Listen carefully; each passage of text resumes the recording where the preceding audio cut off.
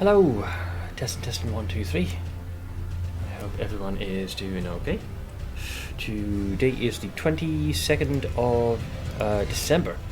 For anyone who hasn't tuned in for a while, as it is a Thursday, I'm hoping that I can actually continue my playthrough of Elden Ring. Hello to Lot, Tef, and Blade. Yeah, I didn't get to do as much last Thursday for obvious reasons. A lot of stuff happened. A lot of stuff is still happening. But at least this time I'm not fighting off what felt like, I don't know what the hell that was. I thought maybe it was allergies, but it was a lot of sneezing. I was definitely feeling pretty under the weather.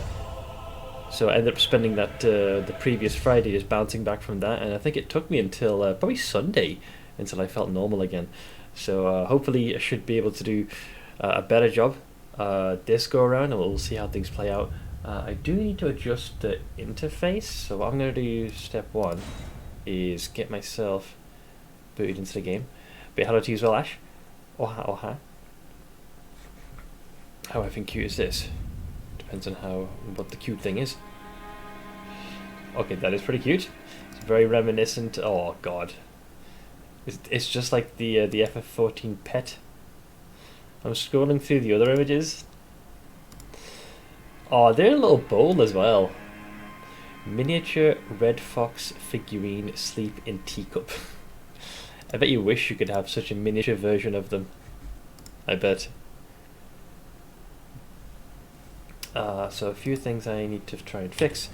I'm gonna hop into my my stream element overlay and move a couple of things around. Now I'm trying to remember, so I think the first thing we want to do is move the webcam.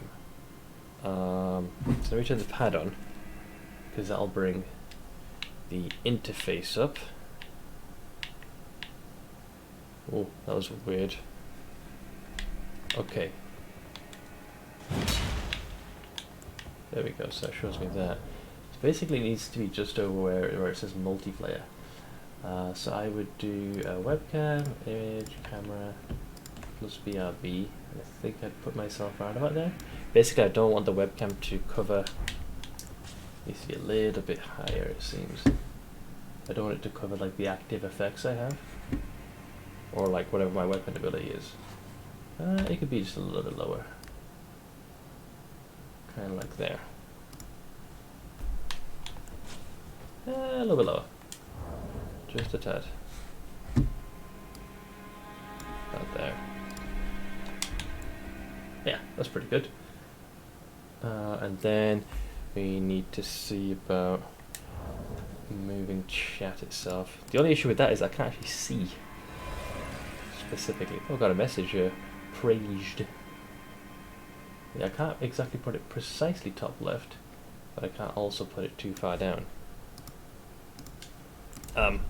I might require you guys to type some things in so I can see how well chat is syncing up, and then I can make a educated guess. Okay, so chat definitely needs to be a little bit higher. So I would say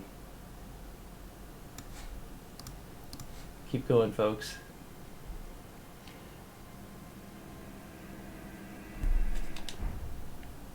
So reset it again. Type, you heathens, type. Actual DM sent me a meme yesterday. Take a guess as to what he's referring to. Let's see. The monk is immune to poison, so I stopped using enemies that deal poison damage. The monk is immune to poison, so I threw a green dragon at the party to give him a chance to feel cool.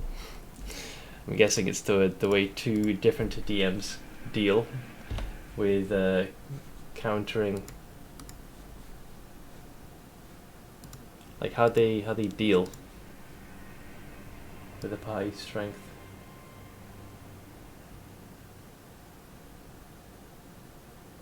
There we go. What I'm trying to do, basically have it like this. So you can, so chat, yeah, so that's how it should be. So if you look, you can see where it says kick now below me. It kind of shows the active ability of like the speciality of my weapon, while not obstructing anything in the bottom left. And chat would not obstruct my character's like health bar. Yeah, like none of the interface elements are too adversely concealed. So this is normally how I have that set up. So there shouldn't be any major interference. So there we go. He was referring to the fact that Scuff DM's last encounter was a full bandit party of elves to counter my sleep. Yeah, this harkens back to what I was saying. There's two ways it can be handled.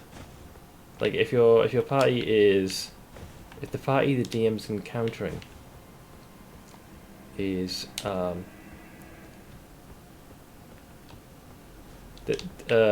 so using that analogy, the poison element. So either one, which is definitely more crude, which is just to throw things that are immune to what your party member can do. For example, let's say your stunning strike was proved to be effective. So what's the fix? Having enemies suddenly that are all immune to stun does not seem like an ideal way. It seems like a very brute force approach. Or perhaps have it where enemies have a higher saving throw. It's still possible, but it might not be the most ideal approach, if that makes sense. So rather than having enemies that are a complete counter, not say even a counter, like a hard counter as well, it can make it can make them feel not as useful. Hey Elendril, back looking for rings of the Elden variety. That's the plan. We had that big reveal back in Lane Dell. So my last session was mainly spending time in crumbling Farum Azula, because there were a lot of areas I hadn't explored. It definitely gave me Illusion era vibes. I like the look, the feel, the concept, the design, but man, the execution sometimes leaves me wanting, because it is very reminiscent of a location that was once whole, and then right in its heart a raging tempest seems to have sundered it. So everything has a very disjointed kind of verticality to it, and sometimes it can be quite difficult to figure out how everything is interconnected. Hey Spab, how's it going, man? The funny thing is, he's been throwing a lot of poison/disease stuff at us, and so far I've avoided everything regarding that. Yeah, it's only the monk's strength. I'm curious to hear how he'd react when he finds out that Warforged are immune to disease and have both advantage and resistance in regards to poison. I guess maybe not utilize those against you specifically. Perhaps come up with something a little bit more. I don't know. It depends on what your character's weakness is. I'll have to look at the character sheet. In our case, one thing that put us through our paces was strength. In many instances, we had to make strength saves. If we tried to go for the most obvious and cut and dry solution. So a lot of the party's solution to that was to find alternative ways to resolve a particular crisis. My character's weakness is 0 offense and mobility. A sorcerer is my weakness. Oh, you're just very squish. Hey Michael, how you doing, bud? Hey, once again, I know we only got to, I believe it was yesterday. You got to forgive me, but time has become quite the weird soup for me this past week. But I remember you sharing news regarding between the staff shortage and some of them being off and you having to work through Christmas. I imagine it's pretty stressful, man. I hope yourself and those that'll be working with you get through this very, very trying time. And if you need a place to chill for a bit, well, I myself am certainly at my best. I'm definitely not at my best. You're more than welcome to hang out. The only defense I have is my 17 con, even my AC is only 12. I guess kind of the price, I suppose, that's paid when you're playing a caster. This is why you want to very much be fighting on the fringes of the battlefield. Yeah, draw the least amount of attention as possible, if you can.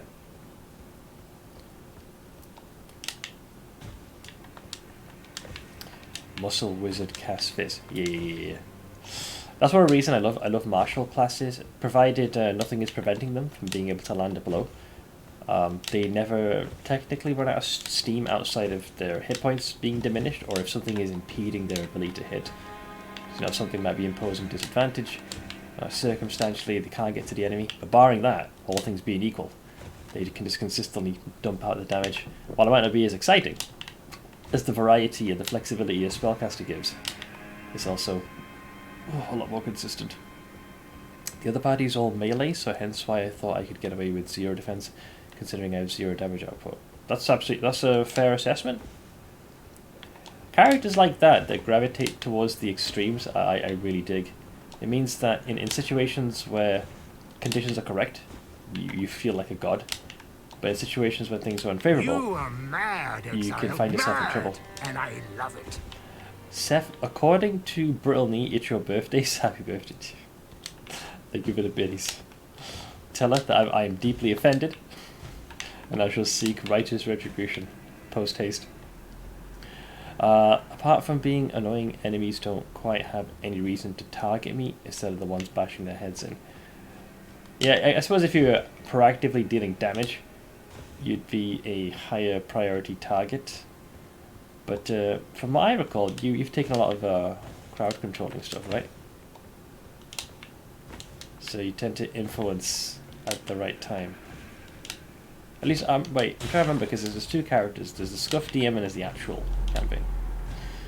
Doing my Syndicate missions on Warframe at the moment, and those Prime relics won't earn themselves.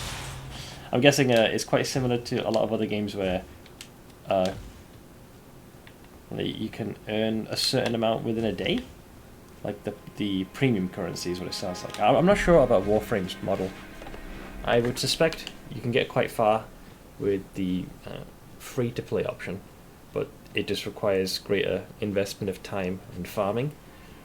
But the process can be made quicker if you actually use IRL coin to accelerate progression, I think.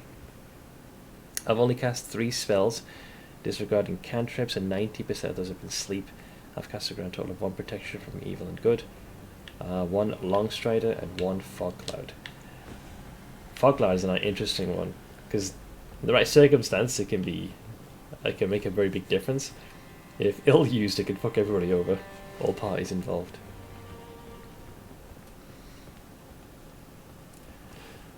Oh boy. So, I'm going to be honest, my stomach has been a mess for 3 days now. I know before Ash chimes in and says, drink the tea, I'm going to have the first proper sit down and sippy of that tomorrow. Right now, I didn't want to put anything, even remotely, that I'm uncertain with in my belly. It has not been a very nice experience. Like, I think I've mentioned this on stream, like, I'm pretty notorious for when I'm very stressed or anxious, my stomach has always been the first thing to go. It cramps up so bad, man. Hunger almost gets completely suppressed despite the stomach largely being completely empty. It feels very uncomfortable. And it takes a good amount of time to stabilize again. Fog Cloud saved us from a TPK. That was so close. Yeah, you mentioned that. I think the last session that was what made or was a make or break. But Mr. Harahai, on the same way, whenever I'm stressed, my stomach is the first thing to go and the last thing to come back. This is literally the experience I'm having now. I'm probably gonna be like this for quite a while, man. If someone gave you a tea to help with that, yeah, I'm gonna definitely be sipping some tomorrow. Stress makes my reflux worse. I don't fully know the science behind it, but apparently this is extremely common, and it's a well-documented response. So when you happen to feel like stress is a big factor, or if you're anxious, people describe it in different ways. Sometimes like butterflies in your stomach, feeling kind of bloated. It can feel like your stomach is cramping. That's basically what I've been feeling a lot. When I'm stressed, it's actually my intestines that start aching up. For me, I'm not sure where specifically in the stomach is, but it definitely feels like there's something like, almost like a knot that is in there constantly being squished. And there's some pockets of time where it kind of eases off, but it's always in flux in the background. And what's really surprising is just how much it kind of suppresses your. For me personally, it's the appetite that tends to go. Like I have next to no desire to eat much of anything, and when I do, I feel like I can't really keep it down. It's like the stomach is already full. It's like the stress and the anxiety is taking its spot. The last 2 weeks I've lost a couple of pounds. I'm hoping that my break does me good, even though there's still a lot of shitty and stressful things swirling about. That's a very similar predicament I kind of find myself in. That I feel like I'll be in this for quite a long haul, like a really long haul. It's not something I'm looking forward to, but I'm trying to make peace with, like, this is how things will be for some time.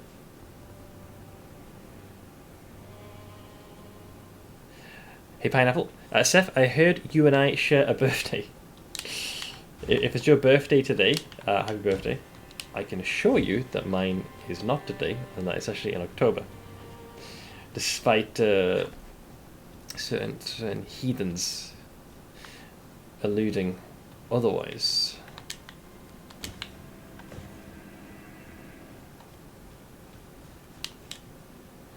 So let me cart my carcass over.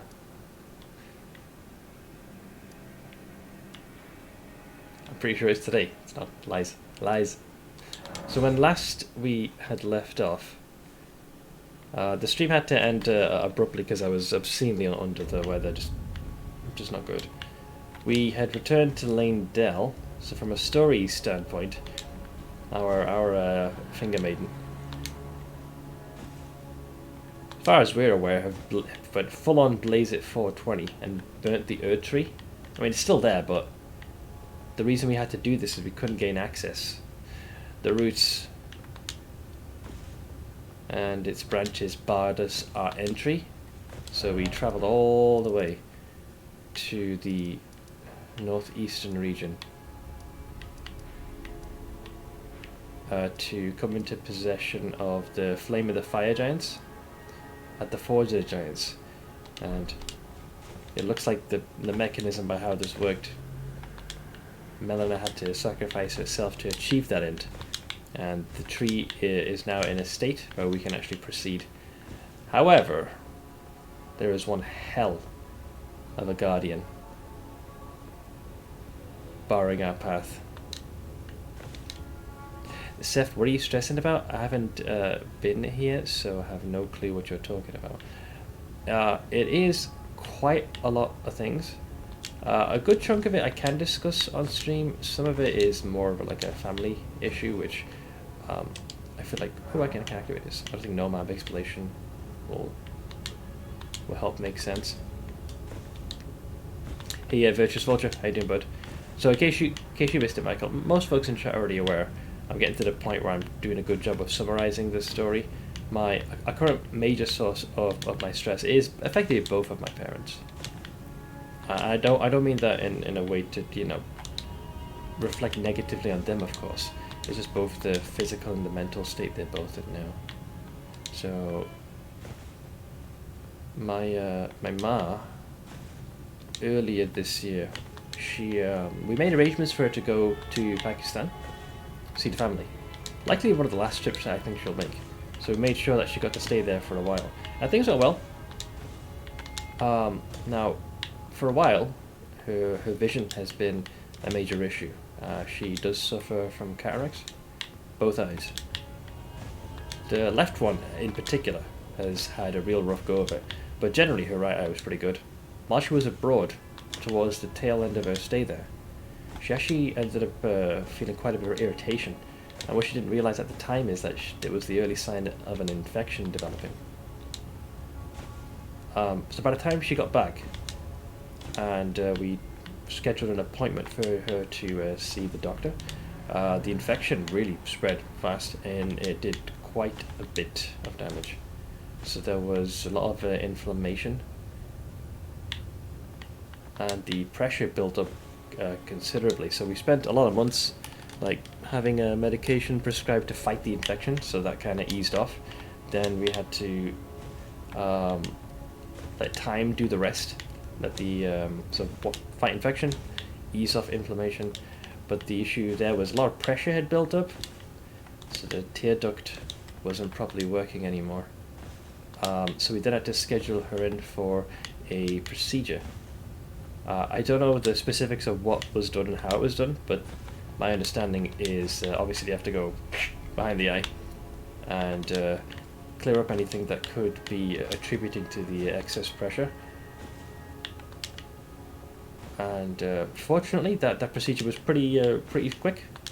I was afraid it was going to take us ages to get the appointment, but she was seen. Procedure was textbook, and since then she's been healing. The big recent source of concern has been that while she had almost sworn off the left eye, like she didn't have considerable hope that vision would return to the point where she could use that eye effectively. The right eye, for the most part, was always solid, but over the course of like a 2-ish week window, the vision in her right eye has also become quite adversely affected. Like her vision is extremely cloudy. Unless I'm standing right in front of her, she can't really properly see me. You move a few feet away, and it's very hard for her to make out much of anything. So because of this, as you can imagine, like if you've used your vision to get by for so long and get stuff done, and all of a sudden she can't do that. And then, as if the situation wasn't bad enough, not too long ago, as it's happening more often as she's getting older, she just quite easily at times tweak and pull a muscle in a really bad way.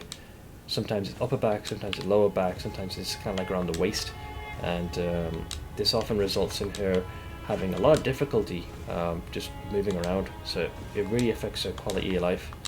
So this all happened at once. So she first tweaked the muscle. It takes a good week or two to recover, so she's in a lot of pain and does have a lot of difficulty moving. She then has a procedure performed, which had a lot of sitting around and waiting for your turn. So she's then dealing with the aftermath and the discomfort of that, and then is hit with her vision being affected in her more healthier eye. So all of this kind of hit her all at once. So it doesn't take much. Like, put yourself in her shoes, how that would make you feel. And as she's progressed in age, she's going to be 67, I believe, when 2023 commences. Like, for the longest time, like, that main role that she's done for us and the family is making sure that the rest of us can get shit done. So she always helped around the house as much as she can. Less as she's gotten older, of course, but she's not even able to do that anymore. And I suppose the idea of just being coddled, she doesn't like it, but at the same time she realizes that it's difficult to do much in her current situation. See, I actually discussed this with Ash briefly, so for her it'll be a recap. The way things happened, how it used to be for the longest time. Like, when me and my brother were still kids, Ma was the quintessential housewife, and my dad just grinded for work, just non-stop, just crushing it. There was a point in time briefly where they both sort of did that, but eventually my dad took the reins. As me and my brother got older, my dad, bless him, I think he played this right. While he didn't make it mandatory, he requested politely that now that we had our own jobs, that we kind of contribute in a small way, and then gradually the slider increased, and my dad was able to stop working his insane shift. So the intent was to kind of split it evenly, and for a while that system worked great. Myself, my older brother, and my dad, we each contributed a third of the household bills. Collectively, it meant we all saved a fuck ton of coin, and Ma was like that central piece that had everything flowing, making sure we got shit done. Naturally, my brother did not exactly turn out the best, and having since moved out and done his own thing and not really checked in on us, combined with my dad's own arthritis, limiting his ability to do the normal taxi gig, it kind of shifted all to me. This is what 2016 was like, and streaming was a big lifeline. I I don't say it lightly how much it actually ended up really getting this family through probably one of the toughest times that we had. And for a while things were alright. But to circle back on that slight tangent, with my ma's now kind of struggling with her day-to-day, the current system now is like I stream, I, for the most part, do the vast majority of the financial aspects. Anything to do with phone calls or paperwork or appointment scheduling, anything like that I handle, and the folks will handle the rest to keep the gears turning in the house.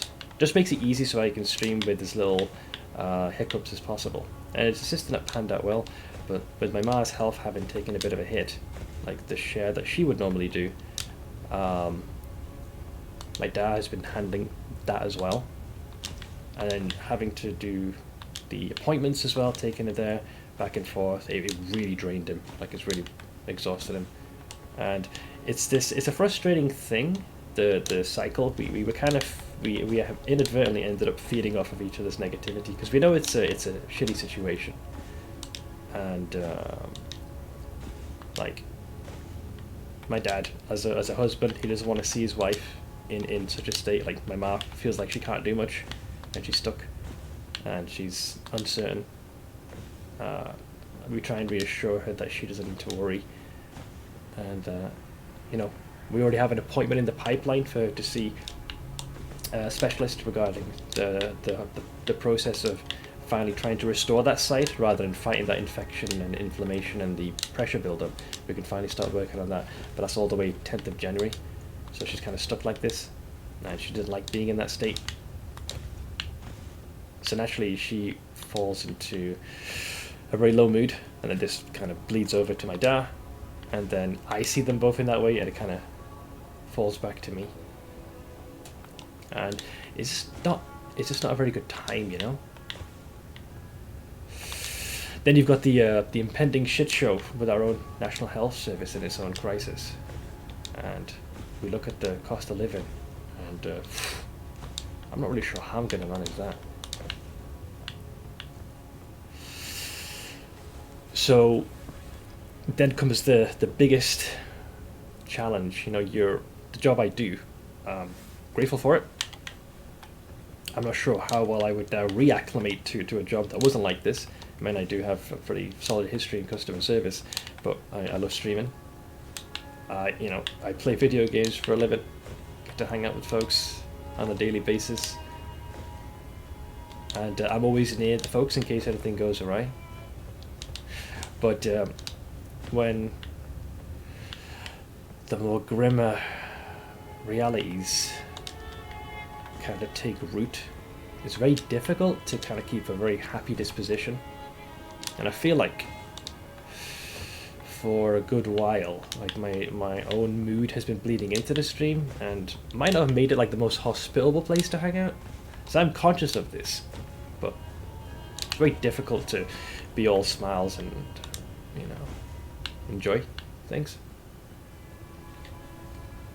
You'd be sorely missed if you start streaming, and I'd worry about your capacity to handle a gesture with your health changes. Yeah, I'd be very selective with the work as well. Ideally, I would have to do something which was like a work from home situation. But I wouldn't try and be too picky. Take whatever job I can. It's just streaming is my stomach is a fucking mess. It's the most it's the ideal one. Like, I get to do something which I genuinely enjoy. My folks are literally downstairs, so if anything needs to be addressed, I can do it. Streaming is one of the rare jobs. I'm in a terrifyingly fortunate position that, you know, if my own health is on a decline, I don't need to be waterboarded by my employer to be like, well, you know, maybe, you know, how come you're not in work? You know, are you really feeling that bad? You know, you don't have to go through all that shit. I feel like if I was quite frank with chat and explained to them what was going on, you guys would be hounding me to fuck off. Whereas if I was doing a normal 9-to-5 gig, it'd be a much different story. Your humanness is your biggest boon for streaming. I don't know about that. It's no persona or facade and nothing feels fake. I think I genuinely... You're trying to make me cry. Yeah, it's been I don't know. Normally, I always kept like a positive outlook, but man, it's been freaking difficult, like really difficult. And I think much of this stems from as someone who has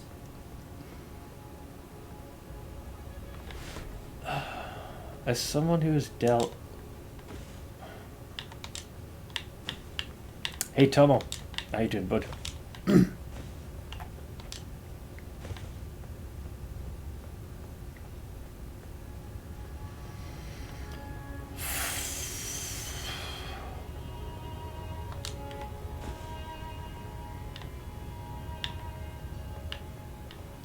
Oh boy, I'm struggling here. Fuck.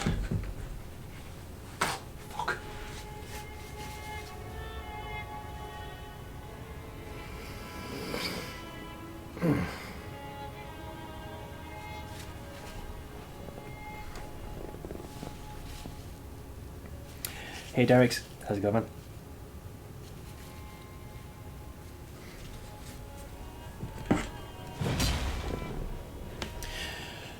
Getting by.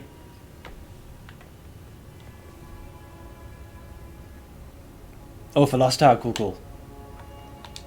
I'd be lying if I said I was doing okay. No, just just embarrassingly emotional as well. Might have overshared a bit too much, I think.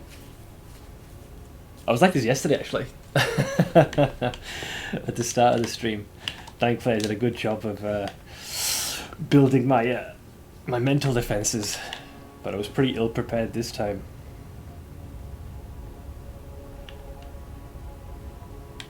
Hey Digit, how's it going, man?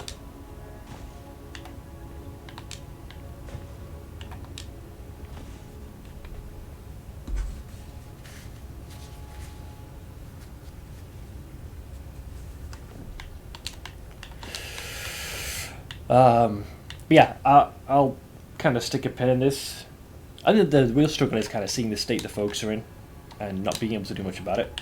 And as someone who deals with anxiety and depression, like, I wouldn't want to inflict that on anyone. I think it's that sense of powerlessness that kind of really eats away at you. So it's good times. Good times. Good talk, guys. Gotta get an extra 160k gold at least to redo the setup on one of my characters.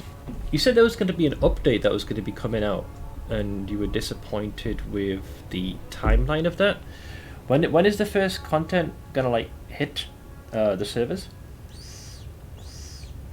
Take all the time you need. I don't like being like this on stream, if I'm gonna be honest. Like, I know it's unhealthy to fake it till you make it. I think generally I'd like to think I do a good job at keeping this type of stuff in check. Like I'll certainly keep you guys updated. I'll discuss difficult elements of my day-to-day, but I try not to get like negatively emotional, because my point of view, and perhaps I'm being far too harsh, generally you want to make the stream like a positive place. You don't want to bring your own negativity into it, because then it bleeds into others, and it's not what you guys are here for. And you guys want to have fun, you want to forget this type of shit, and here I am, dredging it all up like an idiot. But at the same time, I think I do owe it to you guys to be honest with where I'm at. And if I don't seem like my usual self, or if there happens to be an instance where perhaps I act more poorly, I lash out when I don't mean to. Like, it's not just coming randomly, like there is a source for it. If my schedule takes a hit, if I don't seem like myself, if I seem like more monotone, maybe a little bit more negatively emotional, that it's not just, where the fuck's it come from? It comes from a pretty difficult place. I have a good morning. I learned that the library at the high school doesn't actually have an alarm, but don't tell anyone.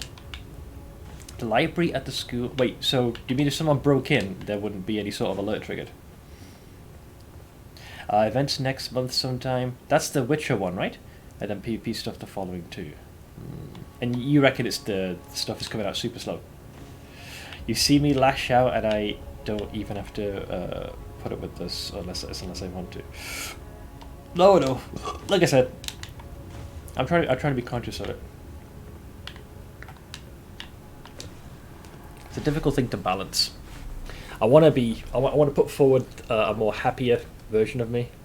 My trick, I used this quite a bit recently, is the old you smile.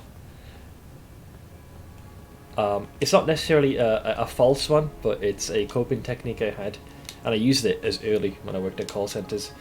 Sometimes you just have a bad day or week or month, and hard to shake off. So one technique to bring that slightly happier pitch was to keep that smile on your face. While it is tiring, it was definitely one good mechanism.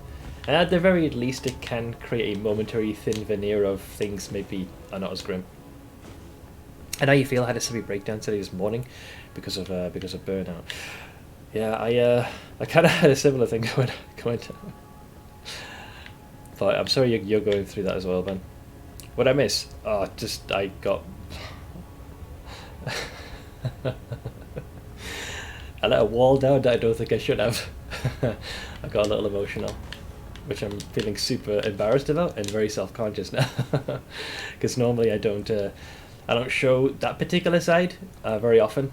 I can't do that on my own, so I'm feeling very sheepish now, all of a sudden. But yeah, it almost happened yesterday, if I'm going to be honest with you. At the start of the stream, I was really struggling, and I had to kind of build up some mental walls to keep that at bay. Thankfully, conversation picked up. I had a super chill stream, and it acted as a great distraction. But today, fuck man, it's been tricky. It's been tricky. So given how little anyone in NA cares about PvP and how the content for it has little relevance to the overarching story. Also because PvP is not like a focal point, it kind of feels like a dud in the beginning, and then you have other updates that are further away, and generally you feel it is being spaced out too much, so it feels like a very slow nothing burger. Don't worry Seth, we're here for you, not the gameplay. If you need to do a hideout stream, go ahead, you fucking cunt. I think that's the first time I probably laughed since yesterday, by the way. Well played. But seriously, take the time you need, but don't push yourself too hard.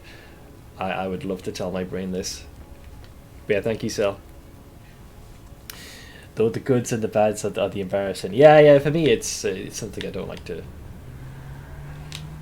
I don't know, man. I am often my own harshest critic. So... Hey Valder, oi maiden look rude.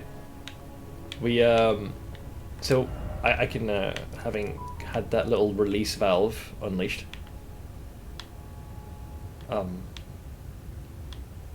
Seth, just don't feel stressed, easy fix. Oh yeah, man. You know, all this time I've just been stressing and worrying and feeling anxious for no reason, and then, man, it's just the answer was staring right in front of me. Just don't feel that way. Holy shit, man. I think Spab just solved the mental health crisis that we're suffering. Just don't feel that way, forehead. It's fucking genius. Time for second D&D night tonight. Wait a second. I thought you said the main campaign concluded, or is this with a different group? I don't buy into the men have to be tough and strong and never show emotion shit. I feel like there definitely is a pressure for that. That if you let that part out, you can kind of be seen as I'm not gonna say a lesser, maybe emotionally weaker. I don't know. I generally, at least in the IRL setting, I have a relatively easy face to read. That dynamic. This is within friends and family. That dynamic changes when it's a work situation, or if it's with folks I'm not familiar with. At that point, I definitely build a mental wall. Let's see, part of 2 campaigns. This one is 5th edition, one I'm a total druid. Oh, so you still have a campaign you can play. So despite the other one ending, I guess you still have one you can take time in. I do think it's ironic that people are like, New Year's is a fresh start, a time to hit the new year with positivity and vigor. I fucking wish that was the case. I don't realize that means that December is the garbage collection of mental baggage month by that logic. Yeah, so when you use that analogy. So you guys will probably tell me not to say this, but for anyone who is in the chat and was subjected to my brief little lapse in mental acuity, I do apologize. I'm working on things. I can't lie, things definitely are they have this very grim sense, and while not everything is exactly bad, that we do have plans. Currently holding patent until 10th of December. Mal gets her appointment. We'll try and see what can be done to restore her vision. In the meantime, we got our own stuff that we need to work through. Some big, some small. And I think personally, knowing me, I'll be spending regrettably large pockets of time in not the best state. So my stomach will be an absolute shit show. But I will endeavour to find ways to cope, to work through that. And I might not always do it to the best, or at least to a standard that I like for my stream, but I'll certainly give it my all. I'd give you my spotted tick to squish for all if I could. Don't apologise for getting the shot off your chest, it's always needed. Yeah, but like I said, I try not to dump that on you. But the reason I figured I'd share a little bit more than I normally would is so folks have a firmer understanding of where I'm at, so it doesn't just come out of the blue. Yeah, I'm definitely gonna give it a try tomorrow. You can cut it by half with that vanilla rooibos to ease into it. I feel like I'm gonna fuck up brewing this damn thing. I take it I can still use the decanter to achieve that. I need to properly open and read the instructions. Because I got the gift and plonked it aside, and I figured, right, next time my stomach starts doing the frickin' lambada, I'll tap into that. So you might need to give my ignorant ass a bit of guidance, but I'll see what the instructions properly say and see if I can not brew it in such a way where I ruin it. You cannot overbrew either of those teas. There's no tea in either one, so they won't get bitter or gross. Longer brew equals stronger flavour. Okay, that's not too bad then. One of my two favourite uplifting songs is Title's Shit's Gonna Be Okay, because it's not a cheer up song, it is Things Will Change For You song. One of the lyrics in the chorus is Tomorrow's on your side, like it's okay to be not okay now, but it won't always be that way. That's kind of one of the things I'm keeping in mind. I think it's no big secret. Like I'm basically a marshmallow on the inside. No matter how I don't know how I project myself on stream, but I'm definitely a big marshmallow. And when it comes to my folks, they're very much everything to me, like literally everything. And yeah, to kind of see me in that state, it hurts. There's no other way to put it. Like it physically and mentally just really hurts. And you want to be that person that can just fix it. Like, I know I can't restore my Mars sight, so that's a battle I'm not even going to pretend to fight. But you know, when someone falls into such a low mood and is struggling in their day-to-day, like, there's only so much reassurance I can offer. There's only so much I can help cover some of the things that she would normally be doing, but I can't fix that negative feeling. Can't just snuff it. And I think the real part that's like the most painful is I know those negative feelings. I know what being hit with like a truckload of anxiety is, mixed with stress and depression. It's a very nasty soup to have bubbling in your stomach. It's fucking corrosive is what it is. I wouldn't wish it anyone. And the fact that I know that my parents are going through that, Like, it's something like no amount of conversation, no amount of me doing something can fix it. That's the part that really freaking grinds my gears. It's so frustrating, man. You just kind of just feel helpless, you know? Probably the worst coping default. Every emotion defaults to anger because that's safe, and I compartmentalize like a motherfucker and just have boxes and boxes in the back of my brain that I refuse to deal with. Mine, anger is something I think I rarely turn to, unless it's Elden Ring, and I'm fighting Melania. Mine is... Logical brain tends to square that stuff away quite well and puts it in its own box. But I feel like the part that where the emotional part is, that never truly gets resolved, and that always goes straight to the belly. So I take pride in the fact that I can rationalize this, but I'm quite frustrated that I have difficulty mitigating the emotional part.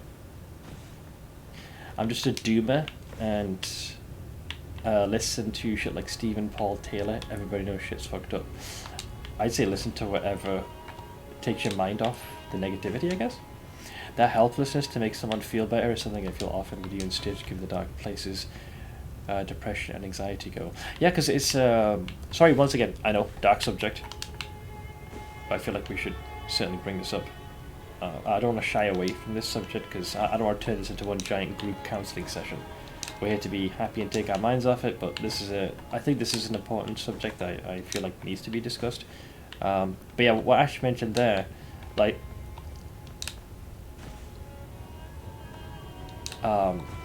I don't think there's a one-size-fits-all description with how someone describes being in a state of depression. But generally, I've heard it often. Like, for me, it just feels like this horrible, like you've waded into something too deep, and you just can't get out. And it's something you slowly wade through over time. Like, you can't just flick a switch. God, I wish you could. My parents are getting older and they're in relatively good health, but my mom has some nerve damage, not degenerative or anything, and has a tremor in her arm now. My dad's knee has arthritis. Yeah, my dad suffers from arthritis, has a little trouble getting around, and it's frankly terrifying to me because I can't do anything about it except accept it, and I don't want to. That's kind of where I'm at. That's literally where I'm at. I mentioned this to Ash yesterday. It's strange. I mean, it's a reality which is going to happen no matter what. But I think it varies with you guys. I don't know how well you get on with your folks or how often you spend time with them. But like they've been a constant. That's it. Not since time immemorial. They've just been a constant. They've always been there. And despite them getting older, they always struck me as these beings that were like, I don't know, timeless, ageless, unrelenting, unfailing, just sturdy as a rock. And when you've had that for a while, I guess you can almost convince yourself into thinking it'll always be like that. But that last appointment, man, my dad was like, you focus on streaming, I'll take your ma to her appointment and we'll be back in a few hours. And when they came back, Jesus Christ, man. Like, it kind of hit me. I was like, fuck, like, yeah, they are old. And that's when especially recently, these past 2 weeks, God, I don't know what it was. There was this sudden, not terror, but there was a feeling like that, this sense of impending doom that hit me, and man, it hit me bad. I just couldn't shake it, and I got stuck in this horrible cycle. Dude, it was not good. It's not good. I have a very young mother, so my grandma is nearer to your folks in age, but especially recently, I'd like to square up. Well, I mean, in her case, it happened more abruptly, didn't it? Or rather, it's still happening. I don't want to speak in past tense.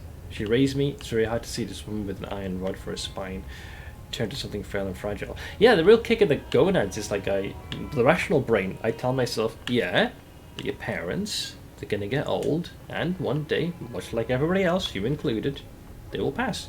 Like my logical brain is instantly squared it away. It comprehends you can't have something as a constant for all eternity. Everything must inevitably come to an end. So my brain fully understands this. The emotional part, it's rough. It's very rough. Realised H hit me when my sister announced she's pregnant. I just felt the doom among other things happening recently. My burnout case, can't say too much because of privacy. I've got similar stuff as well, privacy reasons, so I've shared the stuff that I'm most comfortable with, but there are other elements to this, more of a cultural thing and just more of a all-around family thing, which not only would it be difficult to share, but I don't think would necessarily fully click, because definitely it's more of a cultural aspect. I totally get that being's part. My father passed 2.5 years ago, but I still have to go. All right, he's not around sometimes. Yeah, that's the thing. The from memory, it dawned on me. I was quite fortunate. This might sound crass. I don't mean it to, but all of my like major extended family and grandparents, they were in Pakistan. Only really saw them 2-3 times when we visited, and even then it was for a very short stint. So when they passed, it didn't, like, there was a sorrow, but nowhere near like what I was expecting. And of course, but I felt greater sorrow because it was my parents' so that kind of bled in. So it dawned on me, I haven't really had a close relation who was a constant pass. I have no earthly notion how the fuck I'm going to handle that. I might not even be as prepared as I thought I'd be. Things have been going downhill for the last decade or so, but the last year there's been several close calls, and being that I'm her power of attorney, because she doesn't trust her own kids to make those calls, I feel this way keenly. I mentioned this to you yesterday. While I'm glad that you were chosen in that regard, but I don't envy that moment when when you have to exercise that particular power of attorney. Let's see, I have that with my grandma. She's got dementia, and I was actually the first in the family to notice and to point it out. Jesus. Back in middle and high school, my grandma was always in walking distance during noon break, and I would go there twice a week to eat. It was in the second to last year of high school I noticed that she sometimes started to forget I was coming over for lunch, meaning I'd have to run to the store for some food. Oh, so you could see like that early sign of that potential decline. Yeah, I'm glad you got that support, Derex. Even the fundamental forces of the universe probably didn't always exist, and likely will not exist forever. So what you're saying is we must surpass our limits. Break the laws of the universe. Or in the case of Elden Ring, we must break the laws of regression and causality. There we go. How about I just grab the real life Elden Ring and seal away the rune of death. Easy game. Problem solved. Hey Wicked, how you doing, bud? Weirdly enough, the thing that really set me off that something was wrong, I at first thought the forgetting I was cut over was because of old age, getting to her combined with the repetition, when she started getting my name right first try.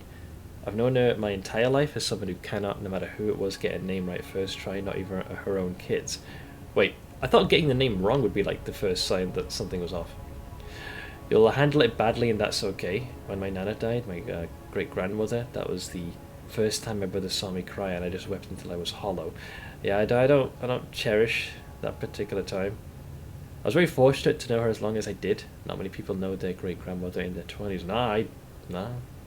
Barely knew my grandparents. My grandfather was easier. Oh, to mourn, you mean, yeah? I usually just kind of emotionally and mentally glance over my brother being gone until my dreams decide to remind me, and that's when it really hits. Yeah. The old adage, time heals all wounds. I wonder if that'll be the case with me. I'm alright, trying to chill out after work. What are you up to, friend? Well, I think I might have made a mistake. A very big one. My stream, which I like to make a den of positivity and good news, has unfortunately it's kind of taken a more, while it's fine, the subject matter is definitely somewhat more morose. I was just kind of giving chat an update on the situation of kind of what I'm going through, and I think some of my emotions bubbled over. So I think it turns out we're all on some level kind of going through very similar stuff, or have been, or might one day. Let's see, my grandma was an iron lady even in her early 80s. I slept over at hers almost every weekend as a kid and early teen. She even came to kiss me tonight when I was on an early teen. She slipped on the floor, hit the head when she did that the last time before she had a brain bleed. I lost my granny that day. It took me years to stop blaming myself for that.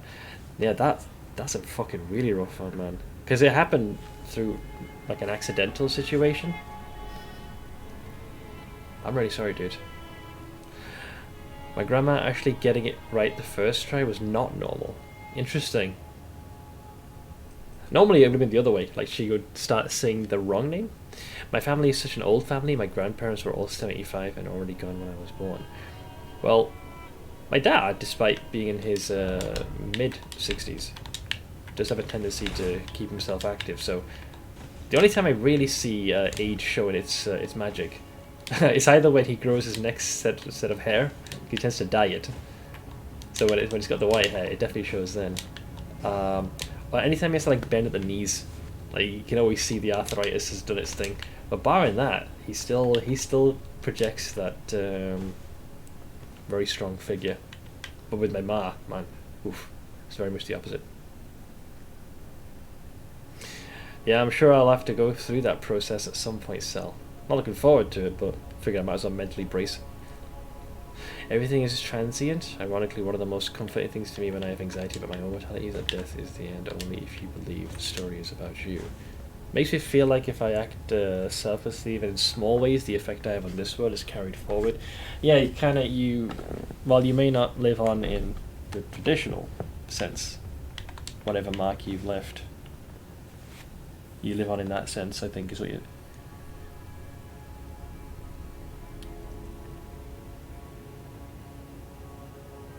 I think I consider you a friend trying to make me cry, please. And if I can tell you my thoughts sometimes, you can do it to me too. Yeah, I try, and I'm very careful about opening this door, conversational wise, because it can get pretty dark. She lost her memory and ability to comprehend time, but she died laughing, blaming card in the care home. So it sounds like her passing was on a more positive note, despite the circumstances which led it to that. Hey Madiki, how you doing, man? Don't feel sorry for the topic of the convo, because aside from Orson, who else are you going to talk to these things about? There's not many people, honestly. Streaming's an interesting low conundrum. It's allowed me, at the same time, to be connected to a far innumerable number of people, learn small tidbits, sometimes more, about people's lives, and both the good and the bad. But there's also a line that needs to be drawn as well, because if I get too invested, I end up stretching myself thin. So at times I feel like I need to keep that distance for my own mental health. But there are instances where I find, like if something happened to Twitch as a platform, or I don't know, folks just got tired of my shenanigans, washed up streamer and all that, it could all just kind of go away.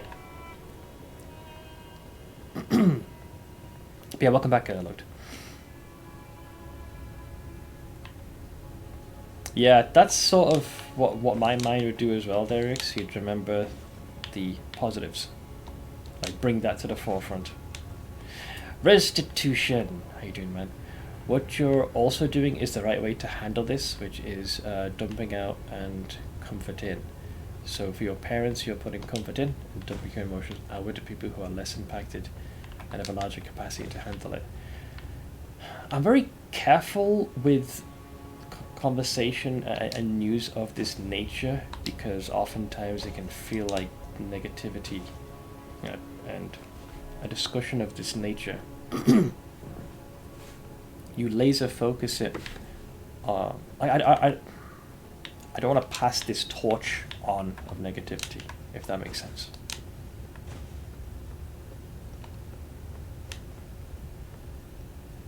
Went from hideout stream to not hide. Yeah. Dude, I'm super. I know I shouldn't be, but I'm super embarrassed and very feeling very self-conscious now. I take pride in my ability to keep at least my those emotions in check. It's just it's been fucking rough. It's been rough. It's called the Ring Theory of Comfort. Wait, have I heard this before? Smart tactics for helping others during stressful times. Oh, it even mentions the holiday season being upon us. Sometimes having a group that can help share the burden when you know you can't really talk to people close to you because it's just too much for them. Yeah, like there's only so much of this I can share as openly with the folks. Because like there are elements that unfortunately I'm unable to discuss, so you're missing some pretty big pieces that are part of a much larger whole. You're right. I hope you're as well. I am not okay, but I think I will be okay, and I'm working towards being okay. I don't think that's okay.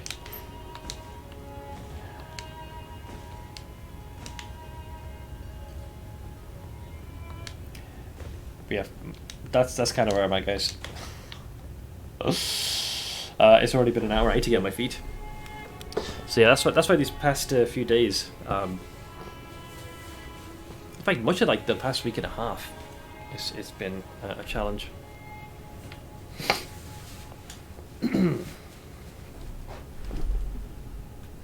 I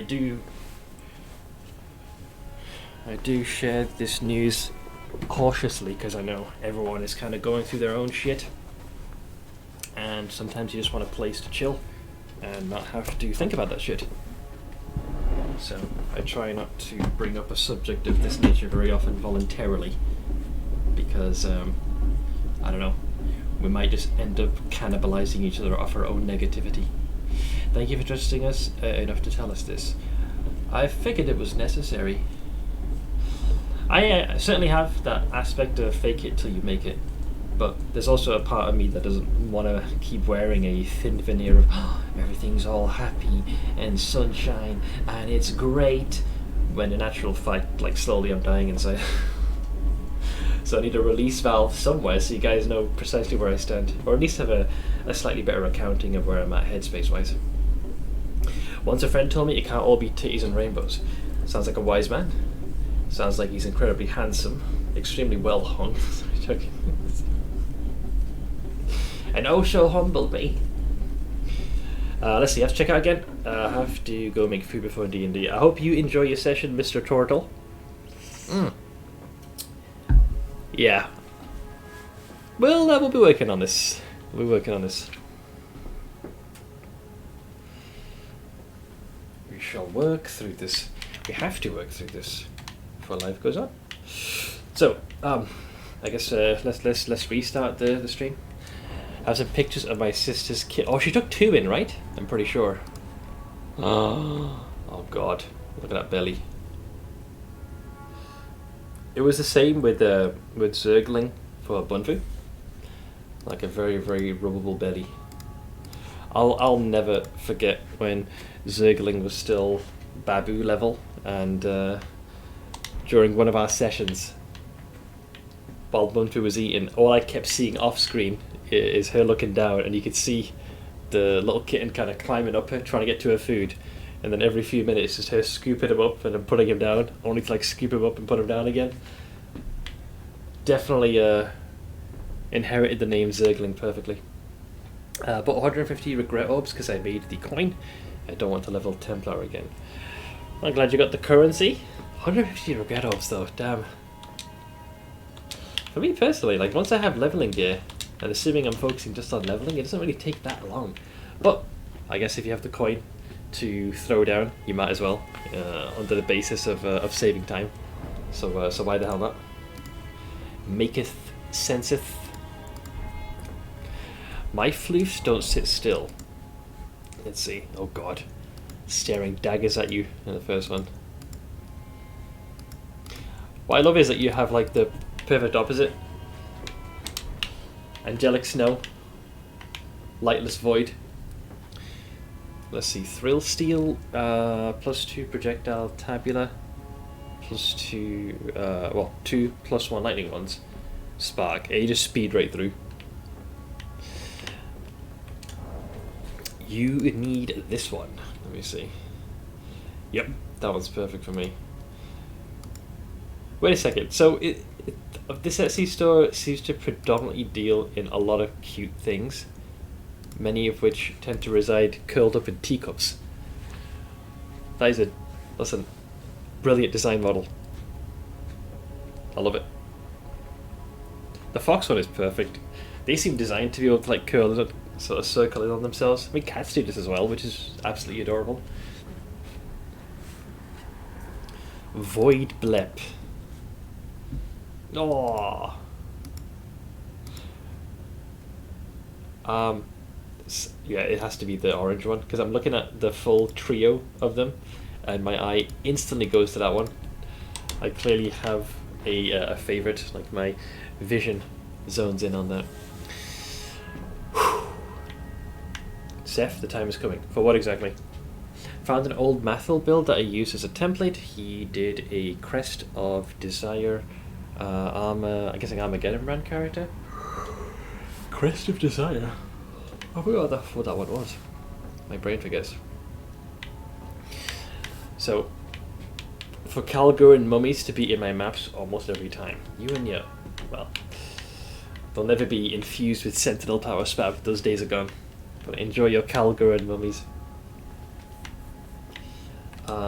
So now I can maybe focus a little bit more. So here's where we're at. Went northeast. Got to the Forge of the Giants. Melina seems to have gone through the process of sacrificing herself to burn the Erd Tree. We couldn't gain access before, having bested Morgoth, last of all kings. Now with the Erd Tree burned, the path to gain access is now open. But when we stepped through, the person that we bumped into was the first Elden Lord, Godfrey. Didn't expect that. Was not expecting to fight him. But looks like he's looking to return to his original seat of power. Now, midway through the battle, once his HP reaches roughly 50%, Phase 2 begins, and his true identity is revealed. And it probably explains why we haven't met this NPC up until now, because it's shown in the intro, because we meet all the other Tarnished of renown, that Godfrey is in actual fact Horalu, the chieftain of the Badlands, which was comically hilarious because the gear I was wearing as the hero probably is the one of the few written references of this chap, because I don't think the only time I've heard this name, the intro, and I think on this chess piece. So the last sentence following things, so this says it, pauldrons reserved for the Badlands bravest, proof that the wearer has slaughtered countless foes. Following the example of their chieftain Horalu, the brave warriors of the Badlands shun excess adornment. So the only other hint I've seen of the name Lu was Nefeli Lu. So I guess we found her father now. What is this, by the way, Derek's? Oh, is it the kitties? Oh, they're looking extremely comfortable. Wait, what is this? The lion, the witch, and the audacity of this bitch. The perfect rhyme. Oh, that's okay, Derek. Appreciate you sharing, though. No worries, Sel. I'm going to be probably struggling on this boss fight. But yeah, I'm not sure if the boss fight will just kick in. I'm going to be super rusty, so I'll just go in. I think, does it trigger the cutscene again? No, so I have to fight his first form. But there he is, Godfrey, first Elden Lord. So he fights, so technically this beginning bit also has a phase 2. So right now he behaves much like Melania, where he'll walk slowly. And when you take about 20% of the health, it's party time. Oh wow, he threw his weapon.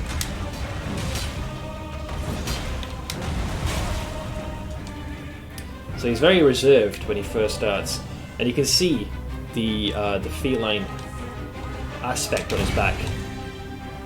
I grossly misunderstood when he took the Beast Regent Sarosh upon his back. I incorrectly assumed. Tarnished warrior. 'Twas nobly fought. I incorrectly assumed it was there to enhance his power, but you see, the feline aspect is biting down on him and restraining. So when Phase 2 happens, when he recants and casts aside Sarosh, he then adopts his original name of Horalu and fights with his complete and unrivaled bestial totality.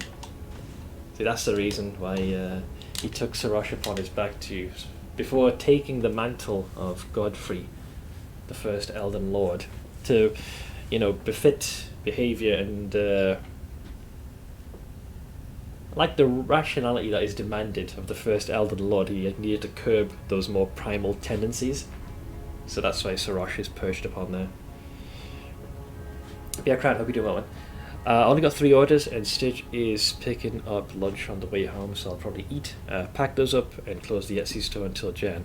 So, does this actually mean you're going to have proper time off for Lord knows how long? Yeah, the gear. Oh, I still have this equipped because we were reading this before. Yeah, so this is the depiction of Godfrey. Hey, Galik. So it says here, a legendary talisman depicting the Elden Lord Godfrey. Raises charge attack power of sorceries, incantations, and skills. Godfrey was a ferocious warrior, who we now know used to be Horalu. When he vowed to become Lord, he took the Beast Regent Sarosh upon his back to suppress the ceaseless lust for battle that raged within. So when we go Phase 2 and he tears this off, Sarosh I mean, that ceaseless lust for battle and that rage is let loose.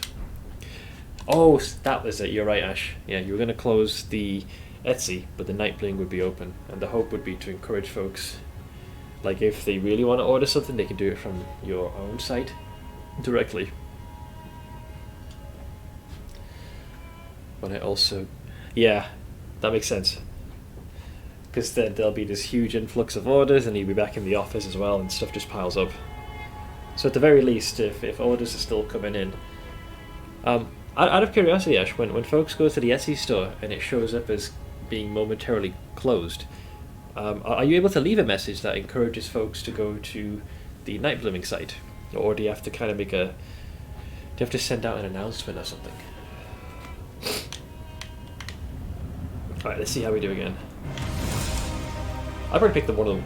I have a habit of picking the worst day to play Elden Ring since we've switched over.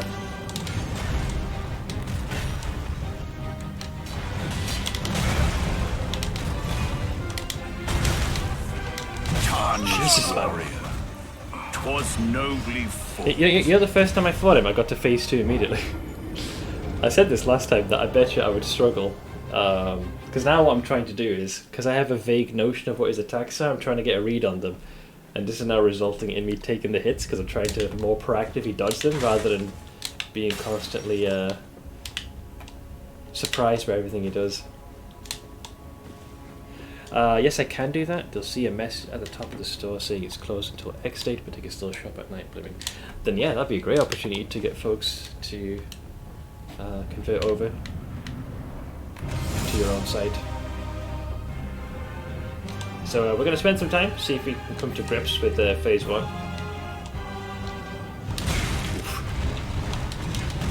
Oof.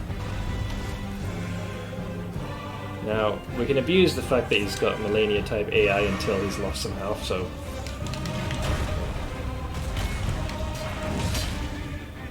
So he can stamp after he grabs the axe again. So right now, you can get away with murder right now. Fortunately, he does not have Millennia level attacks while at a distance. Okay, so he throws the axe. Is he going to stamp his foot? No, he will not. Okay, whoa, okay. Okay. Alright. Dude, he can attack so much. Wait! I just realised that part of the soundtrack, that plays during the launch trailer, when it briefly shows off Praetor Rykard. The part where almost the trumpets chimed.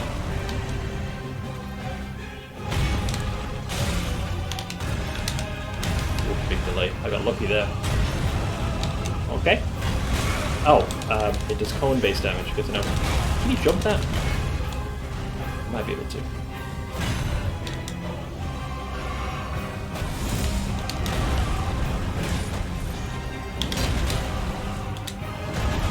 Okay, looks like you have to really time the jump correctly, otherwise you probably will get hit by the stem. Okay, I think he's now running as well. So he's in... No, not yet, because I think Sarosh starts to emanate that glow.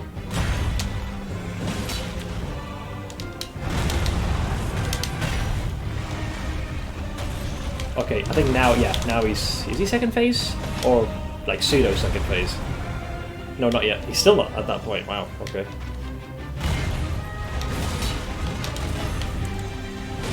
Now I think it'll happen. Wait for it. Yeah, here we go. He does that roar, which I'm not sure if it... Yeah, knocks me. He does do damage the closer you are. So now, this is pseudo second phase. So as Godfrey, he is hit phase 2. So now his stamps hit the entirety of the arena. So he's far more aggressive with his assaults.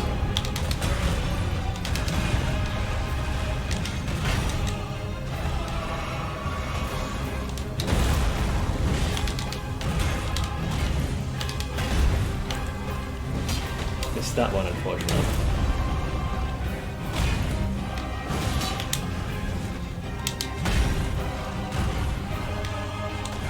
Love this soundtrack, by the way.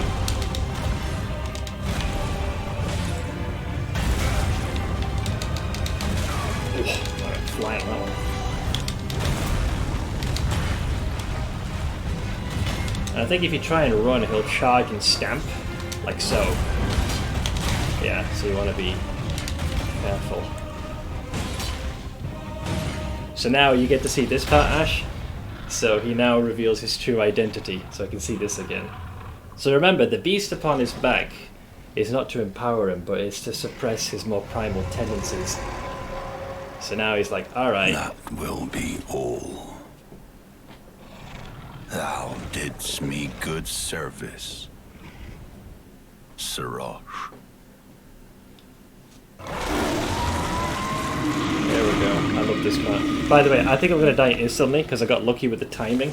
I think the first thing he does is he charges you and then does this to fling you up and then just, like a wrestler, to power slam you down. So now you see his true form.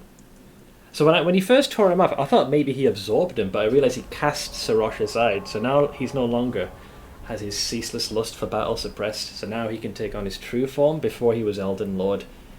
Which is I've given thee my favourite line. Courtesy enough. That's my favourite line in the whole game, by the way, so far. I have given thee courtesy enough.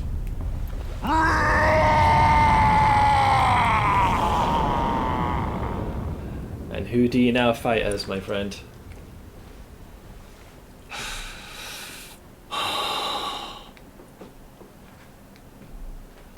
Now I fight as Horalu. Warrior! Okay, no worries, I can't. No worries. Alright. Run away! Okay, he didn't insta-kill me. Okay, so it looks like he does have a fuck ton of AoE. Oh, he's gonna cut me. Yep, he's got me. Bye-bye. Fucking hell, man. That is so much damage.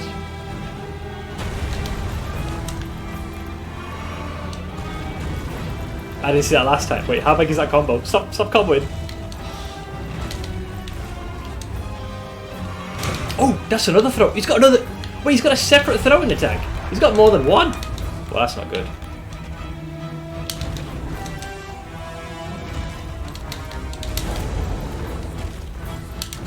Okay.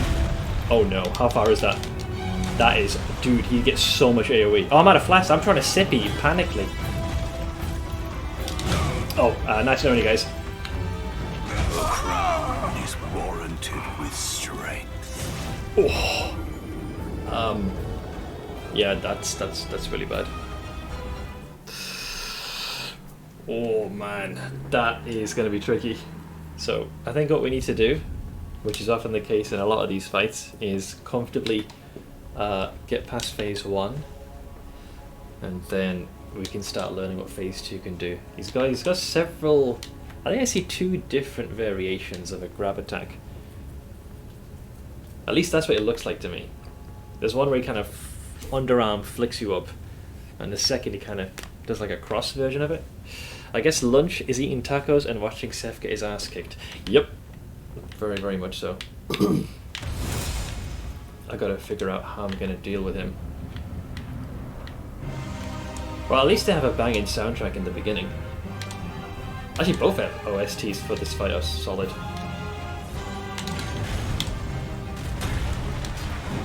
I missed.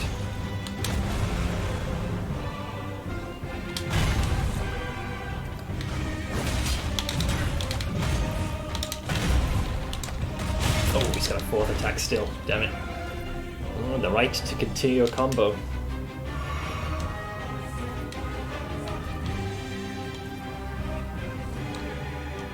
Yeah, he's assessing.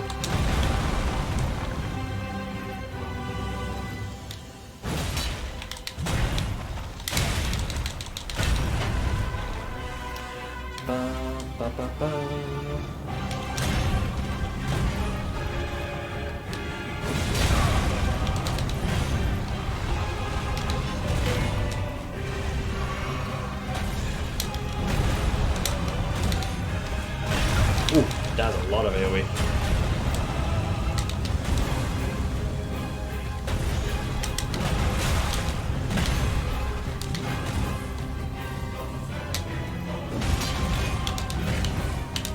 Interesting. He's got a dead zone.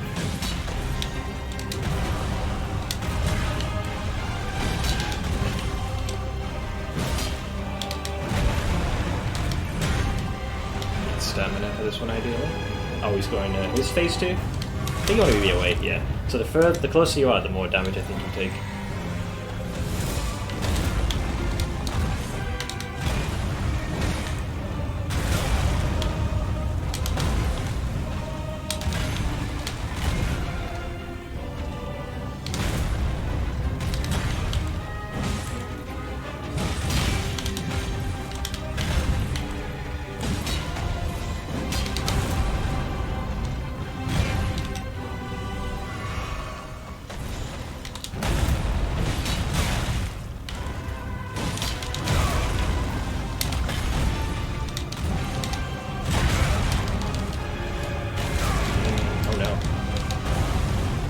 Probably charge me, I expect. Yeah.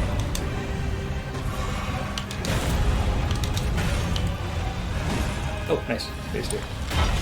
It's crazy how often this guy's first swing flies over your head. Yeah, he has a slight dead zone front and center.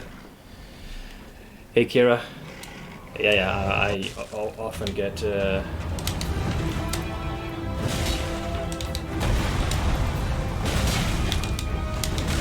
Crown is warranted with strength. Yeah, he does a lot of damage.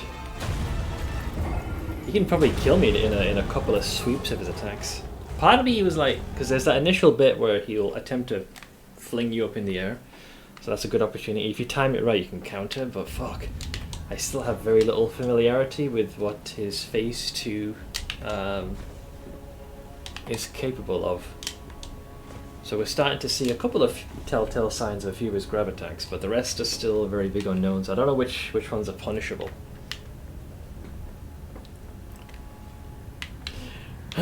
You can see they purposely slowed this boss because he's too OP with normal speed.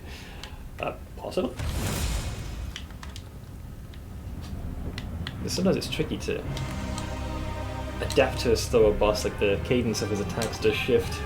Because he's super chill and reserved here.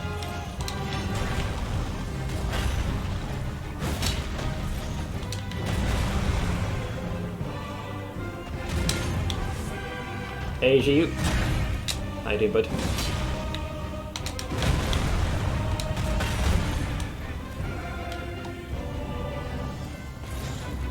Oh, not sure where that went. Oh, okay, that's just a straight up slam into the ground for greater AoE. That's generally fine.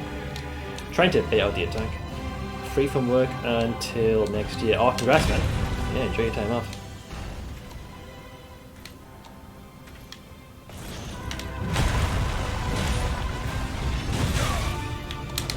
I'll give you a breakdown after I horribly failed this fight, Ash. I was going over it before, but I think you might have been, might not have been actively in chat at that point. But I'll let you know. Oh, okay. Alright. Cool.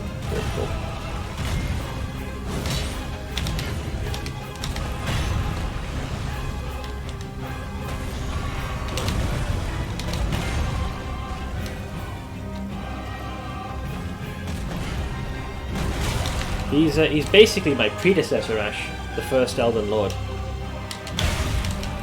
And much like myself, cast out from the lands between, and has come back to seek audience once more to reassume the mantle as first Elden Lord. Now, he's referred to as Godfrey, but that's the second name he took on after his union with Queen Marika. His original name was Horalu, chieftain of the Badlands. So when he took on the mantle to become consort to Queen Marika and became the first Elden Lord, you gotta understand, this guy was an absolute fucking beast. Like, brutal. Not befitting of a title of a lord, at least not in that sense. The thing on his back is the Beast Regent Sarosh. Very much like an advisor to him, and is also curbing his borderline bloodlust insanity, which is why he's fighting with some measure of like control, reservation, and focus. Once he goes phase 2, you'll see what happens. I'll show you again because you may not have been there, but let me know if you are, and I gotta get to phase 2 first.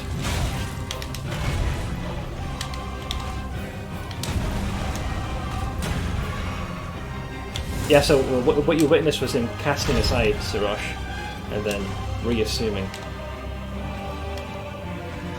his original name in all its brutality. Trying to get a better handle on these attacks. Yeah, that timing has to be far more precise. Ah, so that's what he does. It looks like if he wishes to, he can attack after the fact.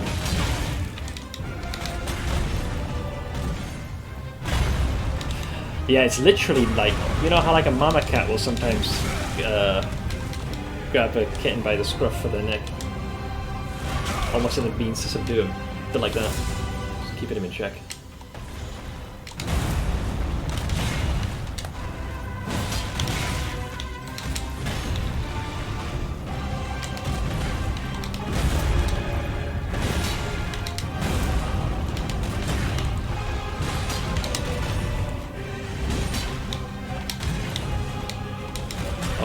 For a second there, I just became fucking Neo.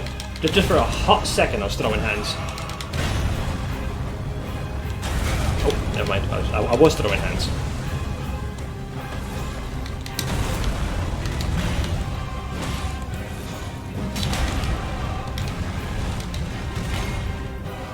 Oink! Okay, that's enough to get to phase 2 at least.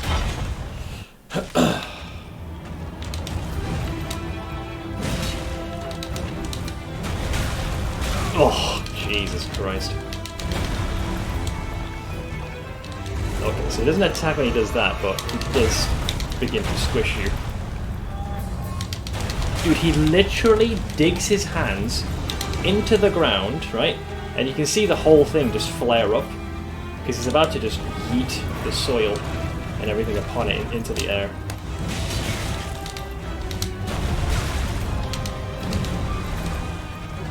I am scared. Oh, I'm out of juice actually. Yeah, it's sipping too much. The crown is warranted with strength. Jesus Christ, man.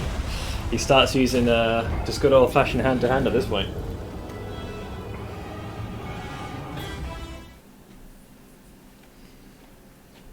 Does your character have a pot in his head? Yes. Yes, he does. Very much so.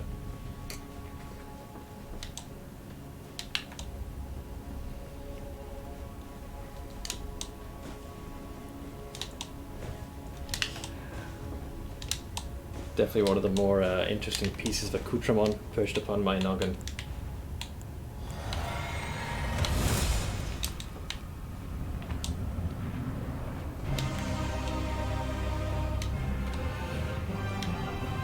It could, who knows? Could be empty.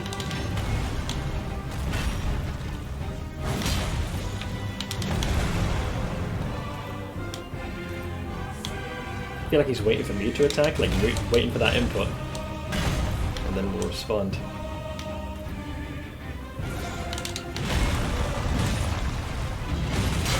I think you want to stick with one swings for now.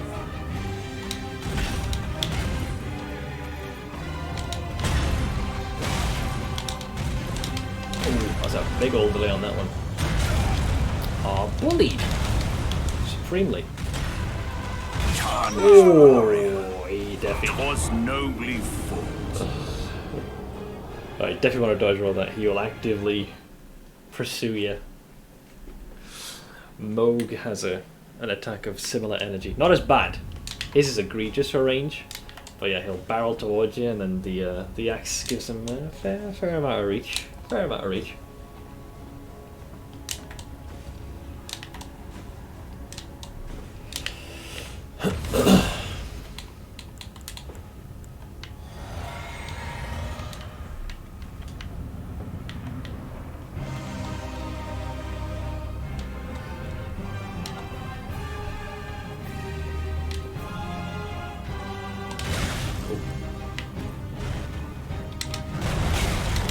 Best timings, I must say. Still learning.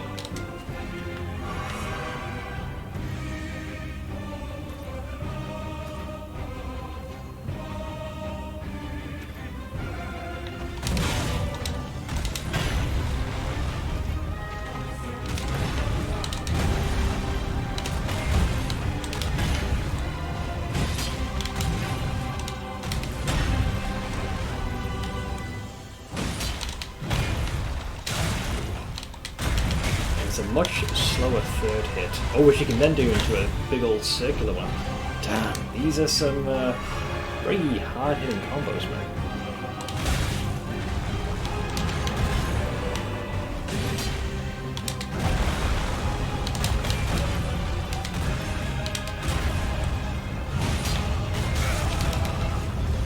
Tarnished warrior. That was out of reach. 'Twas nobly fought.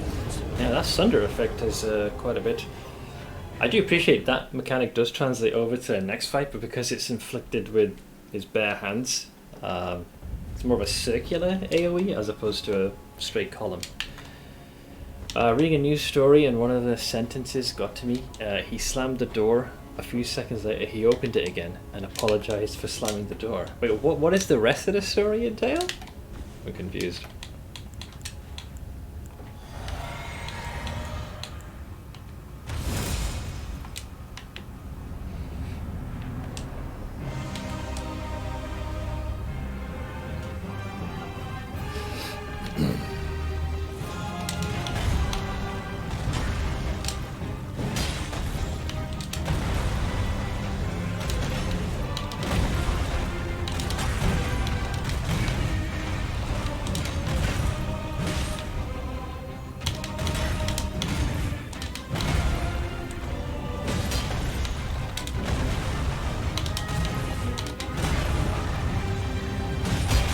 That's the one I don't have quite a read on yet, when he will elect to go slammy slam on me.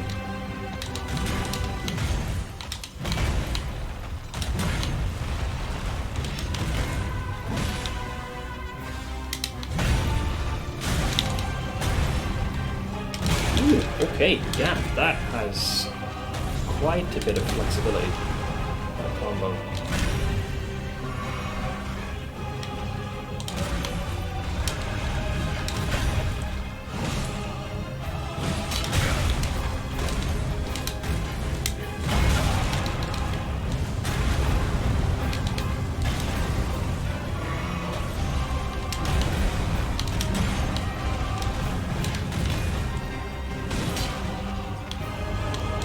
Oh, I think he's going in range and to get the distance. Yeah, because otherwise you take damage just by being in proximity to him.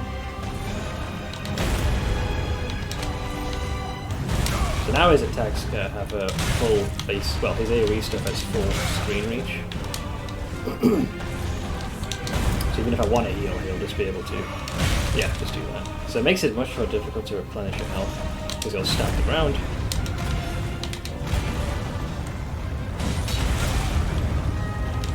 Tarnished warrior. Yeah. 'Twas nobly So the stomps are not as bad in the beginning, but when he does his first roar, that's when it's full screen. I forgot which book it is. I read the first 9 or so Dresden books back to back to back. So what happens in which book is blurry for me, but the one where he gets Mouse starts with something like, the building was on fire and it wasn't my fault. One of the best and most spot on opening lines ever. But were they responsible? I forget if you can jump that big ass AoE or not. Which one, when he roars or when he starts stamping his feet after the roar? I feel that you can jump all the stamps. I'm not sure if you can jump the roar itself. That one I have no idea. Yeah, nor do I. Well, you can experiment.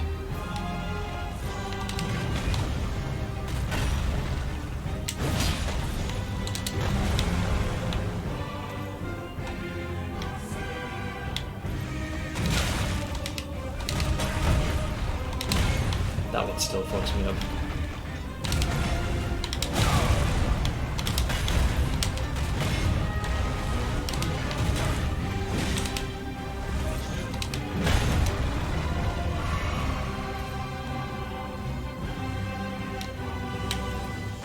So I feel like he waits. That's why I often feel like I have to wait for him to do something before I can reciprocate.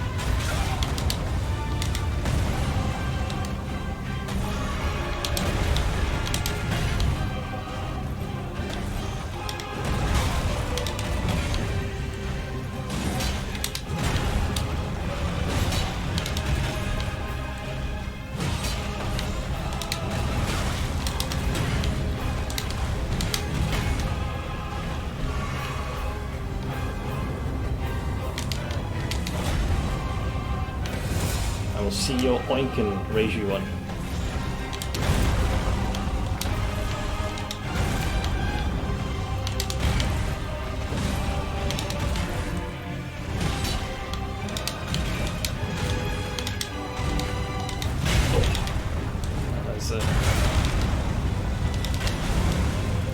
See, now he'll charge and keep doing this, so if you want to heal, you'll probably struggle in that endeavor.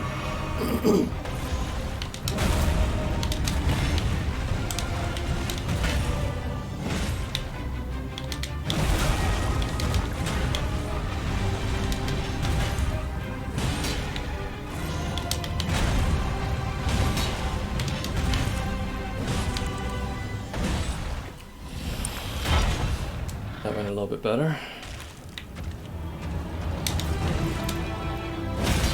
Oh! I guess I must have done enough damage in the previous round, because he's staggered now, which is interesting.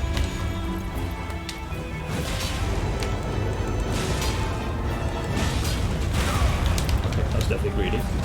Oh! Oh no! What's he doing?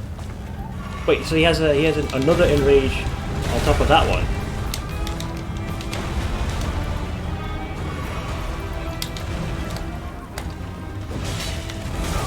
Yeah, so that roar kind of sends me flying backwards.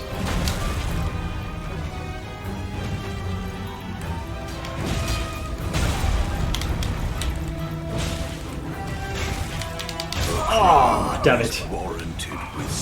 Like 1% health. Figured I could go for the finisher. Yeah, greed always wins because I figured he was really slow with the attacks. So I figured I could just end it right there. I thought I had him actually. I thought I did enough damage. So many times that's happened where the enemy's literally like genuinely 1%, if barely that. But I figured since I'd already pushed so aggressively, I'd go all in. This has worked in a few fights. I knew that you were going to do that before you did. Oh, I can't be blamed on that one. Had to. I did so much damage so quick, I figured, fuck it.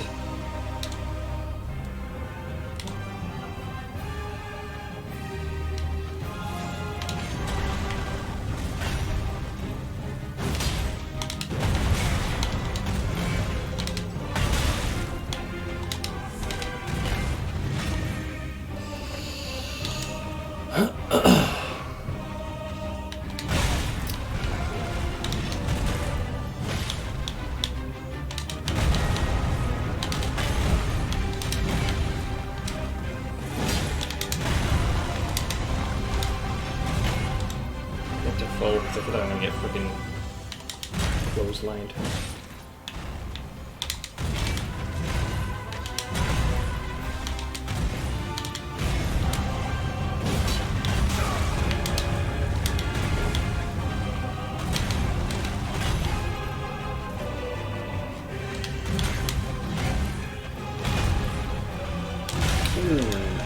Yeah, that combo is a rough one, man.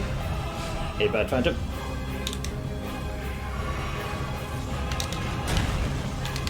Not a true hit. I just got staggered, if anything, so that's not too bad.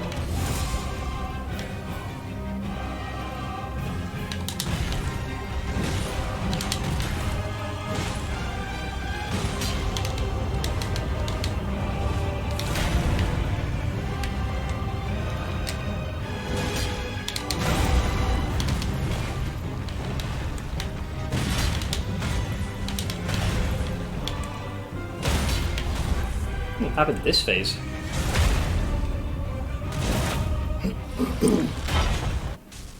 Oh shit.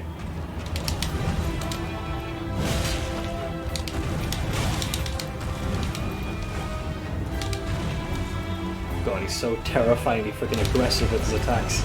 It's scary.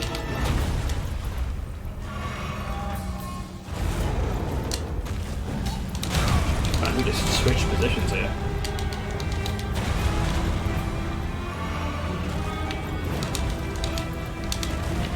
Yeah, that he's definitely trying to scoop me up.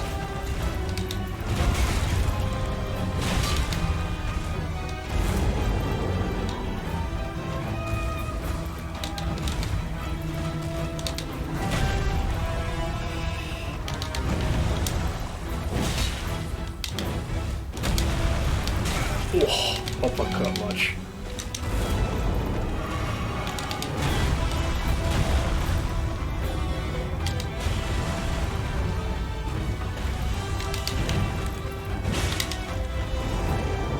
Okay, so I think there's definitely a good opportunity to hit. Wait, he does it twice though. Yeah, that's why he got me last time.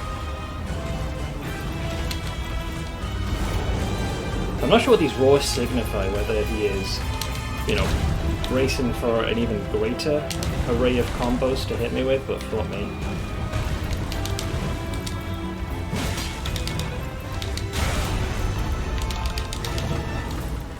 Yeah, he's got a lot of grabs.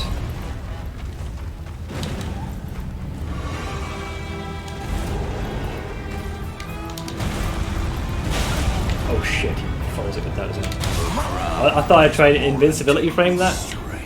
Alright, so I need to be very careful when he goes airborne. I'm definitely getting a much better understanding of Phase 2 now. He's a really good boss, him. Like, nothing here seems completely out of the ordinary. It's definitely scary. I got very heavy hits. At least now I know your answer to the centuries-old philosophical question that if you had one shot or one opportunity to seize everything you ever wanted to, when would you capture it? Oh, I would definitely take the opportunity. Balls deep. Godfrey's one of the best fights they made. I gotta say, the fact that I've gotten him to that low health so many times, I'm actually surprised that they didn't make it so it was a lot like Melania. You drain one health bar and he gets a full for the second phase. I'm probably going to regret saying this, but I feel like they are showing the player some mercy with that. And that phase is really cool. Scary as all hell, but really cool. Yeah, just brutal strength, and many of his attacks can be countered. It feels like he's slower than when I fought him, but then again, it was a while since I did. I have no idea, like, I'm facing a this current version, so I'm not sure if he's been toned down or what the shtick is.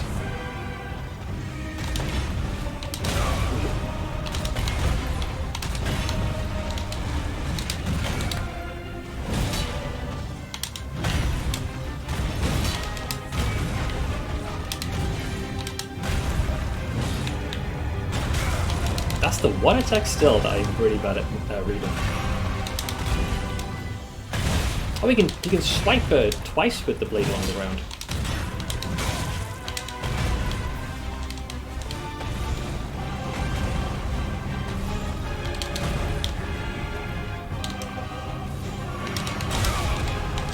I gotta say, that is a pretty big move where he just eats the axe at you with reckless abandon.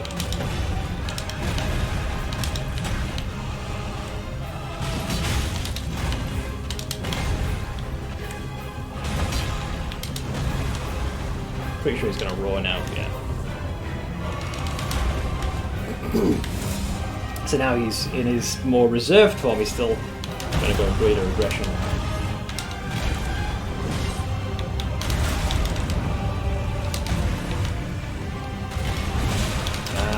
There's a fairly small recovery period after that Sunder attack as well, which is unfortunate.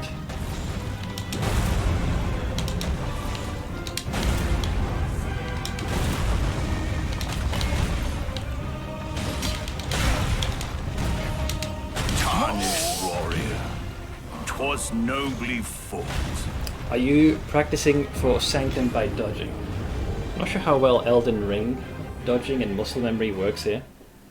Hey Ginger Shrimpy, how's the Elden Ring grind? I'm working on it. We're currently dealing with Godfrey, first Elden Lord. Morgoth and Godfrey are fun fights. My favourite probably still is, as frustrating as it was Margit. Like the first instance of that. That was one hell of a barrier to entry. Oh, you just beat him last night, congrats. I've got him literally 1%. My greed was my downfall in his phase 2.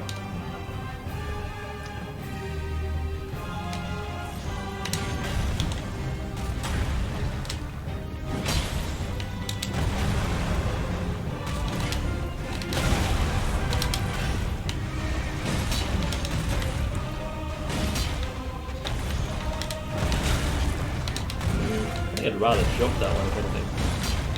Oh, I just realized how low my health is. What am I doing? A little too early.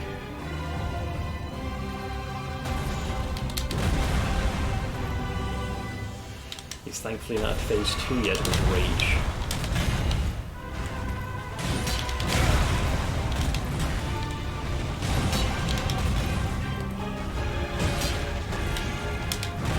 Yeah, so I don't think I want to dodge roll into that. Not unless my timing is like 100%. So now he's in partial rage mode.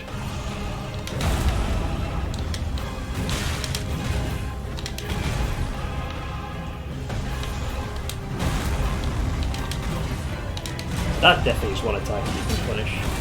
But the issue is that you might sometimes do this straight away. Thankfully, that's not as brutal of an attack. This one surprises me that you can still combo despite that long drag with the blade. I'm actually in one hit territory here.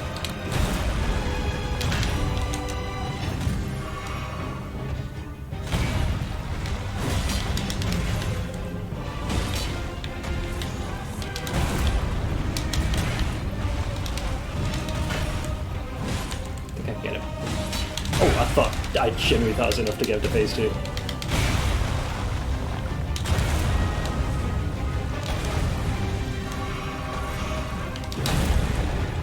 There we go. I figured that wasn't going to be enough. I don't know what to do. I can't remember what level I am. I think I'm 150 or something like that.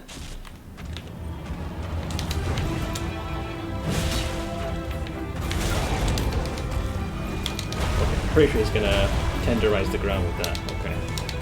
Good with that.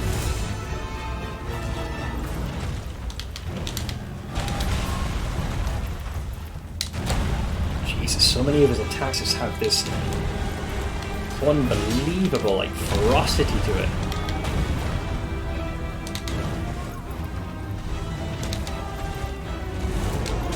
Okay, so you can't approach while the roar is active. This combo goes on for a while. With a final slam? No, no final slam.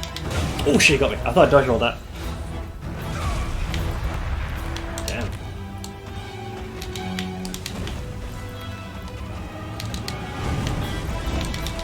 I missed. I think he might have me in the AoE here. Yeah, let's hope. Oh, okay, so how it does is it ripples out from the center, so even if you dodge roll the first bit, if you roll away you can still get hit by the second. Because I didn't take the hit from the initial upheaval of the ground. Interesting. It sucks you can't attack him when he's doing the roar, but when he does the, like that, very slowly, there's a very significant ramp up, and I think that's a very good time to get in some damage, but I think my greed might get the better of me. But yeah, those normal roars do repel you, so you want to be careful. Interesting.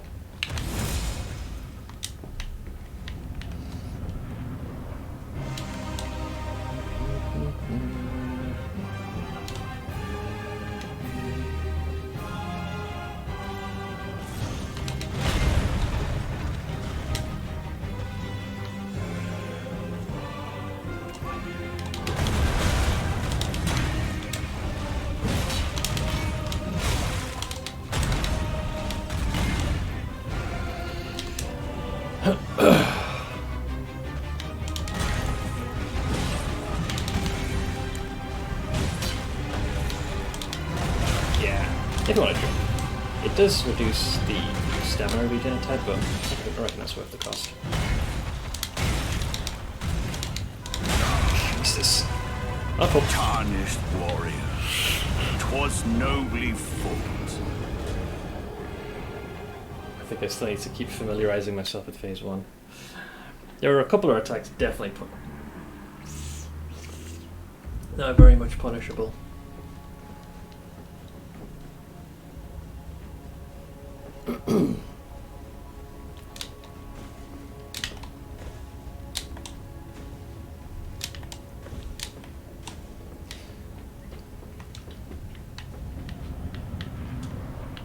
Well, I'll win this before long, I'm pretty confident. I've got him to that point already.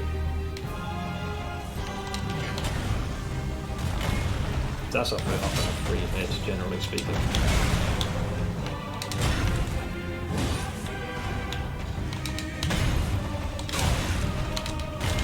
That one I'm still very unsure about.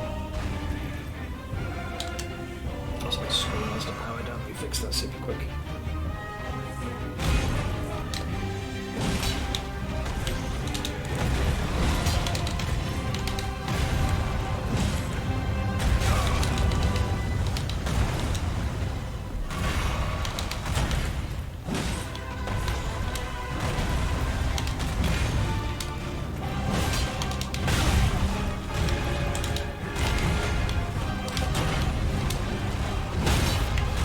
That's nice, I guess.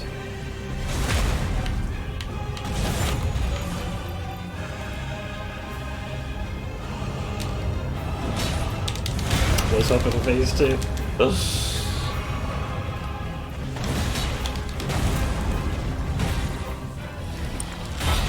know, sometimes greed pays off.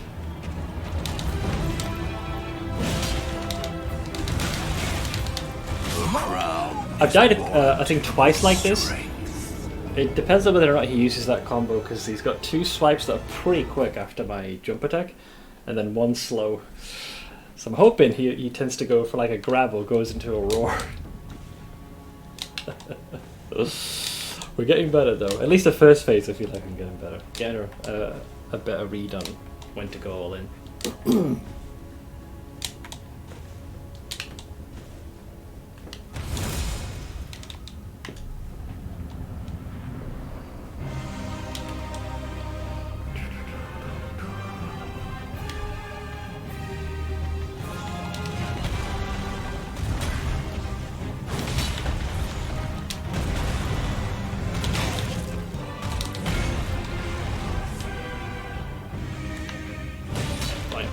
Yeah.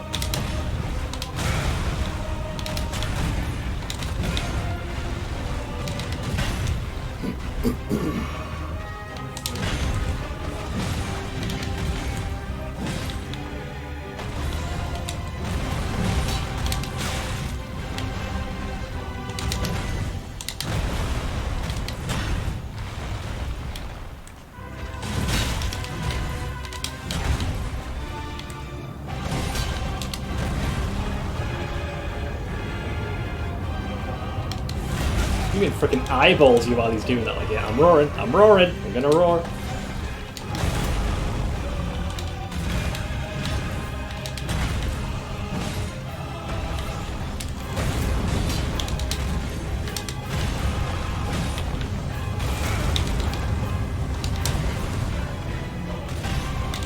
Oh, did the mistake I made with Millennia. running full speed in one direction and doing a 180, hoping I can dodge roll into him. Tarnished warrior. Can never do that. 'Twas nobly fought. He'll always stop, turn around, and then register the roll. Done that mistake quite a few times. Because my hope is that I can run away from their swing and then immediately turn around and punish it. But if you do it like this, like that stop, that'll happen. What I'm hoping to do is like I run away and then do that. But if you do this, you have that brief stall. Who is the NPC you can summon to help for this fight? I have the option to summon Nefeli Lu. And I'm not sure if that's always the case, or if you have to progress the quest far enough. But I see, or here we go, yeah, I've got her sign here. She's literally following her father. So I'm not sure if any other sign would have appeared, were that not the case. Can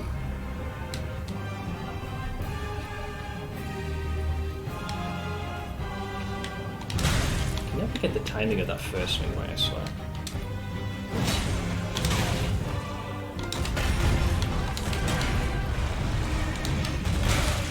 Oh man, this is some bullshit.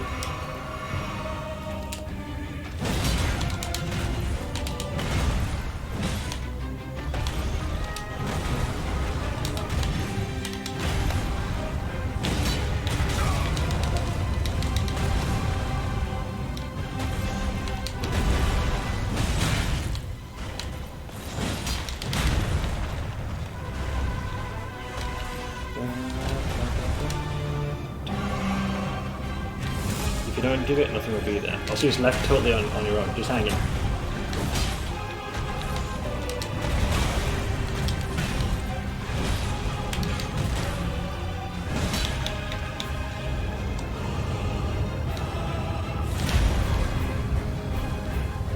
He is left open. If you timed that right, you can get a fair amount of damage on it.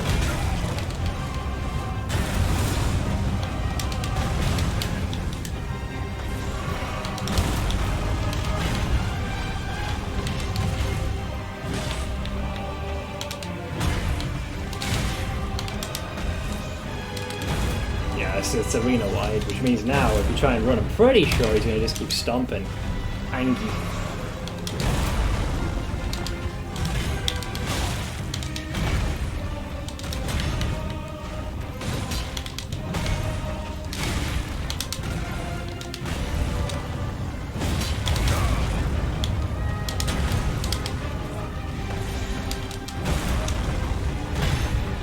Oh, I saw him in a sippy then, but he didn't. Not gonna lie, that was a very frisky heal. I drank, had the jump penciled in, and just went for power.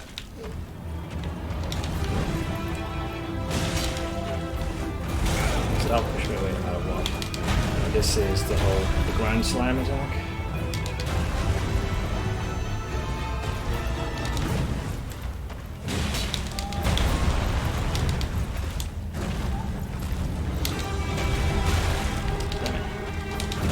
Ooh, damn. Oof.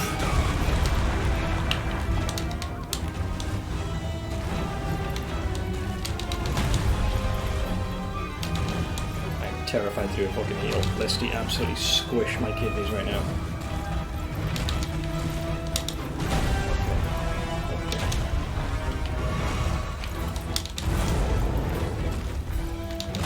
So he's gonna tear the ground asunder.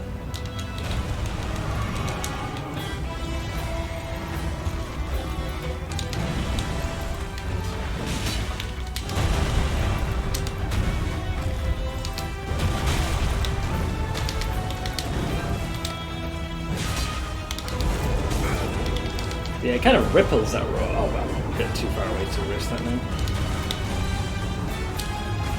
Yeah, just like 2 waves of that. Whew, he's scurry.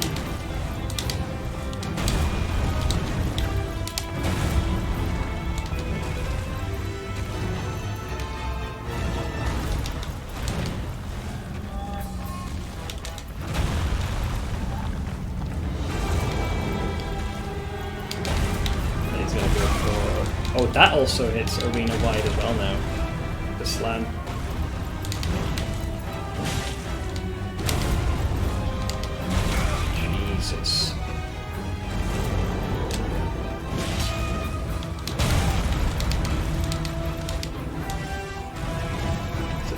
the reckless just disregard of wombo comboing.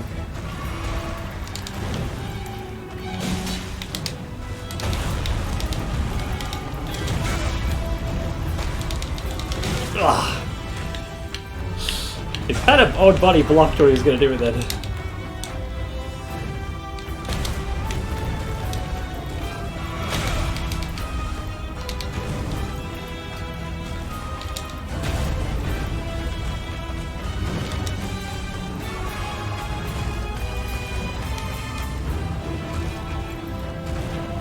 Okay, so this is the reckless go. Oh, okay, is he holding up? I can't tell. Oh, I thought he was at the end of the combo. Wait, so he can continue this, like, for fucking yonks if he wants to. Oh, he's so much quicker than his other one. Oh, man, that's harsh.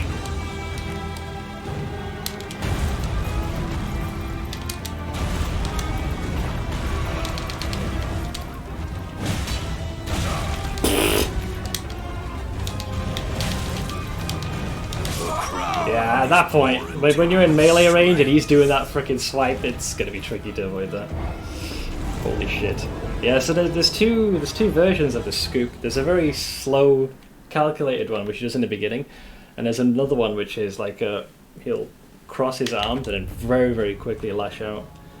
The other problem is that when he goes in rage fully, so many of his attacks have screen-wide range, so it's difficult to find any opportunities to heal.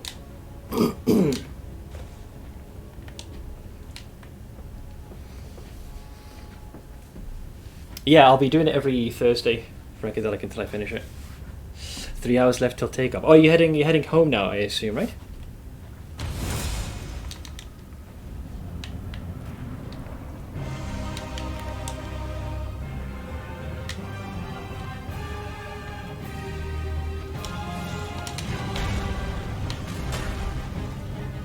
That's my chance there, sadly.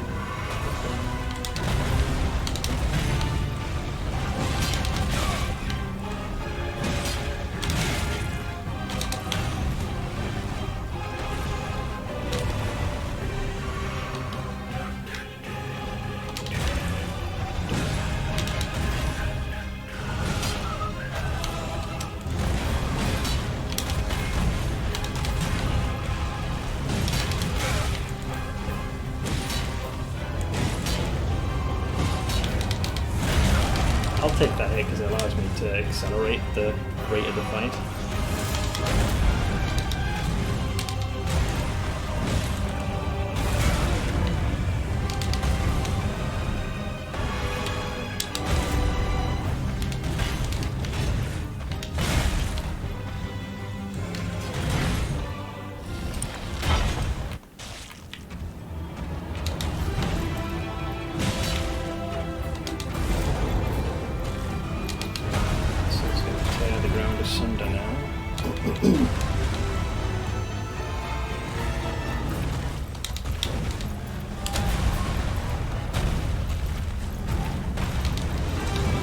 Yeah, that's the slower scoop.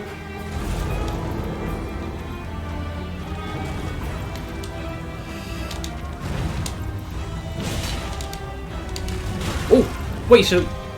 Damn, that was... Wait, there's 3 versions of this then? That I can see then.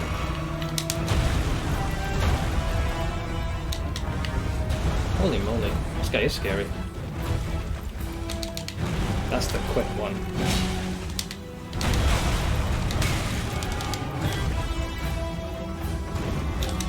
He was debating whether or not to go for that follow-up hit.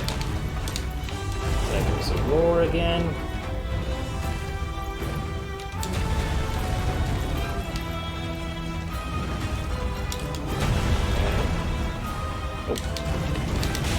Dude, that really fucking messes. I genuinely thought he was gonna not do the combo. Like he thought he's too far away to hold off. That was a very delayed beginning to the combo. So I thought, is he gonna do it? No, he's not. But then he did. So I'm not sure if this is similar to the trick that Margit loved to pull with the daggers all over again. Like there's a window where if you're detected within range, you'll do the combo, but if you try and like wait until the last second, well, he can actually fake you out. That's the vibe I got from that attack. But I hope the trip is a safe one, Frank.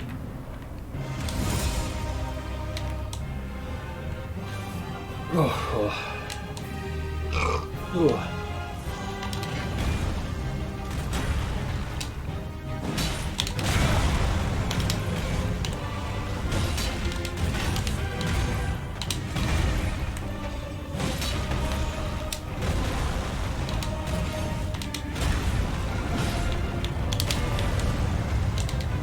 Tarnished warrior. Thought I was outrated that one. 'Twas nobly fought. I was ready to sippy. I was like, oh cool, I dodged that initial stamp.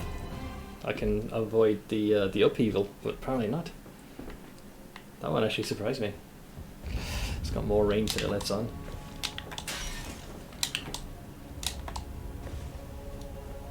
I should probably sit down as well, since this hour has run its course.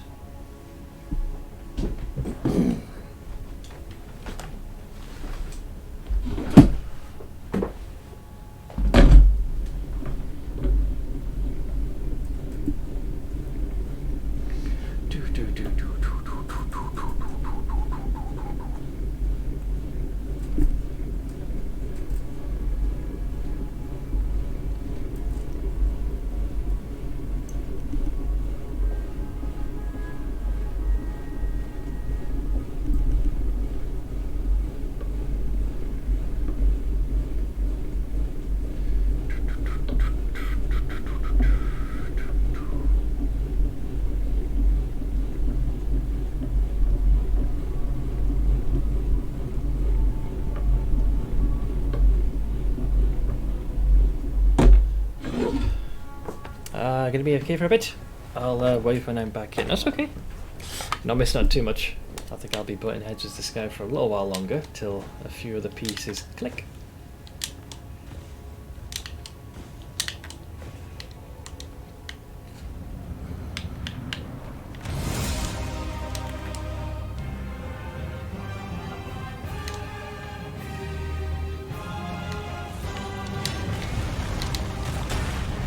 I'm not sure if this damage me picks the weapon back up, so I'm hesitating.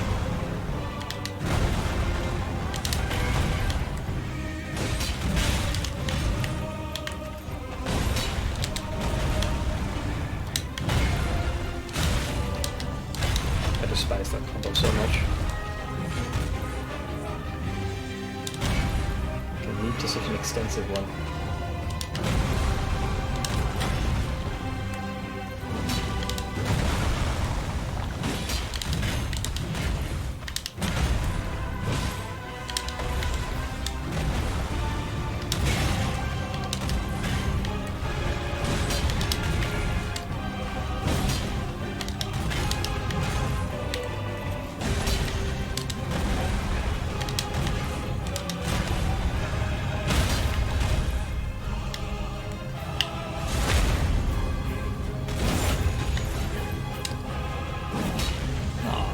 Missed. I'd rather heal before the second phase begins.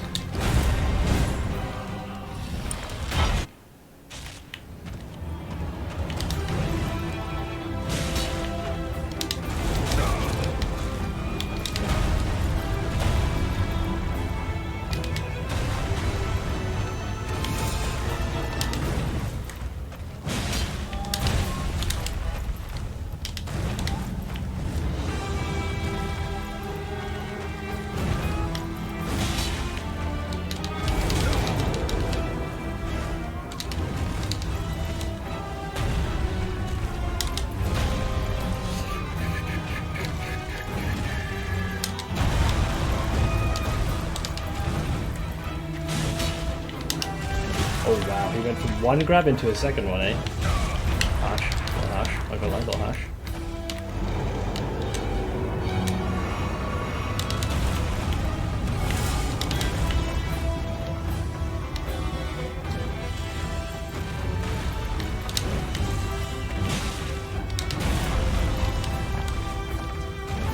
Okay, so the slow arm raise means it's clobbering time from him.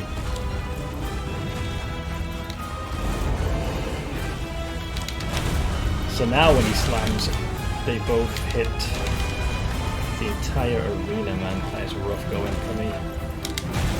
Same with that. That was mostly everything else.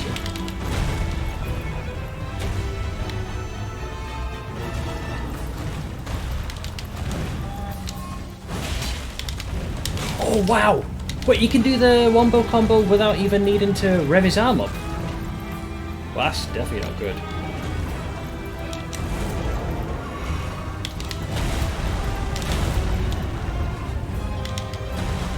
That is terrifying.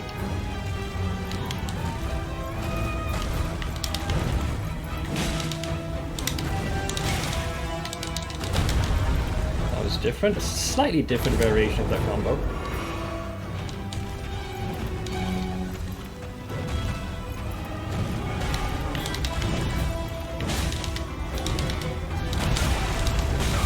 Oof, rough, man.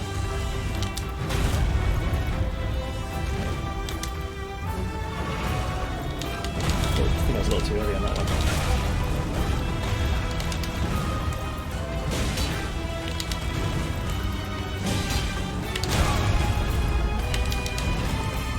Brave, tarnished. Not the most heroic end, with a dink to his chest. Befits a crown.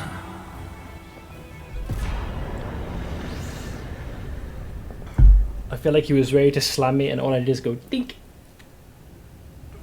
Your strength befits a crown. Remembrance of Horalu. That was a really good fight. Interesting metric to scale the difficulty, because in both instances he goes from a very slow and reserved approach to battle to steadily kind of unleashing more of his more primal nature. So when he's like just wielding his axe, there's like a phase 2 where he's noticeably more aggressive. Then when you do phase 2, you got to adapt to like new combos, and then when he enrages in that phase, like his attacks that were previously more cone based and generally circular become arena wide. So yeah, definitely scales up. Is this a new favorite boss of the game? I would say probably one of the best ones. Much of what happened in that fight felt quite fair, and I think for once I didn't feel like I was getting penalized for using a great weapon. Normally it was a little harsh. Let's see. How much did I get from him anyways? Ooh, nice. Any advice on what I should raise now? Strength is 80. Should I keep doing Vigor for more health? Although I can consume some bangs. This boss was a bitch for my build. The blocking type or the range one? I'm not sure what you were running. The main part of it was useless. Well, the blocking part. I feel like I'm happy with a lot of my other attributes. Everything's AoE you can't block. Oh. Yeah, I think I'll just go with hit points. The longer I live, the better. Actually, before I do that, let me chomp this. I've got a few kind of loafing around. Mess up a lot of their juice. Faith to 25 if you want to use the golden vow buff on yourself. I could do this, but I think my faith already is pretty low. I mean, there's the roots of the tree. I don't know if I want to hang on to these in case of emergency. That's why I've kind of kept all these as a final buff, but I don't know. Unless the inside of the tree, like if we're talking a Halig tree situation and it's its own sub-biome, then there's like, because this game has debated me so many times with the map. Like, I naively thought like Limgrave was the entirety of it, with maybe like these islands, because I felt like I'd barely explored it. That took ages. Then I got teleported here randomly, so Caelid was found. Then the Liurnia of the Lakes. And then eventually we found the Altus Plateau, then freaking got teleported here briefly to crumbling Farum Azula. And then of course we got the entire freaking mountain range, and then the Haley Tree got thrown in there. Now I don't see anything akin to a map for the Erd Tree, so it's possible I could go in here and maybe I'll be, I don't know, climbing up or climbing down. It could be its own sub-system thing. So I don't know what the fuck lies beyond. You'd need 10 levels to get to 25 faith, but then there's Flame Grant Me Strength. Flame Grant Me Strength is one of the ones I have, yeah. I'm curious. Let me use some of the smaller ones, because I did accumulate a fairly unhealthy amount. Like these have just been like accumulated over the course of the run. So I might save the heroic ones for a very much in case of emergency.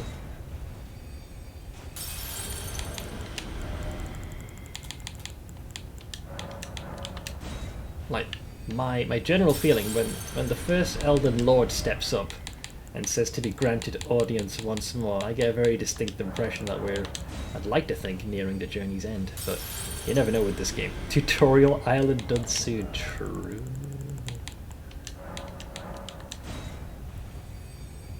Okay, so I would consider just using them for now. I also want to use the Remembrance. Gonna get some more lure super quick. See what we get. I mean, this guy must have one hell of a story to tell.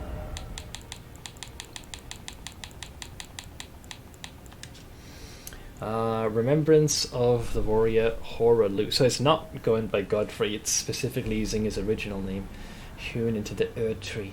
The power of its namesake can be unlocked by the Finger Reader, what's left of it. Alternatively, it can be used to gain a great bounty of runes, which I doubt anyone ever does. When Godfrey, first Elden Lord, was robbed of his grace, becoming tarnished, I think like the first, he took with him his kinfolk and left the lands between. Me, literally me. The gear I was wearing is the hero gear, I was one of his ilk. After the long march of the Tarnished came to an end, Godfrey divested himself of kingship, becoming a simple warrior once more. So this motherfucker, no longer possessing of grace, cast out of the lands between. I'm guessing he would have gone to the Badlands or whatever lies beyond, and has been doing nothing but pumping iron, growing stronger. And now when the call from grace beckons him back, motherfucker comes back stronger than ever.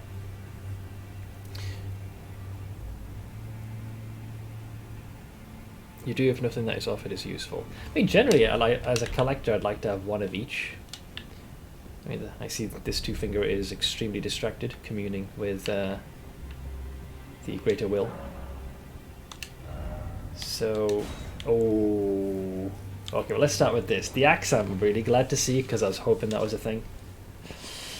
Weapon of Godfrey, Elden Lord.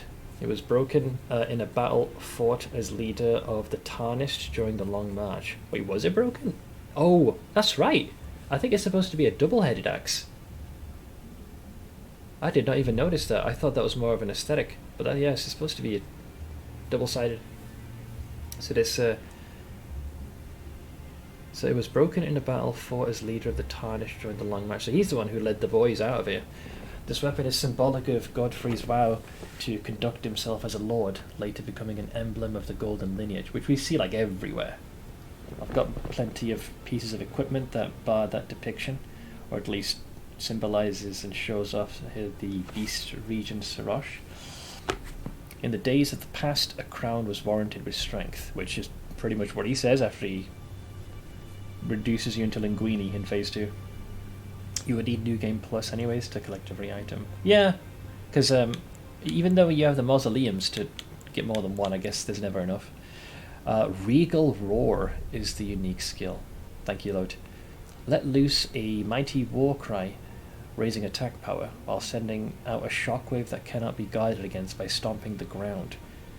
While active, strong attacks become a lunging slash. Now I'm wondering which one this is. Is this the one where he raises like one leg high and then doof? Because yeah, I think it's that one, because it says you send a shockwave out. I don't think it's his other roar, the one that was emanating that horror.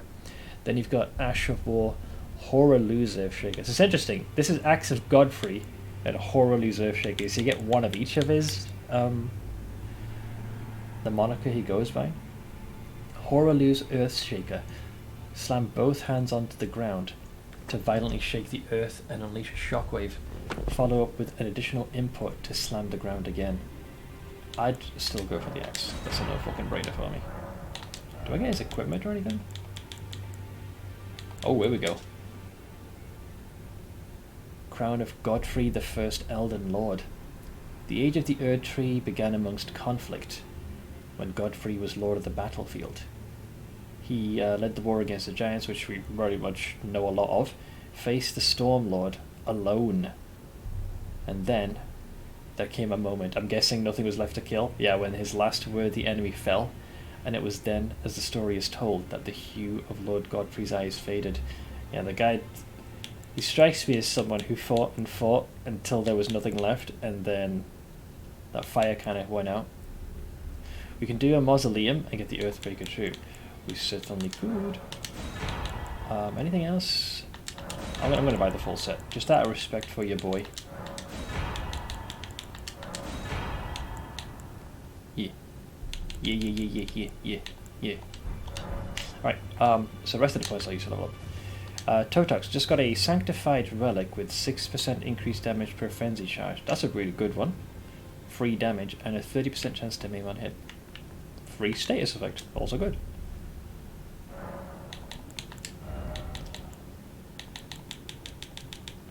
I can get my faith by an extra 5. With some farming I could probably push that a little bit further. But I'll do that just so it gives me options. If I feel like whatever's on the horizon. Because like there's nothing wrong with adding additional buffs to one's repertoire. It's I gotta say, it really sucks now the state this entire round table hold is in. You can see its connection as well to the Erd Tree, because like you would think this place was far away from the Erd Tree, but the fact that it's also on fire is a telling scene. Every last fucker is gone. The only thing left now, you've got obviously Roderica, who will continue to work on the ashes. I see. Yeah. You're here for some spirit tuning. I've kind of maxed out what I wanted to. And then Hugh, who is definitely in the twilight period of his life. Hello to you, Miss Centro. Hello. Now, let's go smithing. Yeah, he's like trying to... He's pushed himself to his limit. He push. You okay there, Tef? Obviously not because of the large... Fuck! Okay, so I think it's time we do the thing that I've been the most interested in, but also dreading at the same time. It's just time for theories. To be granted audience once more were Godfrey / Horaloo's words. You want a smith like him? I still miss Andre of Astora. Likely coffin. Is there anything else here? First off, well done. Behold Lord, true. Just in my living room. Awfully nice and comfy. Hey Colonel, how am I today? I'm managing. My start of the stream was a little embarrassing, but I'm hanging in there. Day at a time, or in my case an hour at a time. We just dealt with Godfrey the First Elden Lord. You beat Godfrey just now, yeah. Trying to get the Beyond Boss while Delirious challenge, and it's fucking pain in the neck. Oh, wait, so you have to have... You need to be in the midst of Delirium and then have a Beyond Boss spawn. Realistically, I feel like the best way to do this is to have a perma-Delirium map, so you want to use Delirium Orbs, and then obviously have enough enemies to feed that. I'm not saying it's impossible if you do it via the, through a normal Delirium mirror, but then you're subject to a bit of RNG. That's just kind of where I'm at, Colonel. If anyone wants a summary of what transpired, yeah, I wasn't doing good at the start of the stream. The first kind of hour kind of shows that. But I'm hanging in there, man. My puppy bit into a tube of blue acrylic paint. Uh-oh. Now my dog is blue. And so am I, and the floor. Oh boy. They don't yet know their limits, so tend to just chew through anything, regardless of the repercussions. Alright. I am very curious as to what lies here. So this is where we couldn't enter before. You could see Radagon's seal had been placed atop here. So that I'm oh, interesting. So the fact that that's there changes my theory immediately. So what I thought was going to happen, and initially I thought the game was going to fuck with me, and as I entered, you would enter a zone like the Halig tree, and perhaps we had to climb up and find like the center of it. But now that this is here, it looks like another potential boss fight is imminent. So this could basically be our meeting with Radagon / Marika, maybe. Thank you, Badiki. He bit into it and it just popped. He ran off with blue paws. Aww. I hope you're able to get all that cleaned off. Poor little guy. That's what I've been doing, and I expecting to be under the Atlas tree, and it won't spawn. I haven't actually bumped into a single one myself, but that's more due to the fact that I haven't been actively pursuing this. So for the longest time, much of the evidence and the stuff that I've put together, the vibe I've gotten is we know for a fact Radagon and Marika are the same entity, or the same individual. We don't know how this mechanism works, if it's a Sheogorath Jigga-like situation. They go in cycles. I get a very strong impression Marika was the one who shattered the Elden Ring, whereas Radagon was in opposition and repairing it. My theory is we're going to see Radagon first, because it's his seal that's placed upon the door, so he's the one keeping you out. But if they're the same person, I'm just wondering what it's going to be, because it's also been mentioned by, I think, 2 NPCs that Marika was sealed within the Erd Tree for her transgression. Smurf hands and a couple of streaks. Well, hopefully it's something which will wash out with as little distress for the little one. Did you get the secret boss at Crumbling Farm Azula? The big dragon, yeah. We dealt with that. Time to go back to work and struggle for 3 hours. I should hopefully still be on. Definitely in a bit of a rough state, but I think I'll manage. But yeah, that's where my theory currently lies. Now the question is, what lies behind the door? This makes me think it's a boss encounter. In fact, what does the note say? Tarnished ahead. Be wary of strong power. It's definitely a boss fight. Alright. My intuition tells me we're absolutely going to be meeting. Unless I cannot genuinely think of any other entity. Horaloo is the only missing equation, and we found out that was obviously Godfrey. Like, all the major players are off the board. I think it has to be Marika and Radagon. If I was to make an educated guess, Radagon is what I'm going to go with. He's supposed to be on the door. Yeah, Elden Ring ahead. Yeah, everyone's saying this, so I think I'm definitely at the final cusp. There's one thing I want to quickly double check, and it has to do with this. It's some of these spells, super quick. There was one, because now that we're here, it has to do with many of the Erd Tree calculations. The Erd Tree once flourished with abundance, yet it was only for a fleeting moment. Not that one. Which one was it? This one. Creates a stream of golden sheen. It mentioned, it is said that long ago the Greater Will sent a golden star bearing a beast into the lands between, which would later become the Elden Ring. So, oh, maybe it's this then. It is said long ago the Great Will sent a golden star bearing a beast into the lands between, which would later become the Elden Ring. Ah, but that could just have been used as a means to create it. No, probably not. Discus are like that. And is that all of them? Yeah, that's about all I got. Alright, that's my theory. I think I'm going to go Radagon. Unless there's some NPC I've completely glossed over. Yep, touch golden line. Yeah, this is definitely... Unless it's an entire level I have to go through.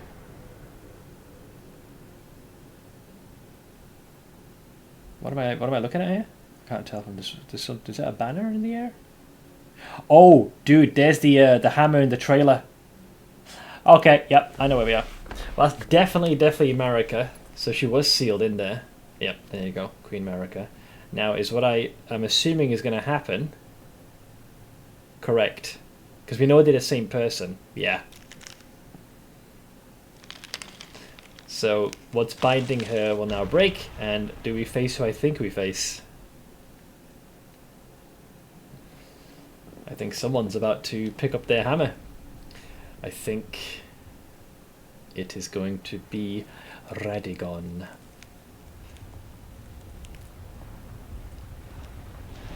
So, this is where the hair shifts, or there's no way I'm fighting America unless you fight the above. Oh, yep, there you go, there's the red hair. So now we get to see the change as well happening in front of us. First hand. Oh, God, I'm so glad I was fucking right. This is exactly what I wanted. That's the trailer OST. Oh, man. For a second, I thought we might be facing both and they were going to shift. This might still happen, though. Maybe they'll shift in the midst of... Oh, you could even see the Elden Ring within them. Seth, you're way too good at predicting stuff. I read to Radagon of the Golden Order. Wait, I'm just fighting him straight away. Well, there goes half my health. Help. Okay, please tell me you've got Melania AI where you're gonna chill and walk for a bit.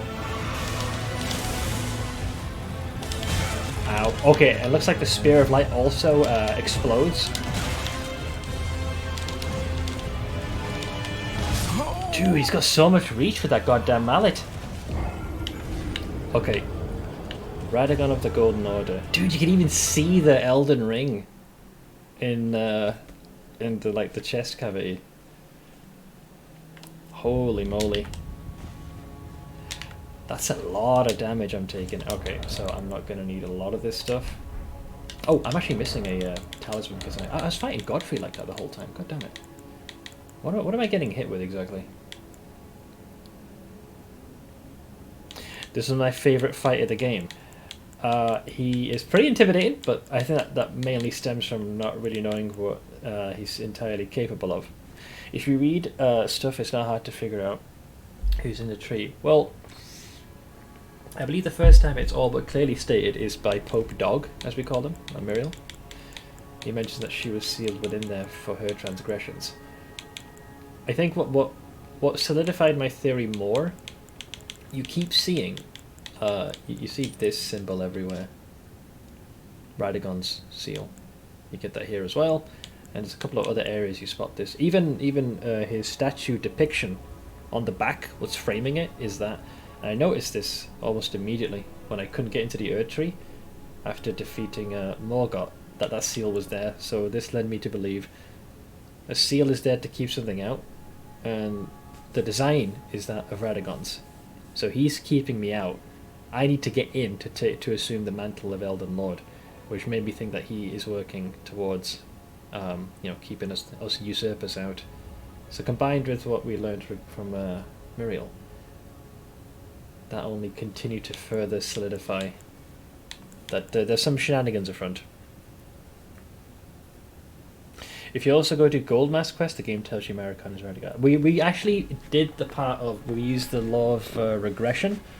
So Muriel mentions that there was a point in time in the past where like a stoneworker had been commissioned to create a visage of Radagon in giant stature. But in the process of doing that, supposedly saw the skeleton in Radagon's closet. But there was never alluded to where it was, but the claim that was made is that same secret could still be found if one were to go to the statue. And with a little bit of back and forth, we were able to use the law of regression, and it showed the statue of Radagon then morph into that of Marika's. Anyways, do you just find something? I'm literally had my first encounter with Radagon and got promptly smashed. Sean Alexander is pretty Pokemon. Yeah, I might want to use that. That's a good call, actually. I mean, I could go for extra hit. For initially, let me just go for extra health, just so I am less prone to dying, and then once I'm more comfortable, we'll go with that. Yeah, we're definitely talking spoilers. Like, we're at practically the end of the game, I think.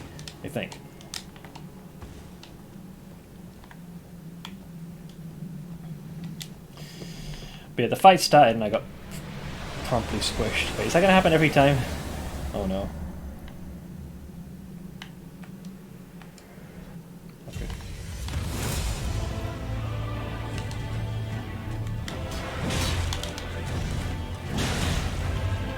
Okay, I'm already doing better than I was before because I do this. Oh lord! Wow.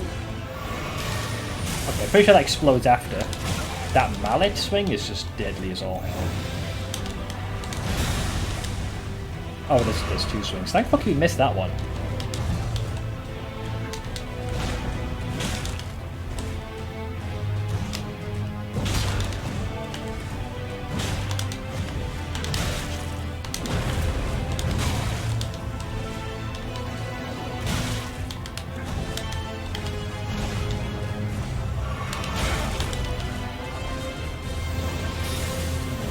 What? Bro, he flicked that from the wrist. Jesus. So before he threw the spear, he kind of flicked 3 rays of light. It depends. Are you gonna dodge? That's my plan mostly. I can give some advice if you want, but don't want to backseat. Oh no advice thus far. I'm good. I'm good. It's one of those things I take great pleasure and frustration at the same time in figuring out.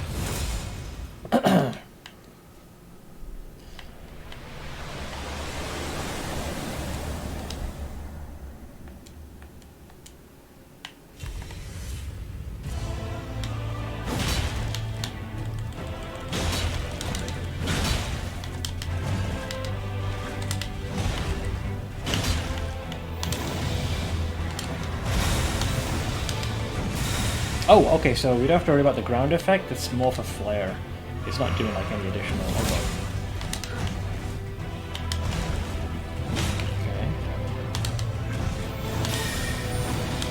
He's trying to grab me! No, that's just a big old explodey thrust. That's a new attack. I feel like that if I'm long range, he's going to be more prone to take big boy swings. So that's going to explode shortly after. Yeah, so I think maybe I want to... Wow, man, that's insane.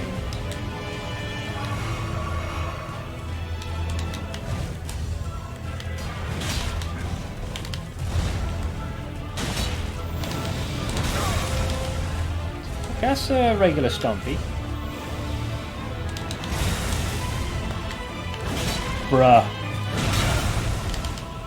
You can literally see, like, I don't know, like a carving of the ruins of, I don't know whether it's the Ur Tree or the Elden Ring itself, getting just infused into the ground.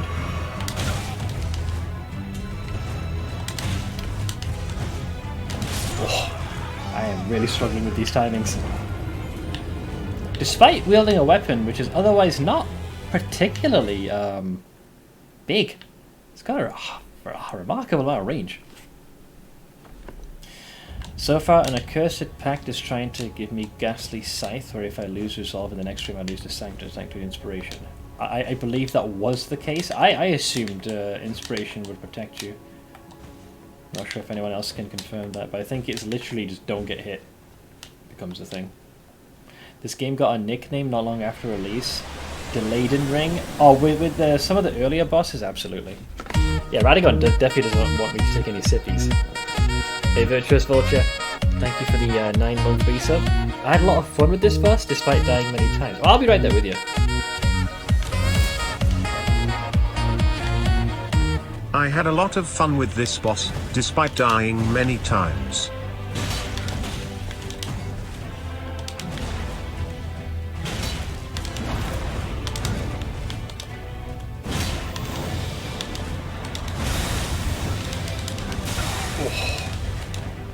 Delays, man.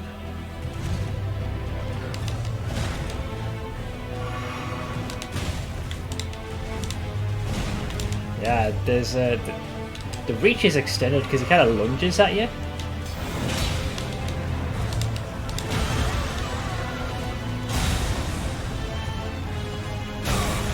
Wow, I got tenderized like he was trying to reforge the Elden Ring through me.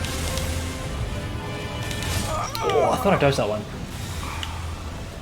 Okay, so that looks like that can work as a grab attack, and I don't think if there's anything to grab, it'll just slam the ground.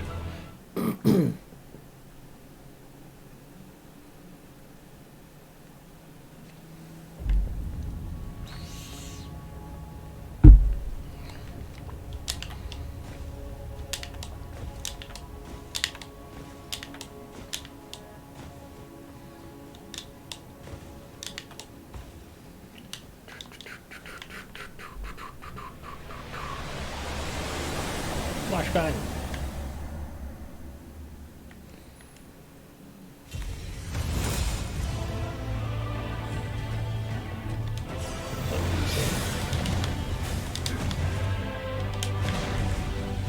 Oop.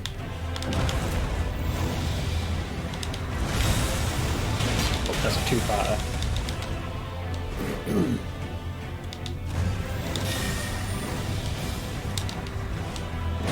Yeah, so it looks like that acts as a grab, but if you're not within range, you will just cause the ground to be a big slam fest. Oh wow, you can fire it in a cone. What the? Oh, and there's an aftermath as well. Great.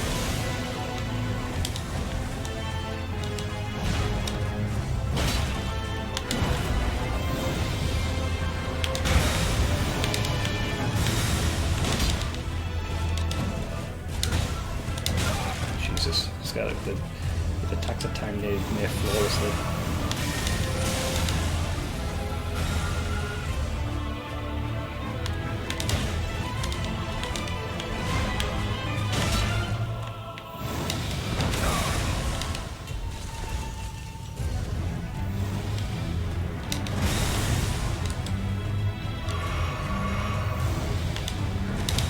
Way too early, but thankfully I was able to roll a second time.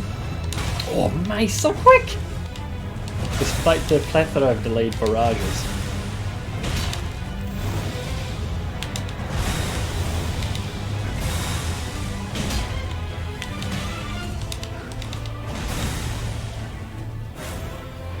Huh? What, you teleported to the middle? Oh, I think I might have activated, but yeah, this is phase 2, isn't it? Oh no. Oh no. Wait, you fight? He flung twice? Okay, so you're going behind him. So I was facing a Babu version of running on.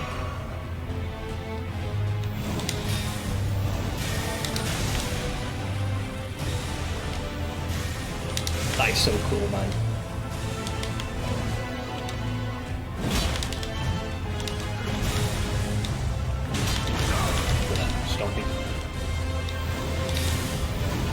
What's the grab? Very quick recovery time after that, man. Oof. So yeah, phase 2 definitely amps up the speed with the attacks.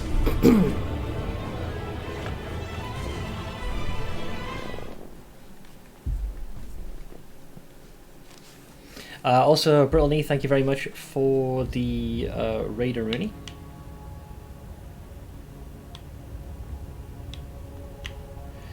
How did your stream go?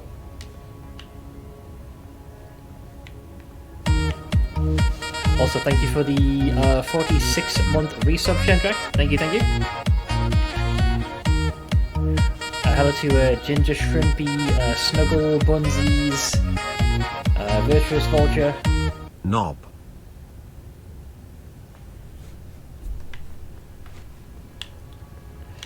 It takes one to know one, pal. Hey Felpas, can't believe it, yesterday we were saying happy birthday. It's not my birthday. Even though as much as the guys would like it to be, it is not my birthday.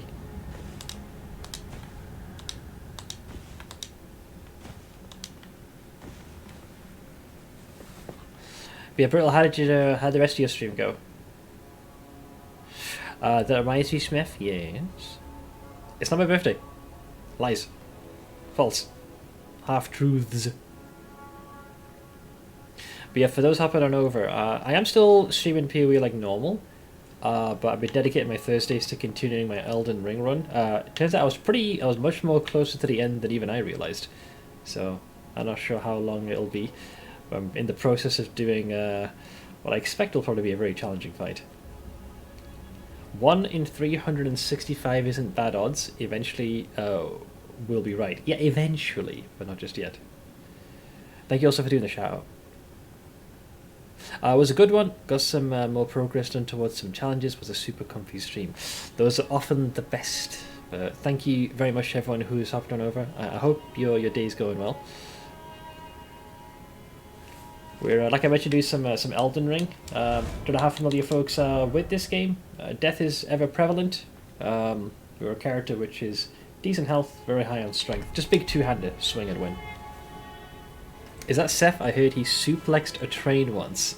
This is an FF6 and I'm not facing a ghost train. It's your half birthday. Not exactly.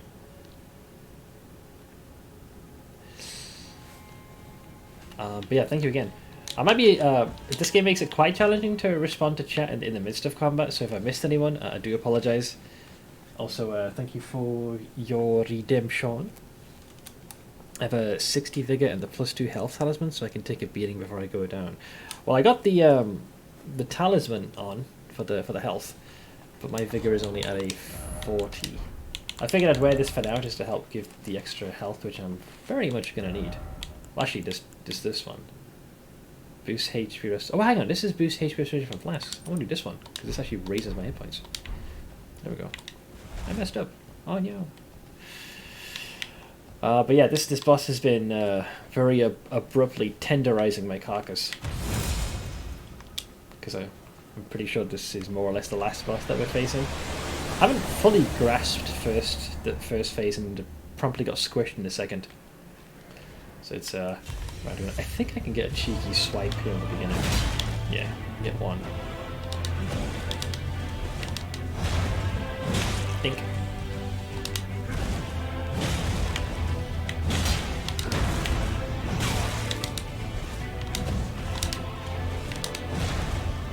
Think.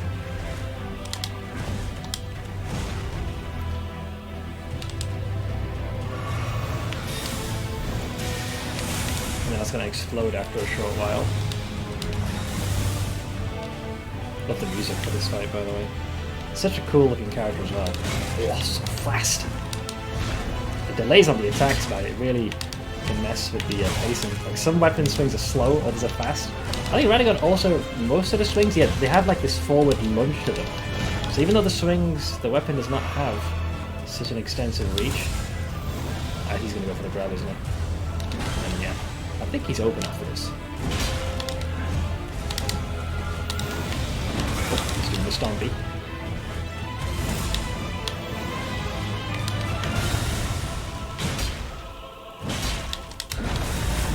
Okay, so last time he did that teleport, I think that's the trigger for the second phase. You can now do the attacks more freely when he summons that Zigurgan light.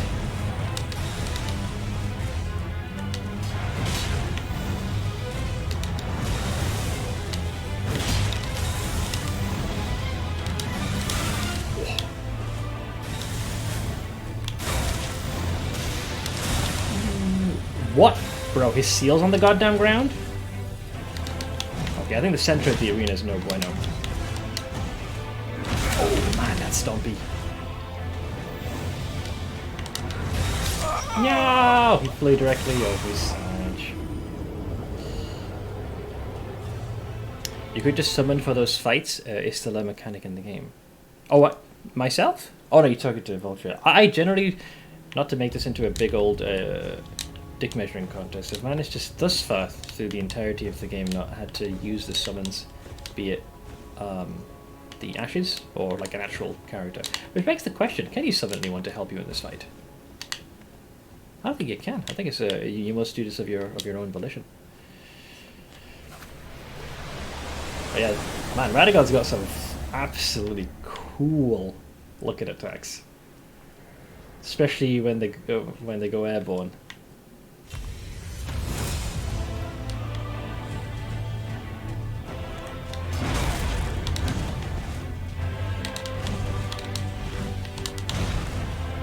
Think.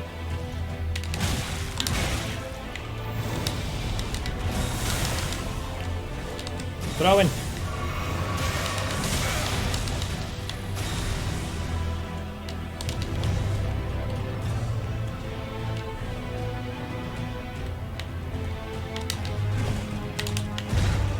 Think.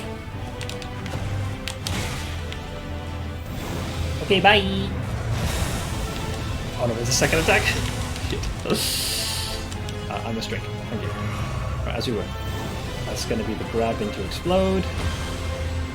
Boink.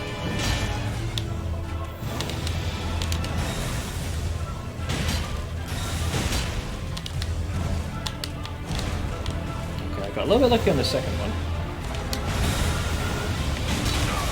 Gotta remember, he has got a second wallop that can be done. No, my kidneys! Used to hate summoning, but sometimes certain quest lines required you to. Then it'd be more about keeping the NPC alive and not killing the boss. I'm trying to remember, was it Dark Souls 2 or 3? Because I feel like there was one of them where summoning them was like a necessity to progress their quest.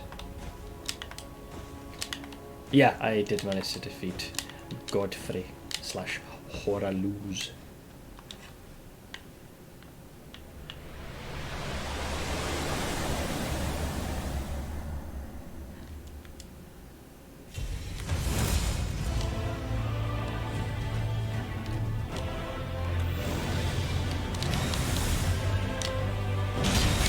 Oh shoot, that could still resonate from that.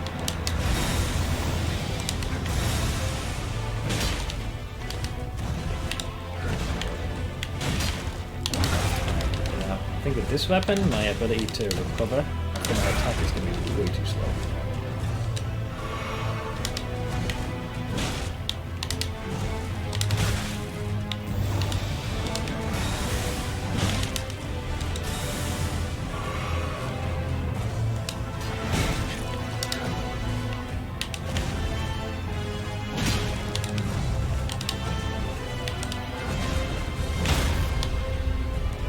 Staggered. Good to know. The question is he going to insta-port after this? Oink! Oh, I'm out. Bro, that's like rolling a nat 1 on a target that's prone. Like double nat 1s. Oh, that is so much quicker.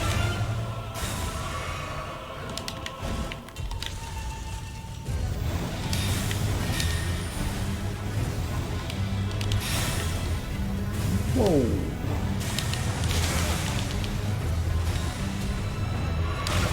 Yeah, getting the timing of those flick of the wrist attacks.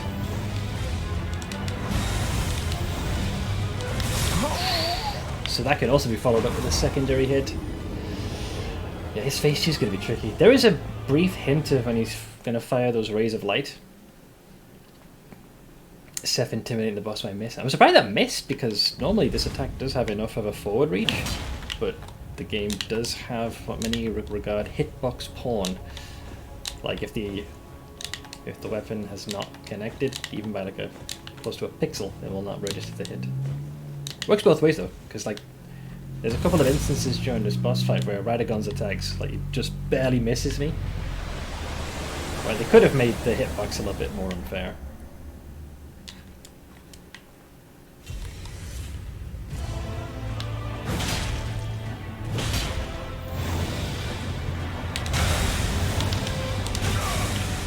I like to get these timings down and worry less about damaging him, but I don't think I don't think I'm going to get that time of day here.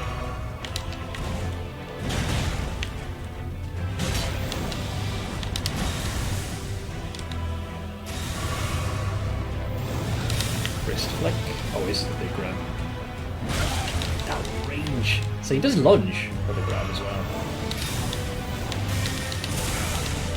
Yeah, so and he throws that dart from the lower range.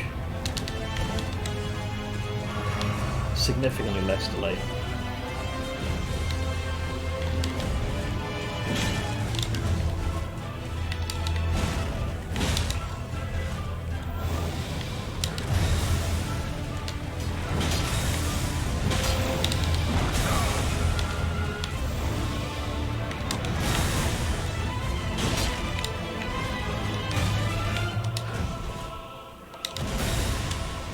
Oh, it's a fourth. I thought I ended at a 3-hit combo. Damn. Fancy. Wrist flick, double wrist flick. What are we doing here? Can't tell. Oh, he's tossed the javelin. That's a much quicker explosion. Dodge the throw this time at least. Man, those normal attacks are egregious. So see that attack should have hit for Radigons, but the game's like, nope. Hitbox pawn.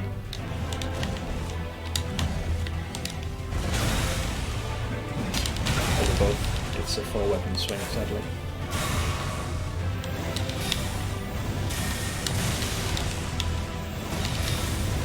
Oh, come on a second.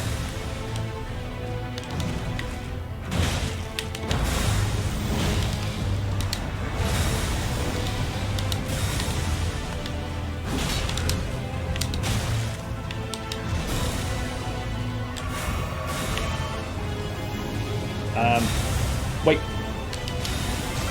Okay. Okay, so you can't... Whoa, that was cool.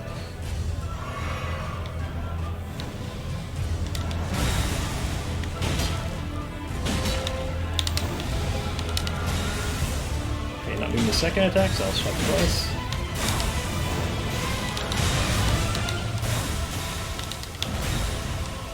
So I think I can't go into the middle, or wherever that attack has happened. A little too early on that one.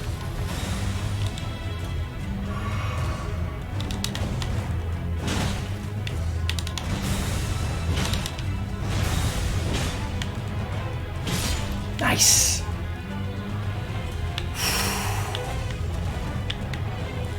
Now there's a problem here, because it didn't say enemy felled, so for fuck's sake, there's going to be a phase 2. There's gonna be something else. So now what happens? Does Marika now take the reins? But no, like she was...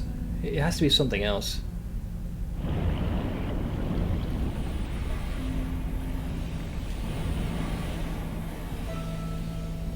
Oh, the sound of that piano playing.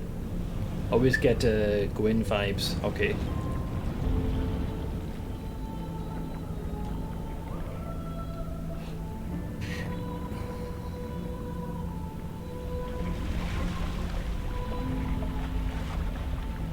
Okay, so plunged the body of Vardagon / Marika into the ground and now drawing what looks like one giant fucking butter knife.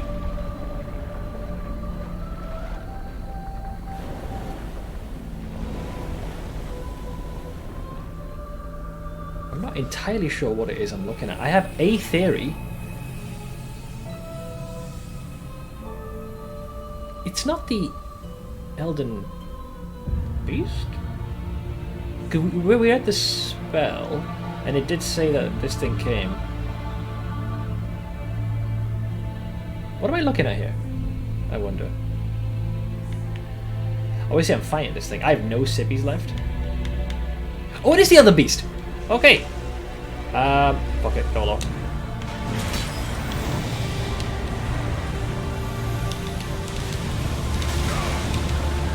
I appear to be melting, guys.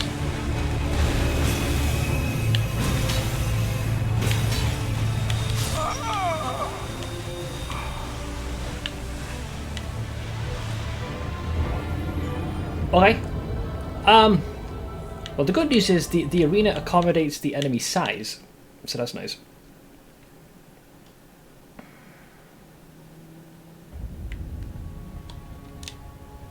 Yeah. So in case you're wondering why I had this, we read this thing here. The Greater Whale sent a golden star bearing a beast into the lands between, which would later become the Elden Ring.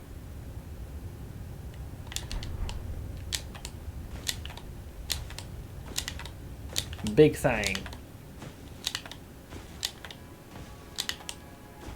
I think someone mentioned this creature as well early in the run.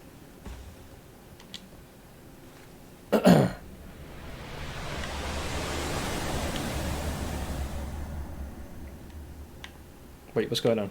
Oh, folks are asking to be hit over the head. Oh my god. Okay, so I have to lich. Okay, so that's not good, guys. I gotta do this fight. So oh no, that's dude. It took a bit to do that. I think I got lucky. That was nice knowing you. Ow. I got tenderized. Oh, fuck me. Here's another reason why an amazing fight was soured for many people. Yeah, I feel like someone had mentioned this creature before. When I was looking, when I got this spell and I was reading over it, I think someone mentioned, oh yeah, that's the Elden beast. You fight him at the end of it. I think someone literally said this. It's like super early in the run. When I first got this spell, I don't know who it was. I think it was a newbie. It was I meant that you have to redo Radagon all the time to challenge the other. Yeah. That I was wondering if whether it would go right there. I mean, I love the fight with Radagon. It depends on how bollocks the mechanics are of the beast. The Earth Tree is it Elden beast? Because now I got to get this fight down as best as I can. Which I kind of struggled with, if I'm going to be honest.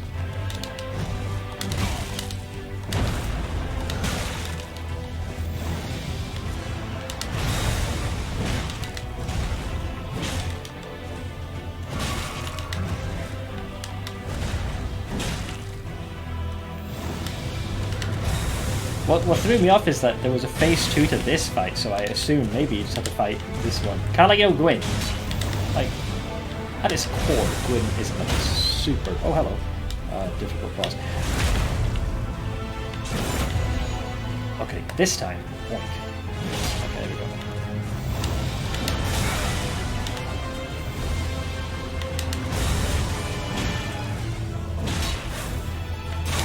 That teleport really fucked with my brain. It's abrupt. I missed.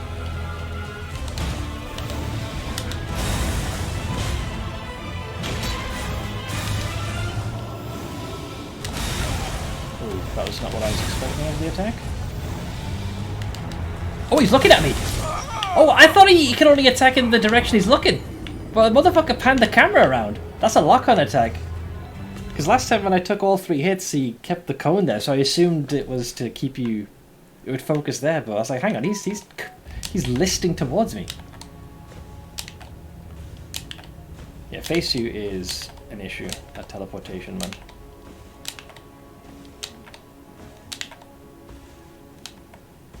Hey, Mythics. Managing. We've dealt with Godfrey, and now we managed to best Radagon once, and then has no flasks left, to then be abruptly faced with the Elden beast.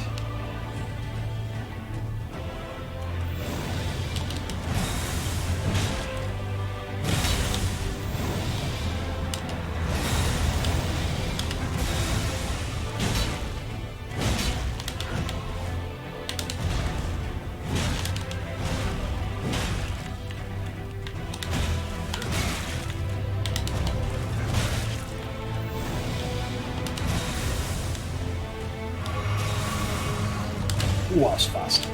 Damn.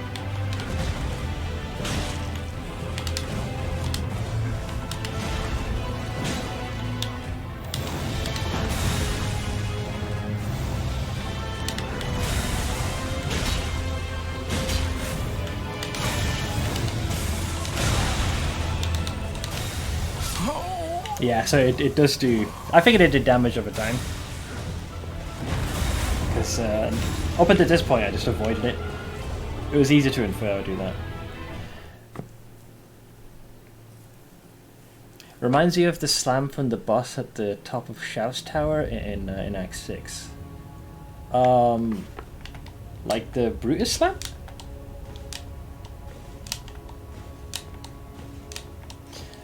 Yeah. The touch of God. God, why do I... Thursdays seem to have been consistently some of my roughest days. Why do I end up finding myself having to do boss encounters? I was hoping I'd be doing exploring, not reaching what would be the conclusion of the game.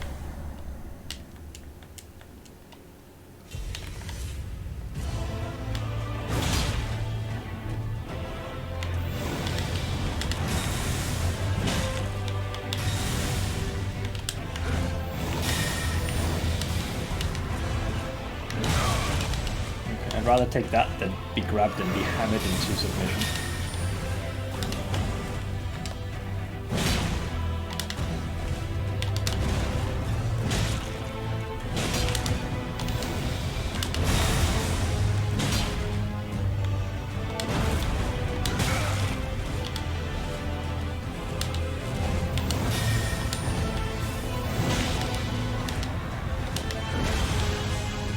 Thanks.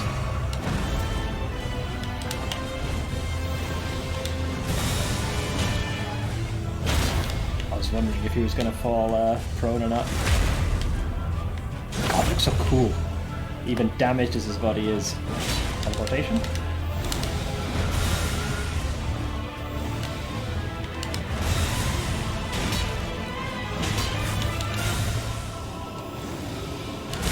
This one I'm not entirely sure what I'm doing here. Oh, I was hoping I could jump it, but no, I think you have to dodge roll that. I figured I'd test it, but yeah, not quite Godfrey level slam attacks. I think you can't dodge that one by jumping. I think it has to be a full-on dodge roll. Yeah, good to experiment, because if it's just jumping, then it would be just merely down to timing. But there is a big like upheaval effect. Yeah, if you haven't seen this scene, Ash, we've finally reached where Queen Marika is. So I'll show you the scene in case you haven't seen it. So it begins like this. So we're finally able to get into the Earth Tree. Queen Marika has very much been the central focus of this, and of course Radagon as well. So when we enter, we've heard from a couple of sources, due to Marika's transgressions, likely the fracturing of the Elden Ring, that she was imprisoned and sealed away. But we also know that Marika and Radagon are the same person, but we've never seen that transition. Like, we weren't sure what that mechanism was like, so that's Marika now. The literal god. Now, with our presence now felt. So, that what's binding her is now undone. Are we at the point where you call him a massive... No, not at all. This is a really good boss fight, actually. Much of it is manageable. Yeah, in the trailers and through much of the cutscenes, you actually see this being used to sunder the Elden Ring. So here I was like, oh, we're going to fight Marika, surely not. And then that's when the change happens, the hair shifts, and the more feminine features regress, and the more masculine ones come forth. And then the same stance, the hammer is held aloft like that. So Radagon will be in this exact pose when the battle begins. Well, he'll lower it a little bit and then turn to face you, and then you can see the Elden Ring in the core flare up.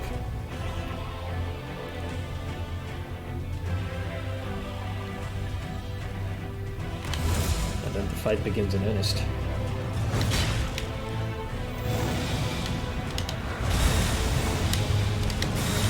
That was way too early for that dodge.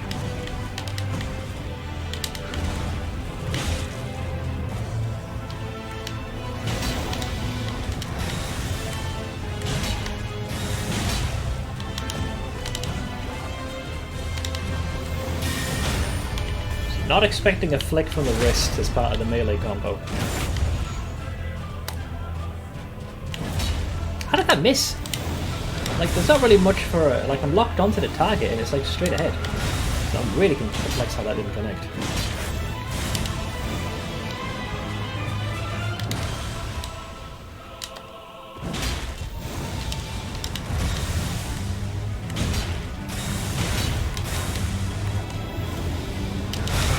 I'm very bad at dodging this attack. Wow, I even dodged, like, to what I thought was on brand, and it still wasn't enough.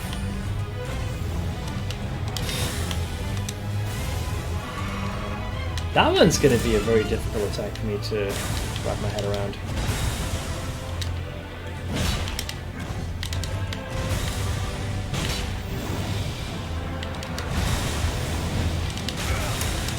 So he will not go for the follow-up. Bit of a gamble.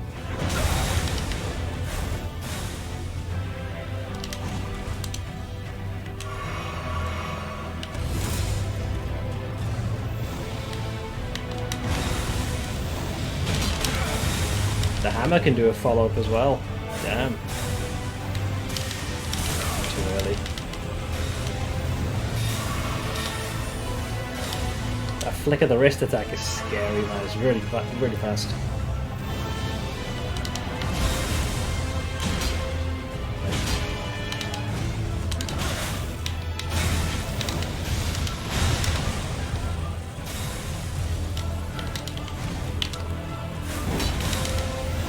Great teleport from him.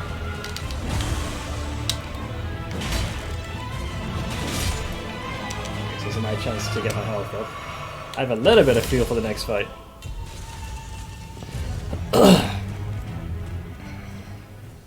Having an actual knowledge in the game, it's ridiculous how many times I go, fucking shit, he's called it again when he makes his log call. Well, I did read to a pretty monumentally stupid degree, so... And let's be honest, I don't think I would have made quite as many of those connections were it not for some of the hints that chat had given me when we were trying to complete some of the quests. And there were a few things you guys reminded me to reread, so it wasn't all purely off my back. Like, you guys guided me in as much of a non-spoiler way as one could. Kill the pretty lady, burn the pretty tree, kill the pretty boy. Yes. To summon this thing. So, this thing was described in, I forgot the spell's name, but it was described as like the beast, like the Elden beast. This was the thing that was sent here from at the behest of the Greater Will. I have no idea what this thing does. I got completely Swiss cheese. That was Elden Stars. I got just barraged. I have no idea what this thing does. But this thing is one. Yeah, I think this is the last boss. This is very much the vassal of the Greater Will.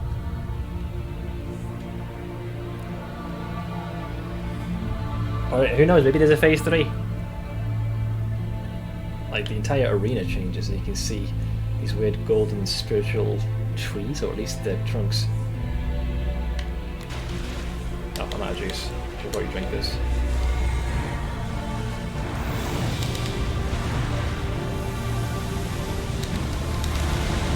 Let's do like a... Shit, that was the wrong thing to use. Panicking. I'm not sure what it's done. Oh, that's the tech. That's the one that almost got me.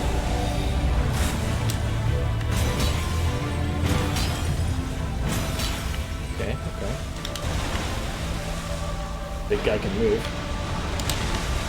Dodge that. Good stuff.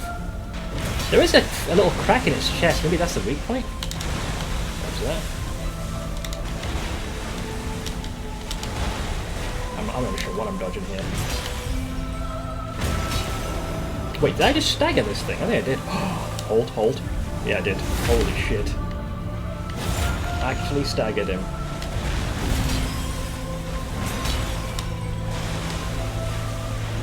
Okay. What are we seeing here? What are we seeing here? What are we doing? Oh wait, I see a big circle. Am I running away? Is it big AoE? Wait. Oh shit! Oh, I thought... Okay. Okay, so it kind of ensnared me in that. I thought I could jump over it. Maybe I should have dodge rolled instead. Wait, that's like freaking Astel's attack! Oh no, that's not good, guys. So this thing also has its own phase 2, does it? Okay! Okay!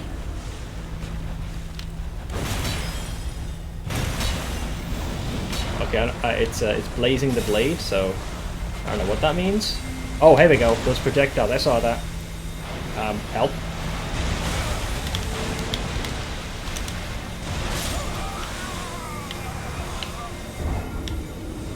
Okay, so best I can. Oh, it's still going. So it casts like a globe of light, which then fires a constant barrage of homing projectiles. That look like. So he did 2 attacks. He created one giant onion ring above me. And then it kind of closed in around me. I'm not sure whether I was supposed to run away from that or dodge roll out of it. I tried to jump over it thinking maybe that would work. Now I've got to go through this again. Shit. Radagon's fight is already tricky enough.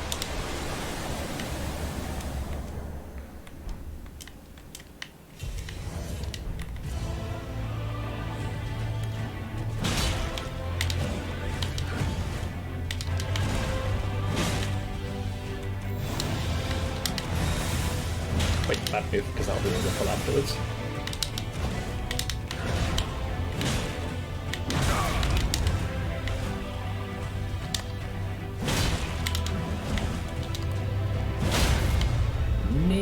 Insect. At least Radagon has the freaking courtesy to not insta-recover from, See that? Something about whenever he's knocked prone, I seem to be unable to land my next power attack. Which I'm very perplexed with.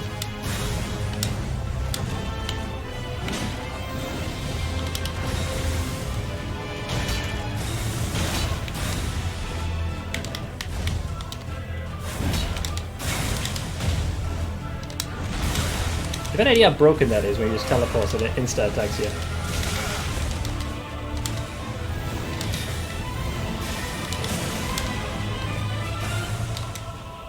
Git. We'll pay for this. Is that 2 of them? He threw 2 spheres! No fair! And then teleported. Wait, and threw another one! Oh, but this one's more of an emblazing of the sigil.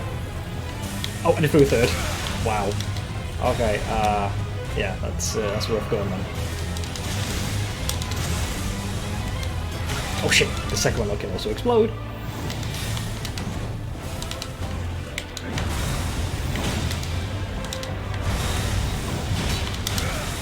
Dude, there's only so many attacks I can actually dodge here. Come on. Oh, this is a big boy power. I still have no clean idea how to dodge this. Oh nice, okay, and I have some idea how to dodge this. That'll explode shortly after.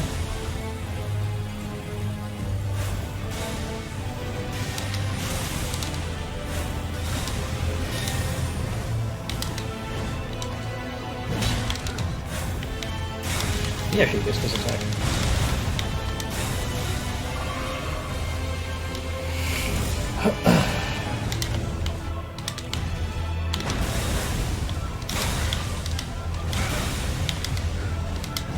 That teleport right on top of me is harsh.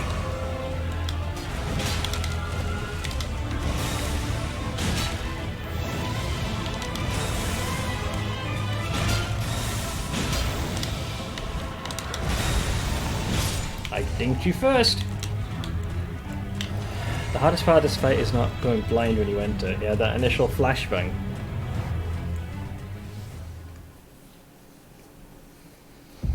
Okay, how am I going to deal with this big fuck stick? So, I think targeting him is a good idea.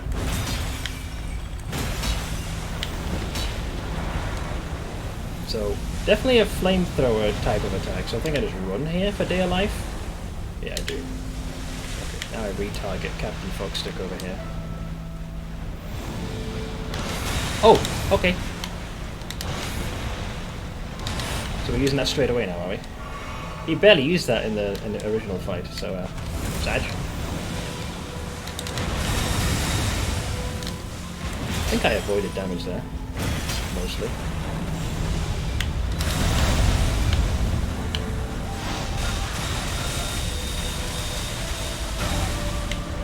Okay, I'm not gonna lie, that is pretty fucking awesome of an attack. Can't deny when you've been one-upped by the boss.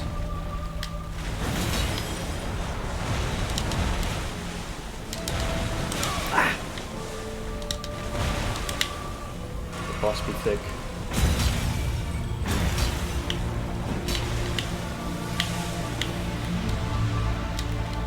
What are we doing here? Oh, wait, hang on. Okay, so I thought they were about to fire the light wave off on me. So I'm not sure. I think this is the onion ring attack. So do I just run so I don't get caught in it? Oh no, I can't. Shit. Yeah, okay, I'm not sure how to dodge that at all. Not a jar of glue there.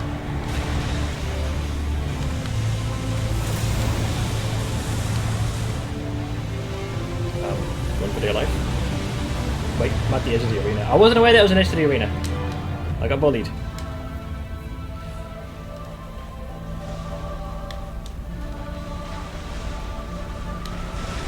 Okay. Oh wait, is this where I get beams start landing? Yeah. Oh shit. Another boom. Oh, he did that once before, but I think I was already stood in front of him at the start of the fight, so I never had to avoid that one.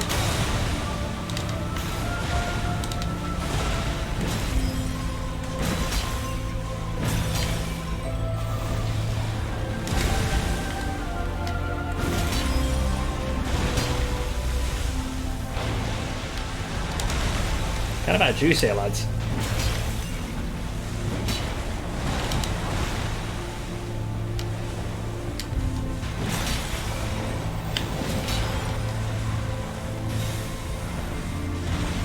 Yeah, so am I about to get barraged? Yes, I am. How do I avoid this? Like, I don't know. It's a trailing projectile that seems to constantly just hit you with a barrage of light. I'm not really sure what I can do there.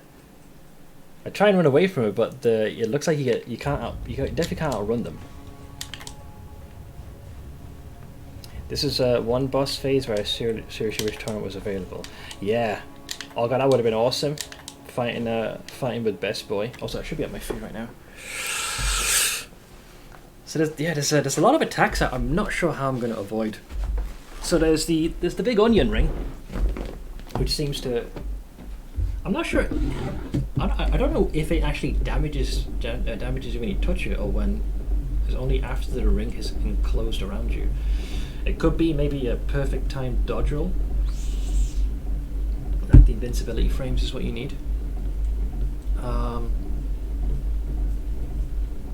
There's one attack I think I've got the hang of, is where those rays of light come piercing from above. It's a Valfire Blast. That's kind of what it looks like to me. But yeah, once again we've got to deal with Raider Gowns, which definitely presents its own issues, that's for sure.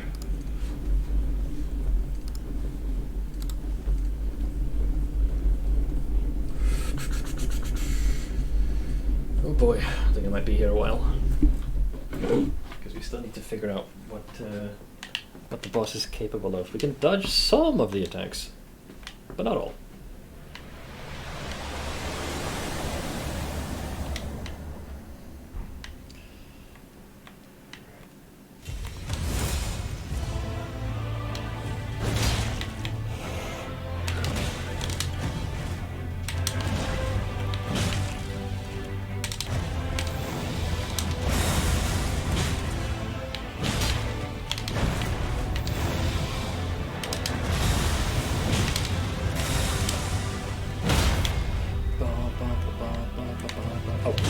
Hold off on the power attack. Hopefully he's trying to get more stamina back. But I failed.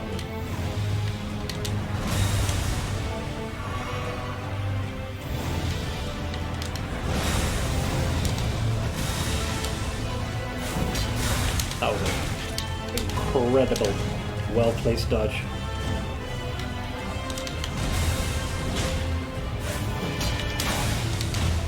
What really throws you off is the teleport can have him then reappear mid-swing. That's gonna be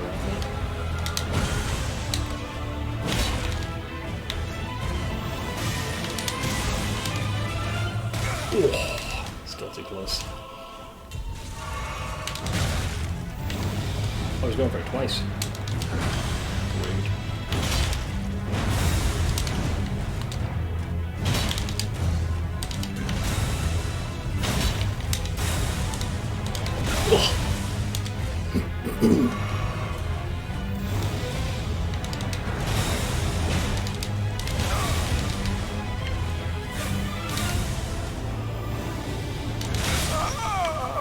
Yeah, that attack I am not sure. I'm pretty confident that getting that initial hit can be dodge rolled.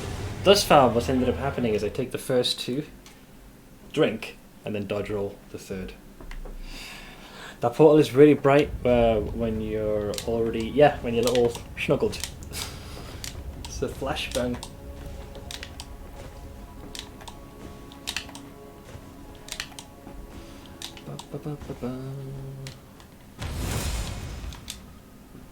I think I'm afforded a blow in the beginning. If I power myself up before the fight begins and then rush in, I think I'm allowed a free hit. Radagon will kind of walk on the spot for a couple of steps and then promptly engage you. So if I do this... Yeah.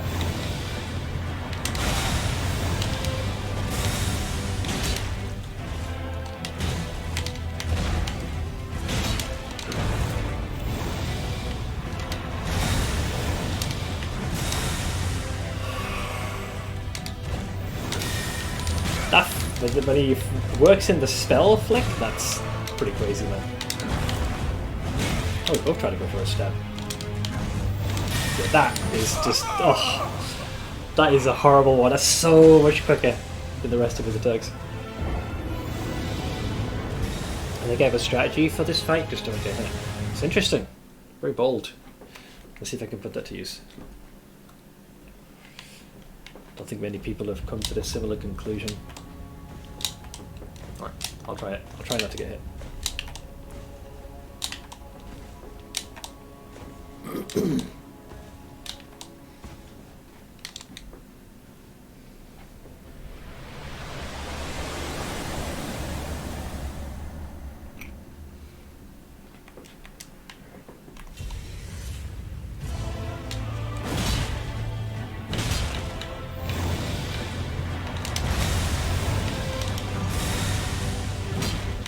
Missed. Sad.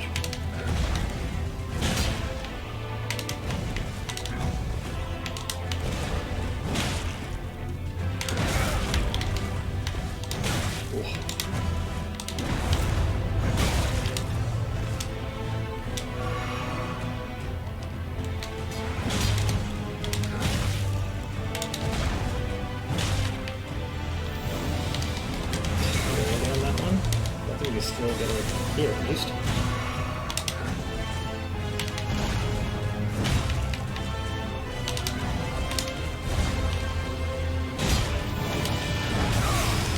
A little too early.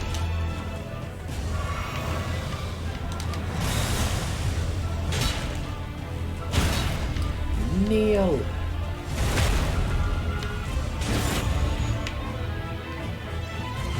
Yeah, so you can't seem to do a power attack with a not prone.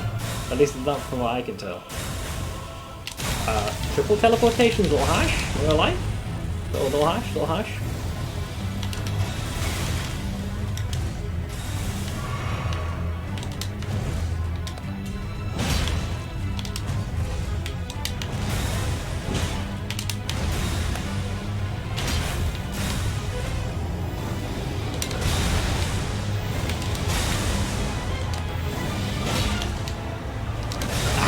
Just everything at the timing of the third one right, so it can be dodged. It's good to know. It's very precise though. So much I keep forgetting it's a bigger delay on that throw. Okay. Yeah. And that's a shorter one. Yeah, he's mixing it up, man. From the he's mixing up the javelins.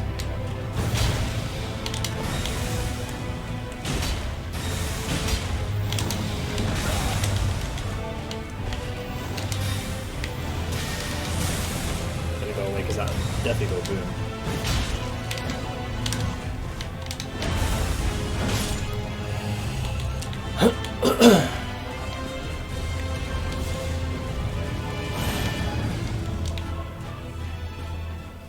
Yeah, but the amount of teleports, if it looked like that.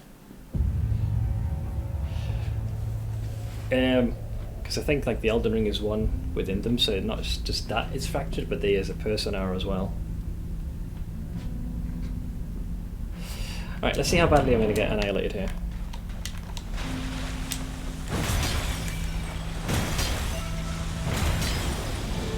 I think he's going to do the little brain there aspect. Argyle screwing me over.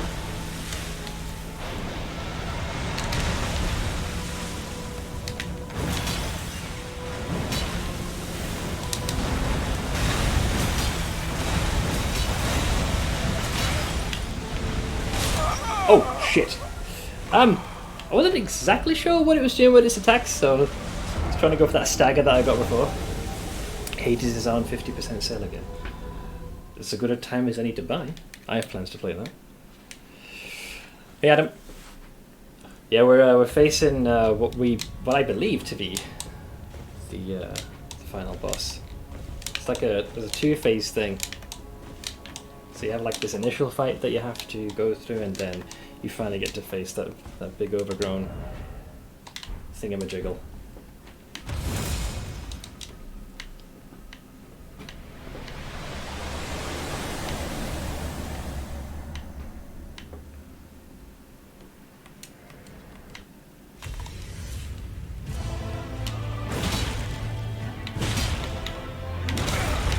Going for the stompy, eh?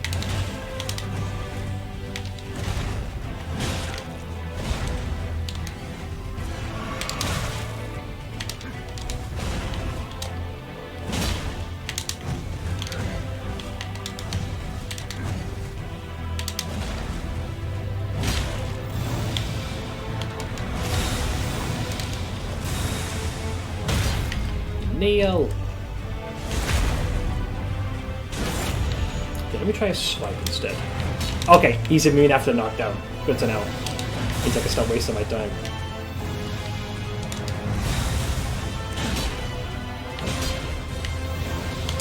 Let's see whether or not I believe. Yeah. Take a sippy though.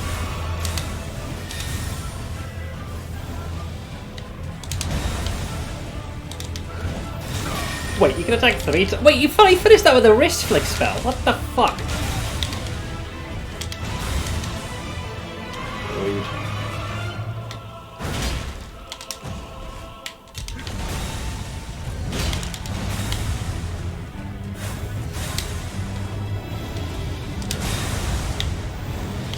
Ah, fucked that one up. Damn, I fucked that one up as well. Very small window.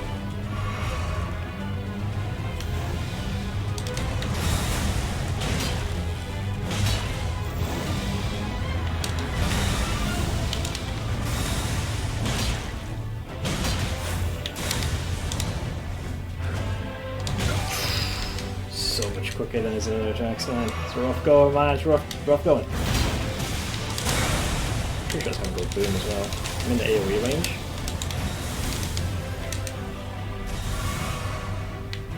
I oink you, and all you stand for.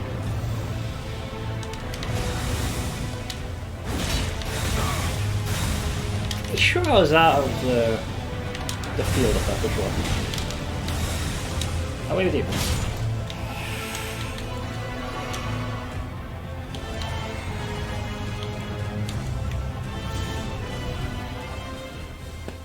Not sure if I had enough time to cast that.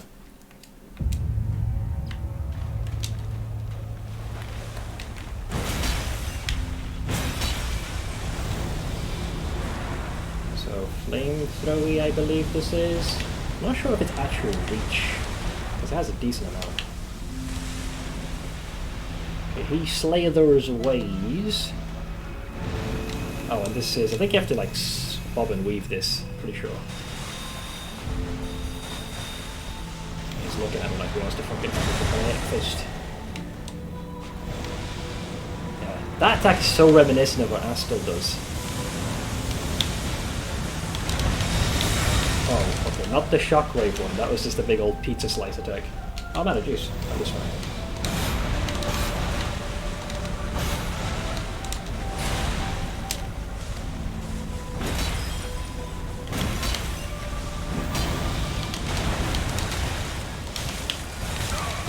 Okay, that was harsh, but I'm still standing, Ha! Still got you, little shit. Let's try.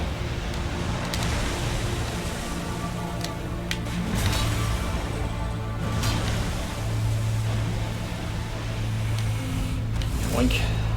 What are we doing here? Okay, let's do digging. Do a lot of digging.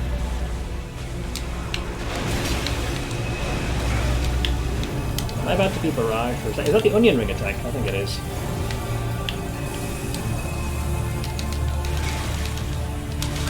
I think it's just to get out of it, but you do suffer damage in your attempt to escape it, so you want to dodge roll through that initial ring.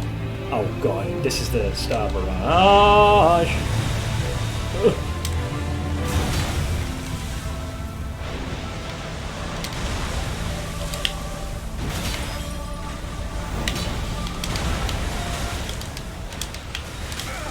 Yeah, so I think he stabs the ground and the blade kind of pulsates and then it goes boom. I think he just unleashed that frickin'... Oh, that's another one.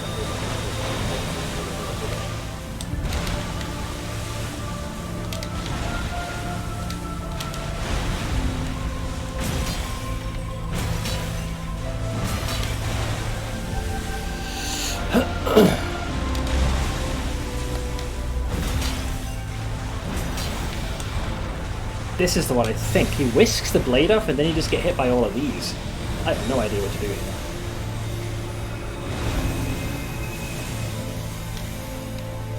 I think he also did the other one as well, in combination. I'm still getting chased by all that, FYI. Oh, she survived, holy shit. Hell yeah. Hell yeah. Okay, why are you all the way there looking at me like you want to eat me? Good thing he wasted on that one. Trying to turn off my lockdown with my chin here.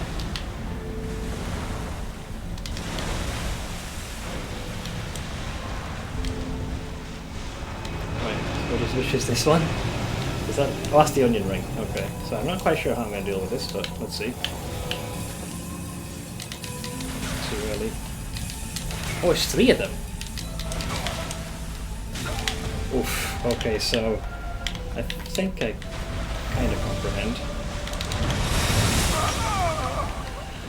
I differentiate this one from the multiple slash. So you face a more complex version of that onion ring. I don't know if you meant to jump it or roll through, but basically it's definitely you need to get out of the circle before it goes off. The ones that enclose are there to stall you, and then it goes boom. At least that's what I think. I think the attack that I'm most wary of, though, is when he does the hand along the blade. Because he then seems to just get constantly barraged by his endless sea of projectiles. While you have to avoid all the other things the boss is doing at the same time. Radagon. We must tango. Sorry. Has to be done.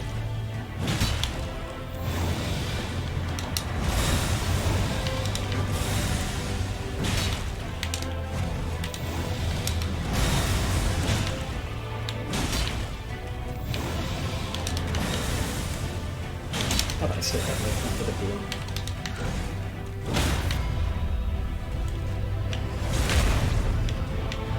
So we've already established I can't damage him until he's on his feet again after a knockdown.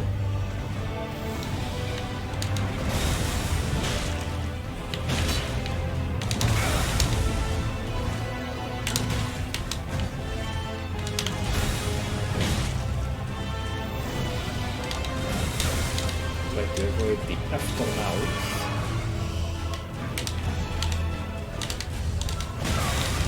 You're not teleported yet, have you?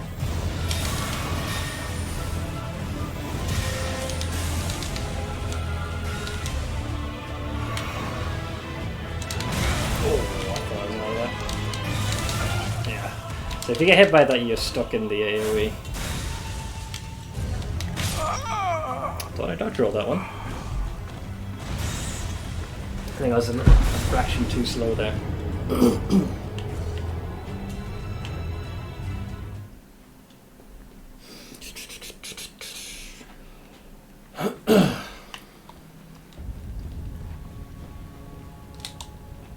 Phase 2's tricky. Teleports shake things up a lot. The good news is, it's not like his attacks change too much, they definitely increase in frequency. Like, he didn't do the grab attack once in that one.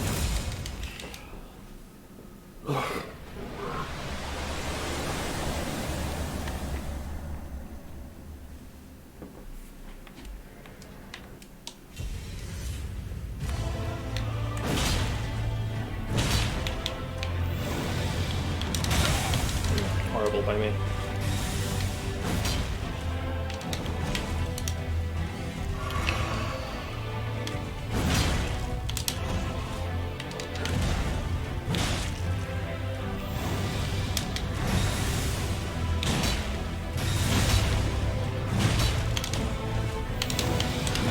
Slower than the normal stuff.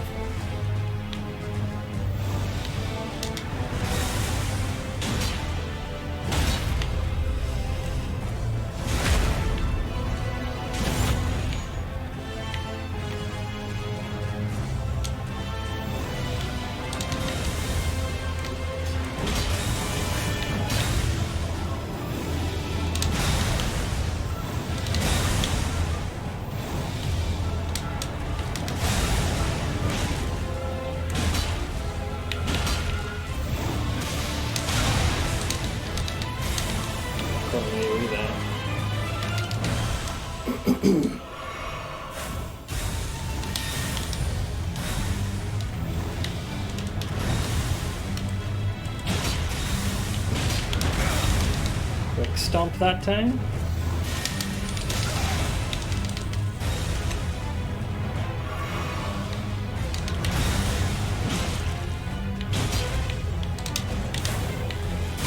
Not sure what he's doing because he's teleporting right on top of me there.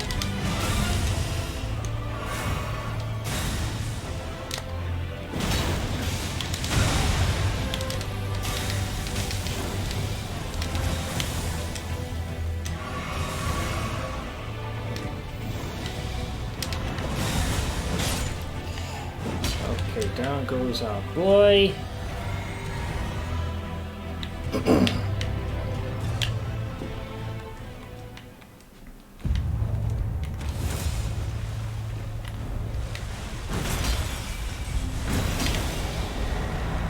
So we're going straight flamethrower. We can trade a little bit behind him from the looks of it.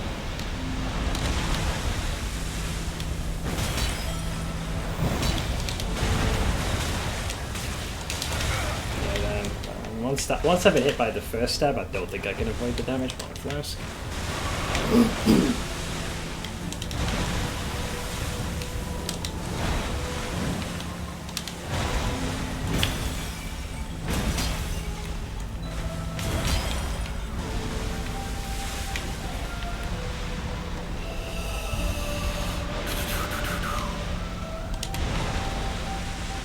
Was he expecting me to just charge right into them? So this is the rays of light from crashing down, crashing down, crashing down.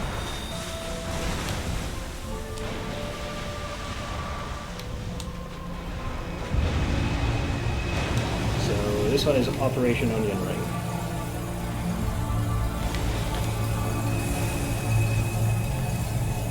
Okay, we can't hop over those damn things. You son of a bitch. Just see it. It's the angle. Just need the speed as well. Right, because I'm too far away. So that's the rays from above, I believe. It's the instant smash I think you were doing. I was thinking about it. I don't recognise that one. Fucking hell. That was a full-on I'm gonna swipe you for days attack.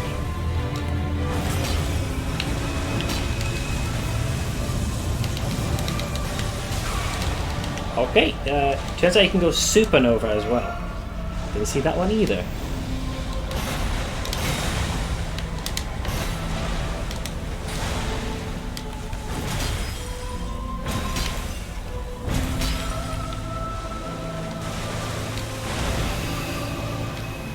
So that's going to be the rain from above.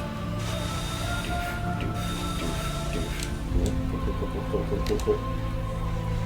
Tight. I'm not sure how one deals with the flamethrower when you're over here. I think I have to run across, yeah, otherwise that would have absolutely got me. Thank fuck I was far enough away for that.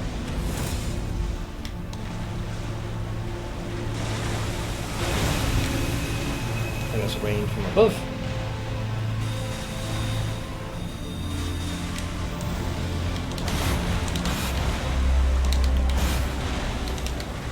Ooh, I thought I fucked that last one up there. So this is the rays from above. Ooh, I thought I fucked that last one up there. Ooh, I thought I fucked that last one up there. Ooh, I thought I fucked that last one up there. Ooh, I thought I fucked that last one up there. Ooh, I thought I fucked that last one up there.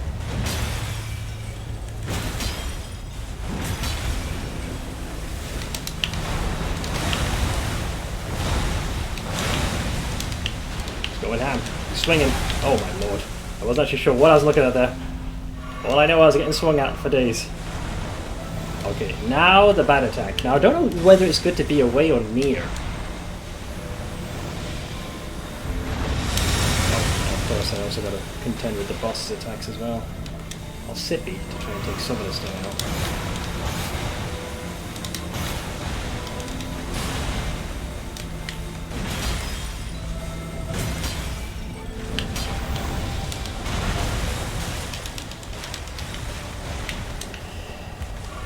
Oof, that is rough, man.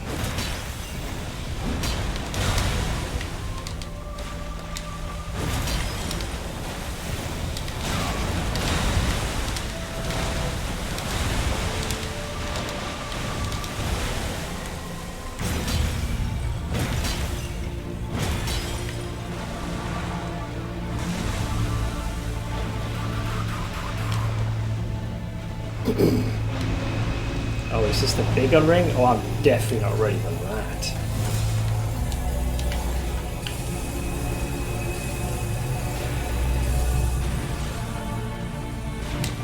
Oh my god. Oh my god, the fact that I actually dodged that. Oh no, he's right on top of me. Into flamethrower, bro. I am struggling here. I am on my literal last legs. I got nothing left.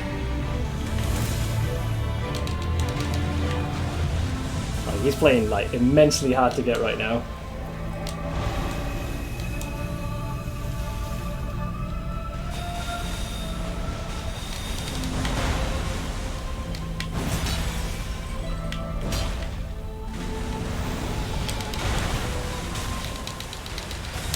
Ugh. Somehow avoided that.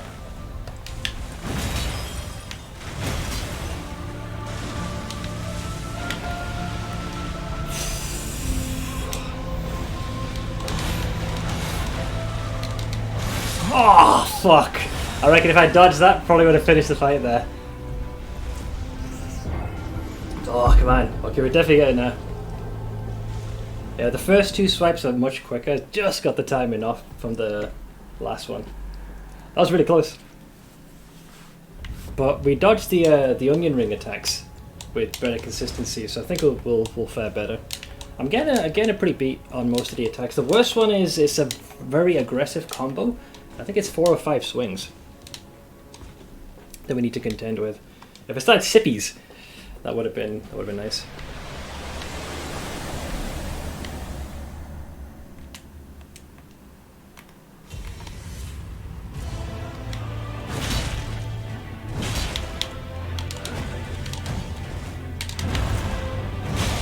We both get literally the exact same attack. Obviously, Radagon's better than mine.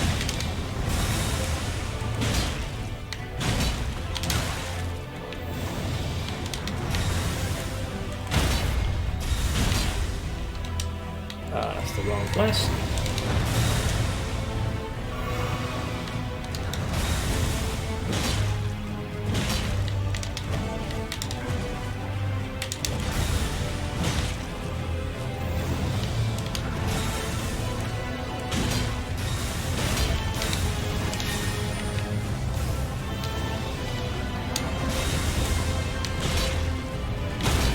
Wow, that's the first time I staggered him twice. I didn't get to capitalize the first go around. Yeah, this music's absolutely beautiful. This is my favorite tune probably, next to the one. Even Godfrey's, a lot of baller tunes.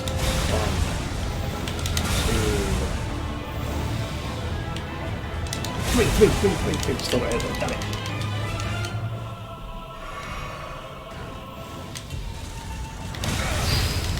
I'm gonna get hit by the aftershock with my spear.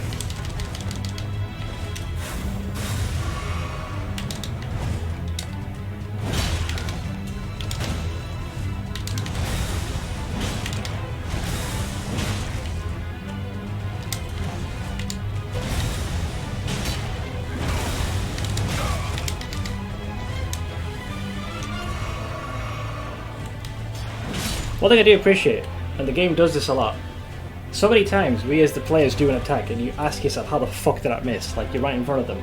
But it happens to a lot of the bosses here, like Radagon missed clearly 2 attacks, I was right in front of him. It just so happens that where I was stood and like where my body was during the attack, I wasn't there. So I appreciate they've done that, because it never feels cheap, because when they miss, you're like, alright, fair enough. We're both getting the short end of the stick here. I don't know how the fuck I staggered this thing the first go around. I want to attack here, but I think, yeah, the fires reach all the way back, so it's not worth the risk. Damn, missed that one. So we're starting with the rain of stars. I wonder if it's worthwhile closing the gap shortly after.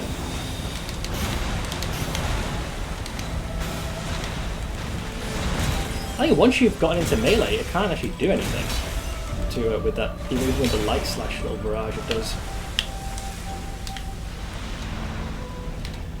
Hey, super happy. How you doing, man? So onion ring time? Yes, onion ring time. So I don't know where Captain Chucklefuck is. Beautiful. Okay, so we got that. What's he doing? And he's doing the rain of stars. And that's going to explode in a straight line. That one he's done throughout the fight, especially the last one. I'm not sure about this one. Well, that's just a normal slam. I think he was hoping I'd run straight into that, but I didn't. He's going to retreat, I think. Single slide usually. Good chance to get a couple of hits. I think he's going flamethrower. Hang on, target is fucking me up there. And now his massive fucking girth is.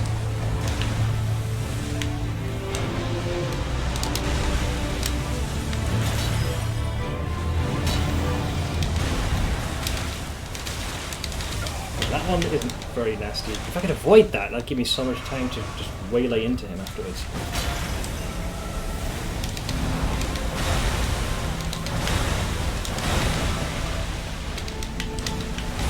That's the ragey stab move. It leaves him quite vulnerable. Now we're in trouble. So here, he fucking fires this absolute fucking barrage.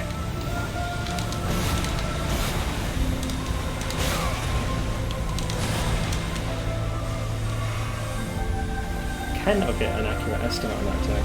You can. It looks like you can outrun a good chunk of it. There's like one main projectile you need to avoid, which fires off smaller ones at you.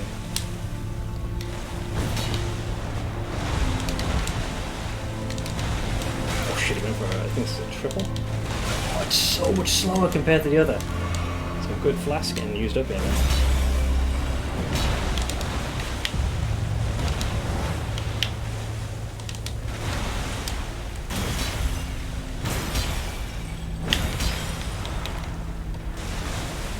See if I can just hound him to stay near. I might go for the triple onion ring now, because I think it's time. Yeah. So actually I'm going to go with an embody arena, because that gives me more to work with. Oink. Oink. Oink.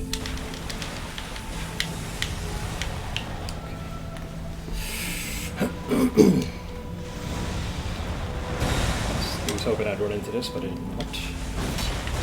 Missed that one, very unfortunate, because at this point, all of these hits are kind of make or break here. Flamethrower. So back off. I'm not sure what he's doing right now. Just thinking. He's planning.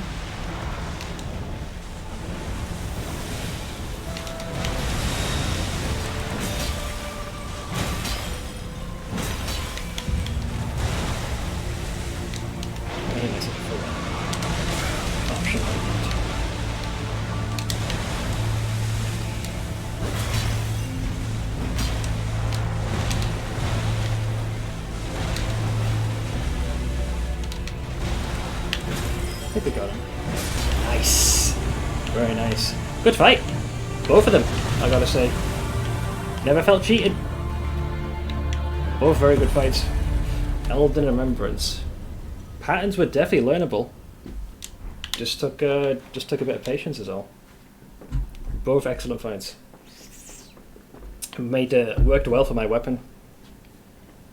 Oh shit! Okay. Okay, so let's take a moment. That looks like this is, I think this is the end. Now, I'm blue sign. I think I know what's about to happen. Educated guess, because I was waiting for this. So if it's like any of the older Elden Ring games, this is where the ending happens, which ones you've locked in. I'm guessing that's signed, because it's probably going to be Rani's. Yeah, Summon Rani, so you get to decide. I want to be careful. I want to explore. I'm not going to accidentally activate something, right? Just by looking around here. Trying to be careful. Do I want to light this? Okay, I think that's just Twist of Grace, so that shouldn't matter.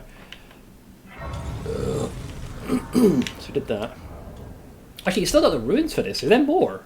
I feel like I'm at the ending. You are mad, exile. Marlon, thank you for the biddies. Oh, yeah, those two fights were fucking amazing. Even Godfrey's fight, really, really good encounters at the end. It's already over. Yeah, it was one of those things like it was slow progression. We did Radagon almost instantly annihilated me in the first fight. Then I just went for YOLO swings just so I could say I damaged the boss. Then I got him to about 60%, which then the phase 2 kind of triggers where Radagon starts teleporting. Then I got one fluke victory thinking I won with 0 flasks and then got completely destroyed by the Elden Beast. And then I started to more consistently defeat Radagon with plenty of heals left over. And that's just a matter of trying to avoid a lot of the Elden Beast's attacks. So this is the end of the tutorial, apparently, yeah. We actually got through those pretty damn fast. There were good mechanics. There was no bullshit gimmick. The only one I was genuinely on edge for as well, the Elden Beast grabs the blade, and then the light projectiles. My understanding, I think you kind of have to take these hits. They do seem to have a finite distance they can travel, but there seems to be one core sphere or source of light, and from there smaller ones emanate. So generally I was just trying to keep distance, but what I didn't want to do is focus too much on that and then not pay attention to the boss. So if you watch the fight, you'll see that I was generally ignoring most of the slow damage and paying attention to the big swipes that I was being hit by. The chip damage, yeah, there was never any big damage.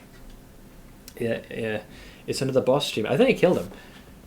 Yeah, we just won. So here's what we've got. We got these, which is Praise the Grace. I did it. So this is Rani. Touch Fractured Marika. So this is what's left. That's my ruins. Is there anything else I can do? Now, I don't mind having some spoilers here. Not so much what happens. To the best of my knowledge, I feel like one ending I have here is if I touch the Fractured Marika, I'll be looking to... It's almost like Link in the Bonfire is the feeling I'm getting. That's the vibe I feel. Rani's is pretty clear she wants to usher in like an Age of Moon and Star kind of vibe. So I'm obviously going to do Rani because waifu for days. And then there's one I have for Nefeli Lu. She mentioned to kind of speak to her. So I don't see a summon sign or anything, so I think you have to travel back and do that. So those are the 3 I believe I have. Oh, and we did also glean what the gold mask had shown us. I was told that was also another one. I'll warn you now, that is an ending. If you click anything in it... Okay, it's an ending, thank you. From what I know, you have 3 endings available to you, 2 of which are variations of the same one. Alright, so... Golden Mask kind of sounds like you have like a more completed and well-rounded version of the Golden Order. Marika's kind of seemed like you just kind of continue the shit as it is. I won't dawdle too much, because the one I was going to go for was Rani.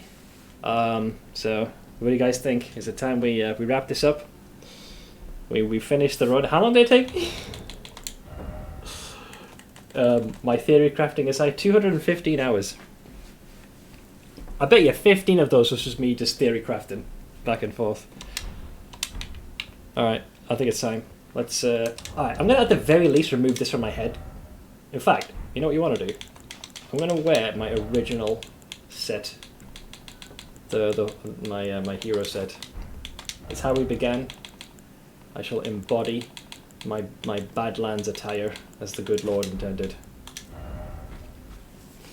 At least 15, more like 40. Look, I happen to really like the lore and putting this stuff together. Now granted, some stuff was off by a fucking mile, but man, does it feel good to be right with some of my predictions. Here we go. This is my original attire, a Miro. I tip my hat off to the grafted blade a blade greatsword. A blade. King of Kings of a blade. Truly proud. Alright, let's summon Rani. Although I think for the ending, didn't she give me a sword I'm unable to use? Which one was it? Was it wasn't a royal greatsword, was it not? That's the Troll Knight. I think it's the Dark Moon. Okay, there we go. I can't wield this thing properly, but I figured we might as well do that because that's kind of how we roll. Alright, here we go. Summon Rani. Alright, here's the ending. I call forth the waifu. Yeah, I was going to do that with a pot on my head, for fuck's sake. There she is. And I'm going to beat that consort, I think is the official title. Screw you, you two-fingered cunts. We make our own way. Kind of looks like... He does a little bit, actually. There she is. The battle is over, I see. It took a few attempts, but I got the job done. We managed. So, there's Queen America. Oh, there's the fractured frickin' heed. So it's interesting. After Radagon's bested, the form has now reverted to America's.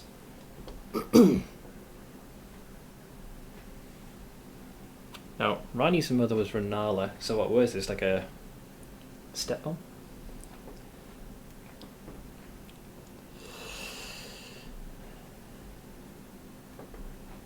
Why do I feel like she's about to throw it onto the ground? I do solemnly swear. Okay. To every living being and every living soul. Oh, she's crumbling.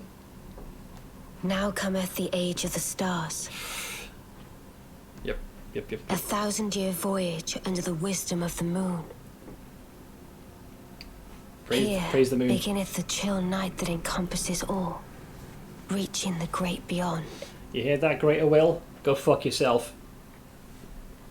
Into fear, doubt, and loneliness. As the path stretcheth into darkness.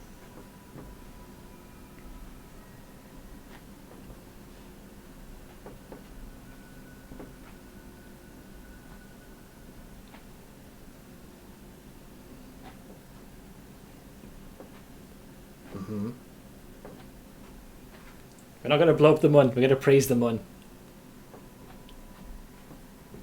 Well then, shall we? Absolutely. Oh, there's the ring I placed upon her hand. I feel like I should use both My hands. fair consort eternal. Worth!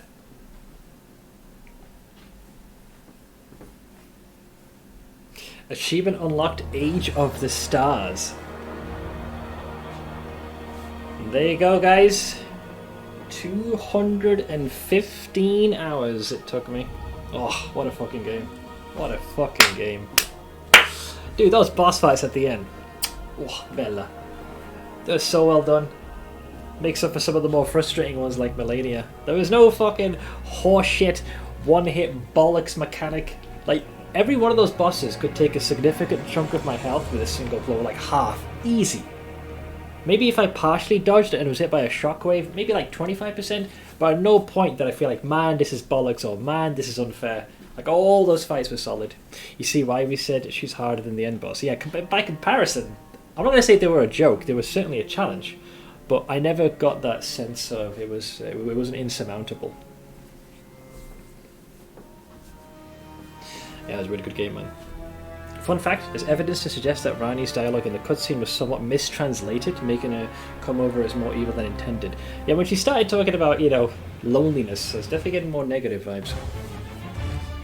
Oh, is it mistranslated? Wait, that means now, finally, I'm gonna binge watch all of Vati's videos. You know how long I've had to resist this? I couldn't even watch the secrets videos either.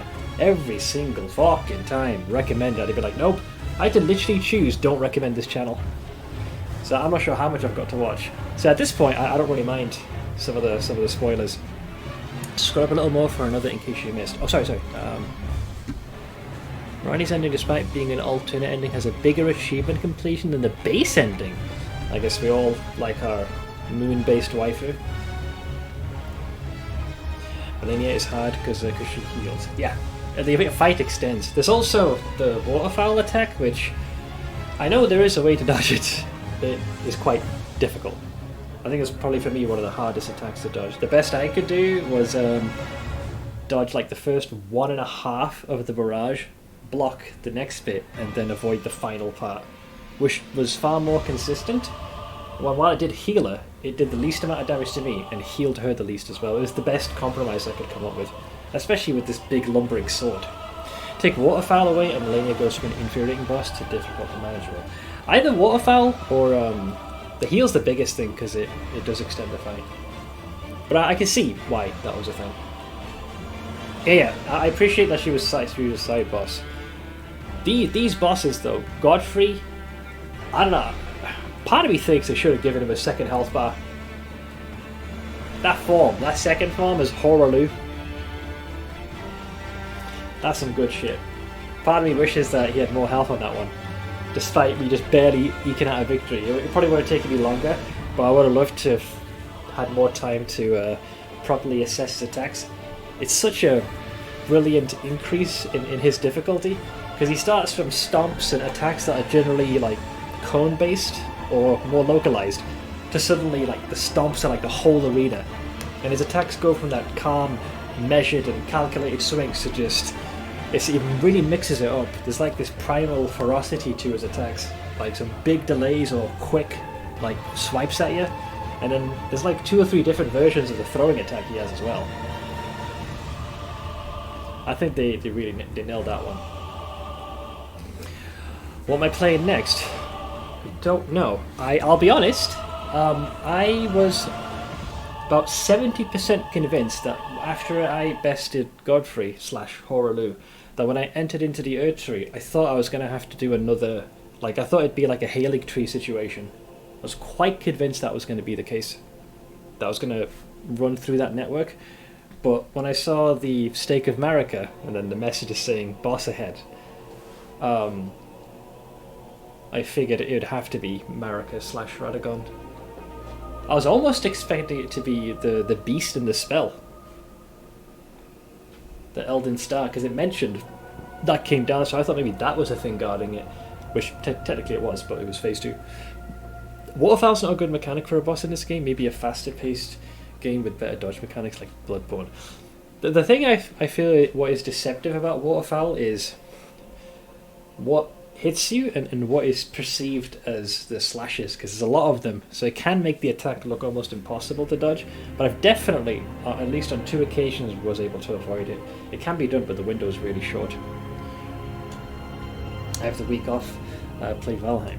I mean, currently my plan is PoE. I suppose on Thursday I can do something else. I do still have to revisit Vampire Survivors. You could watch the other ending. I might pursue some of them myself. The one I was most intrigued with next was the... Man, there's a few actually. The Frenzied one, I was very curious. I never got to see the Three Fingers. Oh, by the way, so I did watch all the trailers. I believe we see the Three Finger in the trailer, so I know what it looks like. You literally see a scene where the thing grabs the character, so I imagine that's what happens when you step through the door. The trailer, it doesn't make sense when you watch it without context, because it could just seem like any other event, but you literally see what looks like a 2-finger, but a 3-finger has the same yellow orangish flaming glow, and it seems to clasp its digits around the player before it phases out, so I'm pretty sure that's what it is.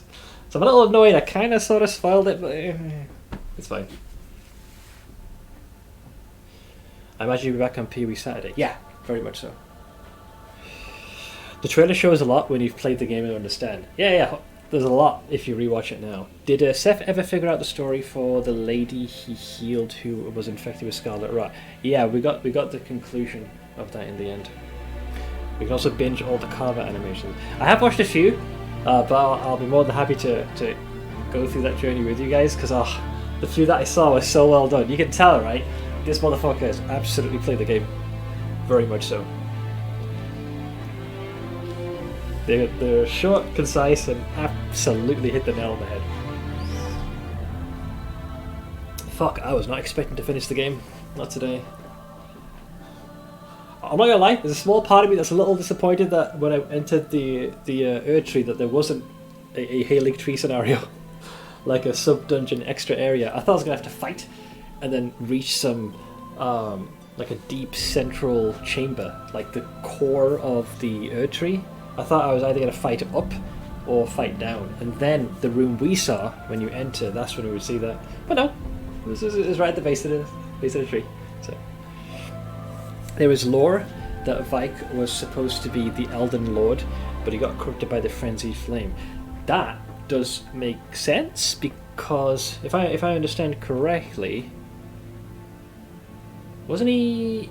Wait, I might be mixing it up with enough. There's one that was in a jail, and there's another one who we fight. I think it's the same person actually. Yeah, because we have a fight in the invasion. I think it was due to what happened to his finger maiden. Likely realized what would happen to her, and elected not to walk that path.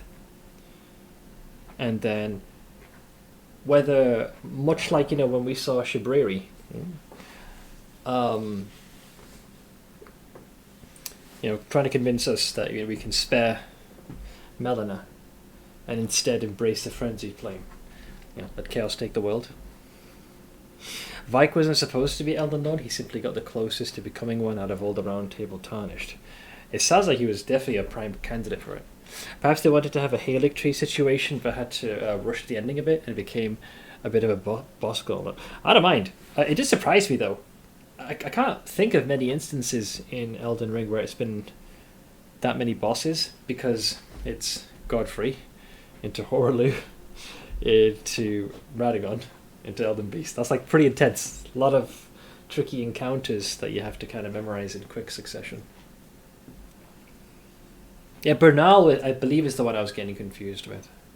So now we have Begin Journey 2. If you do not start over now, you can choose to begin Journey 2 later at the Table of Lost Grace. So if I decide not to do this, what happens now? Do I just end up at the Round Table?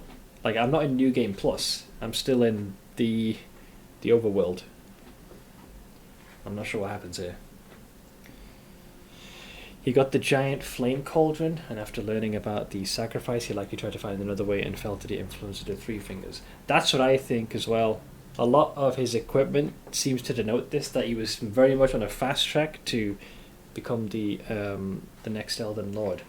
But after the fate of his finger maiden, that's when things went off the rails. You go back to the game. So what should I do? Because I'm pretty content with the run. I'm sure there's a lot of things I didn't find. I'm trying to think. The only quest I believe we didn't get a satisfactory conclusion was with... It was in Jarburg with Jon Snow, as we keep calling him. Dialos, I believe was his name. Yeah, Dialos Haslo. Like, there was some mention of poachers, and it kind of never went anywhere after that. Although I haven't been back there since I concluded things with Alexander. But new build time. Yeah, I'm definitely going to do something, a much quicker weapon. I'm not using a big fuck-off two-hander. I love me some two-handers. I believe you've yet to finish the Jarburg stuff. Yeah, you're right. I would go back to the game. You can always start New Game Plus anytime. So I should choose no. So if you do not start over now... If you don't start over now, you can choose to begin later. So I'll say... so no. So is it still going to be on fire? It is. Well, what happens if you go to the... So how is New Game Plus done now then? You'd have to go to where Marika, where her body is, or do you have to redo the fight? Or do you have to just go to this Table of Lost Grace and do it?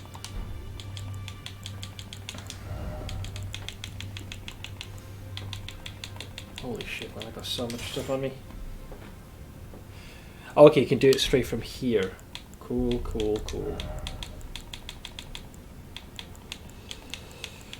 Let's see, I think I ended up using the Malformed Dragon set because it certainly offered more protection. If you're not going to watch Carbot right now, I'm going to go hit the shower. I don't think I'll do it just yet. I'm not sure when I'll really do that. Could be today. But yeah, if you need to hop into the shower, you've seen like the main things. There you go, Mouthful Dragon.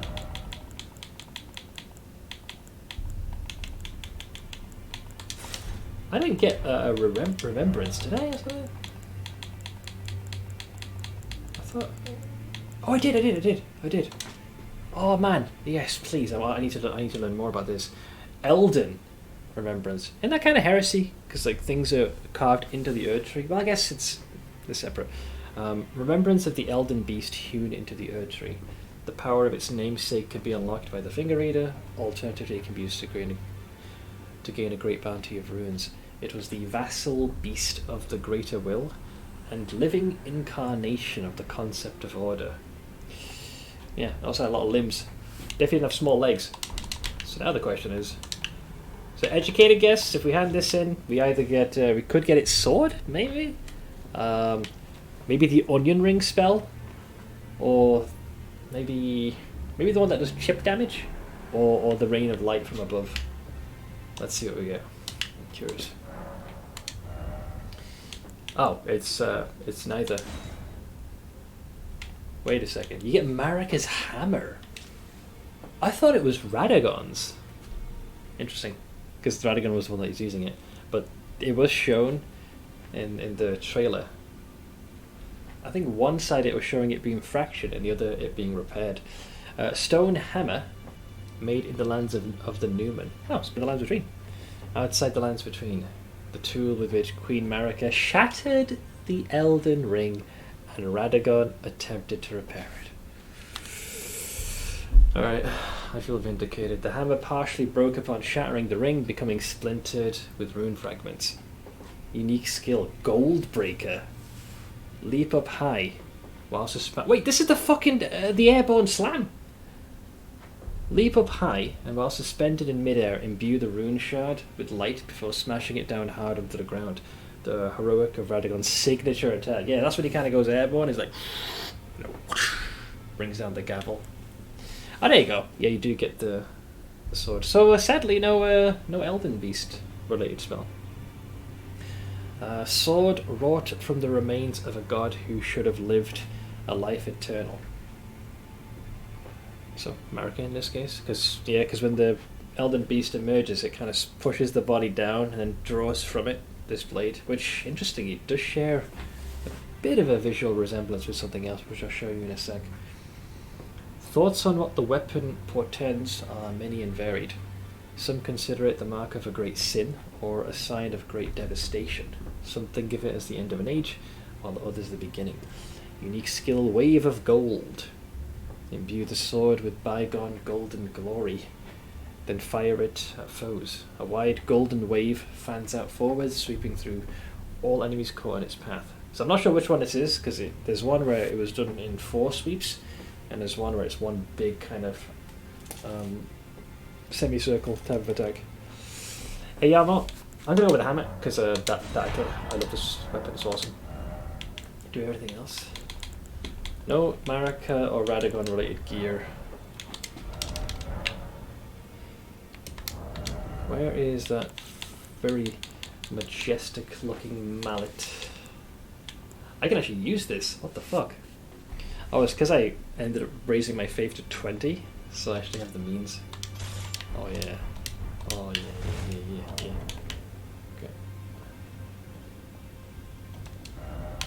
I think it's only fair. If I go here, rest at the table. Yeah, so you can do the begin the journey here. Right. I don't want to get the faith up to 25, so we can do the buffs. So, I don't know what state the game is in. This is making me want to play Elden Ring, but I don't have a video card installed right now. Do I dare? Will it even be playable? I'm trying to do a melee attack and I can't.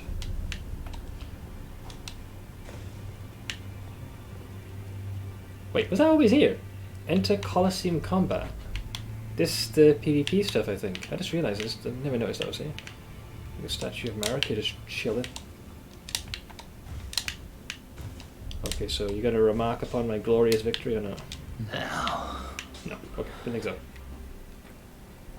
let's go smithing. Your boy is on his last legs. Okay, so I'm going to go to one of my favourite places in the entire game. The first step. I want to test the weapon and see if it is indeed that absolutely amazing attack that Radagon does. Alright, let's see. Okay, I don't go as airborne, which is a little unfortunate. However, what if I do it from here? Oh, that's good. Wait, did that reach of it extend even further? Yeah, let me just do a normal one. I think that's pretty much what it was. And then if you do it all the way from here.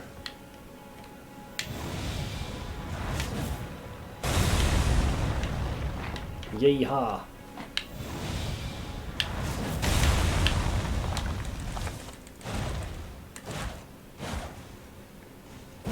Cool. Oh, interesting. And even if you're out of juice, you can still do the animation. Although you do leave yourself quite open to attack, though, if you do that. Rough yar, but managing.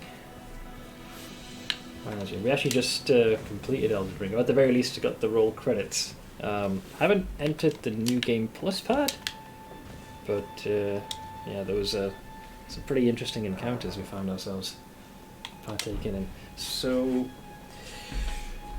yeah, the only quest I believe, to the best of my knowledge, that does not have a full-on conclusion is the one for Dialos.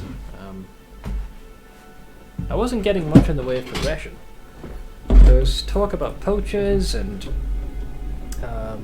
Dialos was going to be, I forgot the word, was it like potentate or something? Yeah. And I think that's the type of individual the Jars need. Or to maintain them. Someone with soft hands. I just got past the fire giant in my New Game Plus run. I've respec to a PvP build now though. Should be fine for PvE as well, it'll just be different. I haven't really done any PvP. Outside of like what the game pits you up against as invaders. I'm sure it'll probably have its own meta. Some attacks that probably overpowered.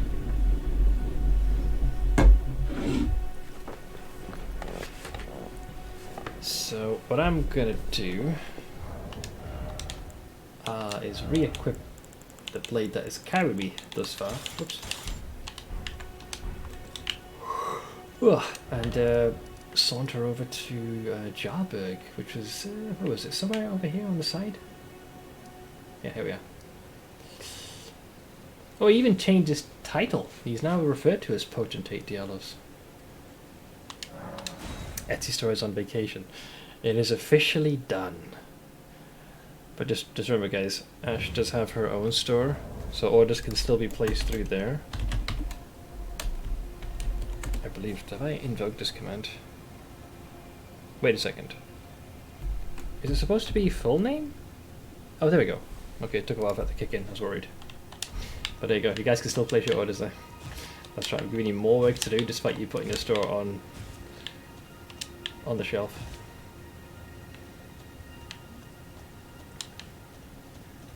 Oh no! Wait, are you just prone and just chilling? You guys didn't get attacked, did you? Okay, no, they're fine. This guy's just chilling. I thought they got attacked already. The bot is on break as well, clearly. Dialos' smooth and silky hands feel nice when he pats us. But I wish we had a potentate big and strong like you. No, you don't. You'll end up dying. Like, anywhere I go, people just die. You definitely do not want me. Thus far, my journey in the lands between have resulted in the deaths of many. So, the quest doesn't really seem to have progressed. Like Dialos is sort of yeah, working away on this one. A fool I may be, but I can look after some simple jars. Do you pity me? Well, don't. I feel like for the first time in my life, I'm on the straight and narrow. Yeah, so this is basically where the quest was left off last, so I don't mind receiving the answer. What's preventing the quest from progressing? Am I supposed to do something else?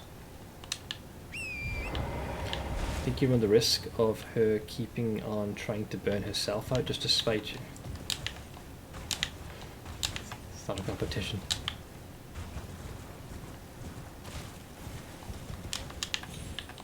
But this quest hasn't really progressed. And I don't believe I've seen any sign of poachers that was mentioned before. Let's see.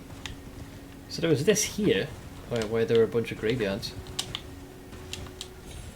We looted them. And I was starting to wonder how the fuck anyone would even get down here. I had to parkour my way down, and I had torrent to do that. So there'd have to be some dedicated sons of bitches to pull that off. Like Jarburg generally as a village is left mostly abandoned and only inhabited by the jars. So yeah, this guy's just chilling. Same with that little guy there. Dialos's smooth and silky hands feel nice when he pats us.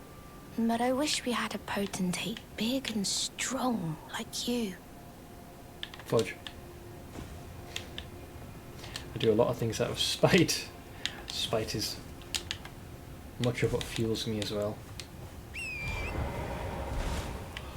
The jar? No. What, I become the poacher? Is that how one concludes the story?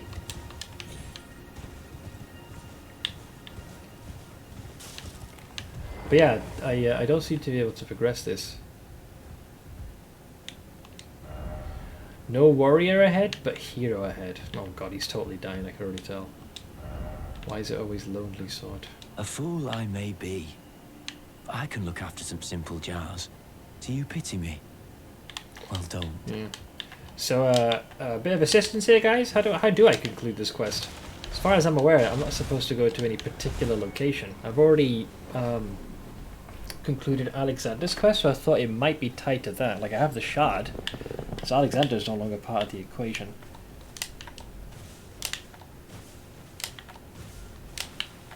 And I believe we already did the thing where we attempt to rest. I feel like at one point I'm going to come back and everyone's going to be dead. I just feel it in my bones. Maybe I'm just supposed to pass time. Let's wait till nightfall. Maybe that's what you have to do. You have to come here at night or something? They seem mostly alive. Right? Yeah. Oh wait, hang on. How for your sake you're asleep. Okay, good. He's asleep.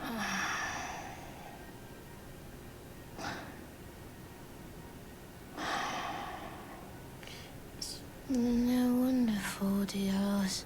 So smooth, silky. The hands we're talking about. He's dreaming of head pats, which is kind of cute. No, so smooth. Okay. Dialos, what are you up to now, friend? See, they're all just chilling here.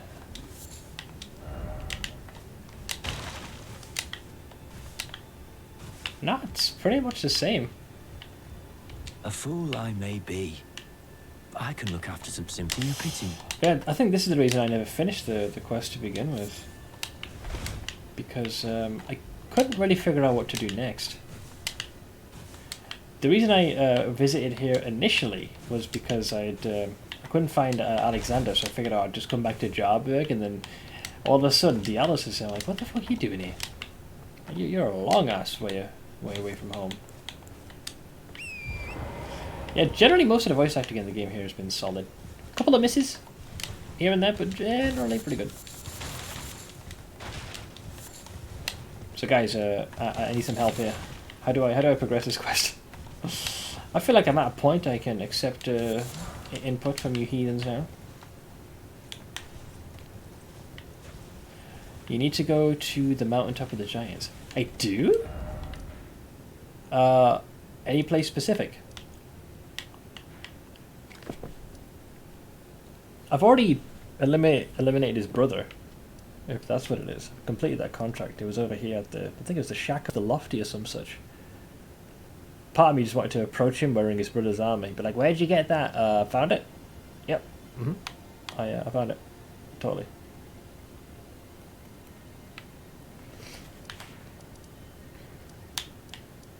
Oh man, wait, what happened with Garank? I did abscond with the Rune of Death.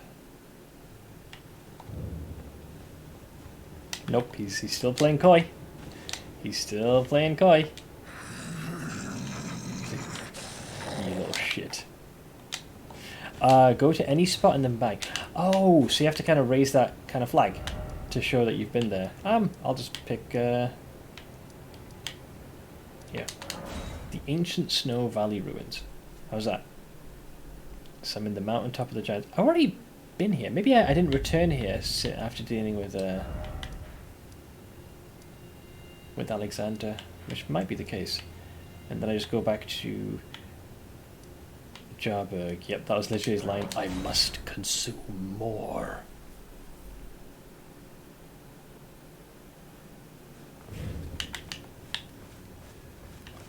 Oh, yep, they're dead. They're dead. They're dead. Yep.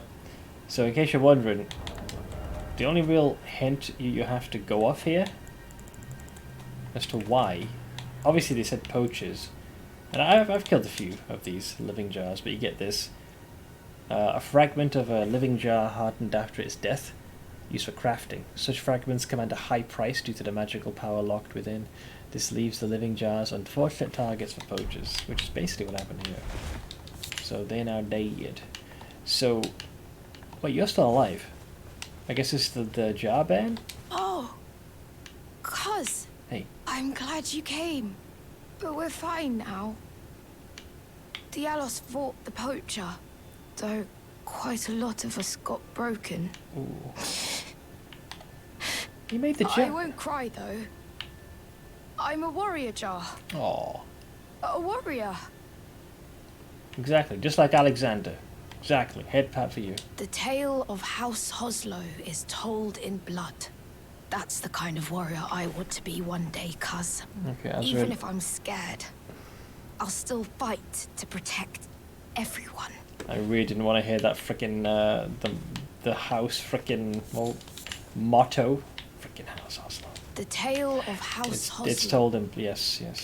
So he fought them off then. Oh, he's dead. Right. Okay, I was like, he fought them off. You. Are the jars? Are they all right? Did I defend them?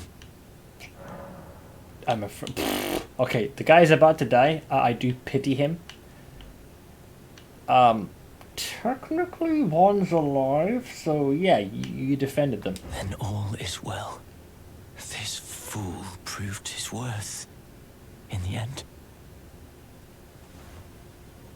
Great, he's dead. Cool. Try fingers but whole. Wow, really? Visions of pathetic sort, but let there be champion. I suppose in the end, he showed his worth.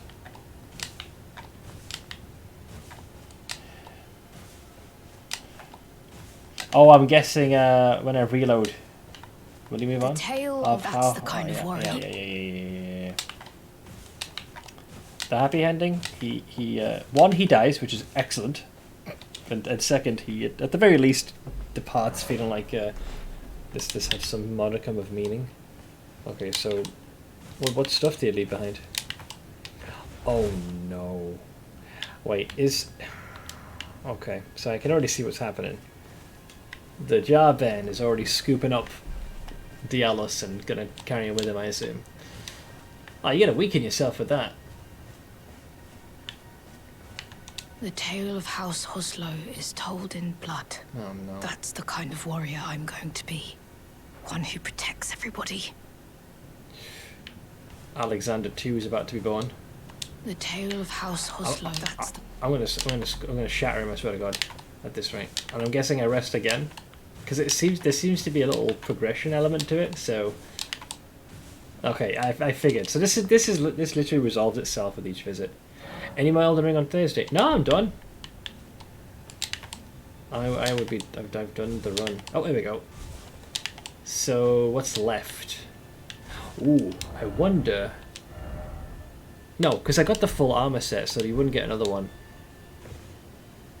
I never saw what he wielded. So what was his weapon? Is it like his brother? Will it be a whip again? Because his brother had a whip. Oh, we got his mask. Oh, and he does have a whip. He had a wait. He's not. Was he a Newman? He had a Newman ruin on him. So Dialos' mask. He never wore this. The helmet I had was this one. So this was his brother's twin-tailed silver helm, decorated with flowery adornments, a symbol of the head of the revered House of Hoslow. So Juno was this guy's name. Juno Hoslow had a younger brother, which is Dialos, who was all talk and no trousers. His inability to commit to action was such that Juno inherited the Hoslow legacy without resistance, granting him the freedom to shower his little brother with adoration. So then he had this dipshit. Replica of a twin-tailed silver helm with flowery adornments, only without the twin tails. Yeah, even that's like to a lesser degree. Dialos Hoslow had an older brother, who was a stern, self-possessed man of few words. His achievements made him seem out of reach. And so, the younger aspired to be like the older, yearning for the day that he would tell the tale of House Hoslow in blood, knowing full well that it would break his brother's heart. So it sounded like the elder sibling was trying to spare him from that particular responsibility. You should find Jarburn somewhere here again. I can't remember where he is. I'll look around. Oh yeah, he definitely got the budget helm. Even the stats are shitter, though it is lighter. So our little jar boy is here somewhere. Let's start from here and we'll work our way back.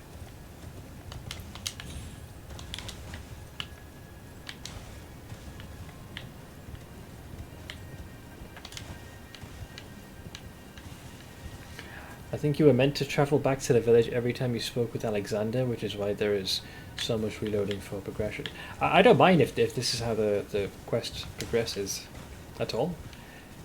I think I was so focused on pursuing Alexander that I never returned here.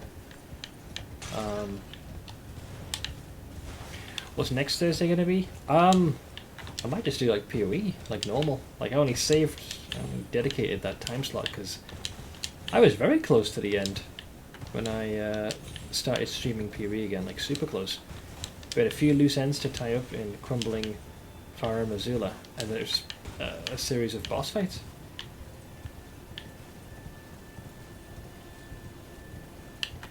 Where is that little shit?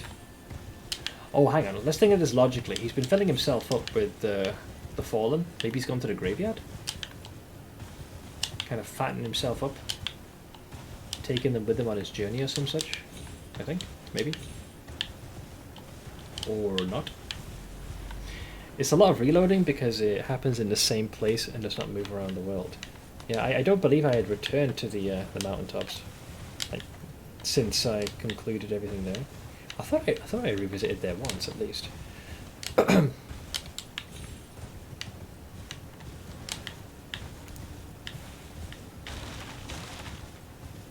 I don't know where the little guy is.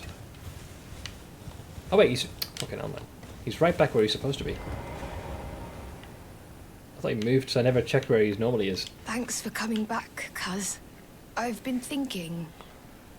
It's time for me to set out on a journey. Oh, he's going as a warrior jar. Upon the path of champions. Oh. Wait, when it's Alexander's insides, is this the... It's not the fragment, right? The insides is separate.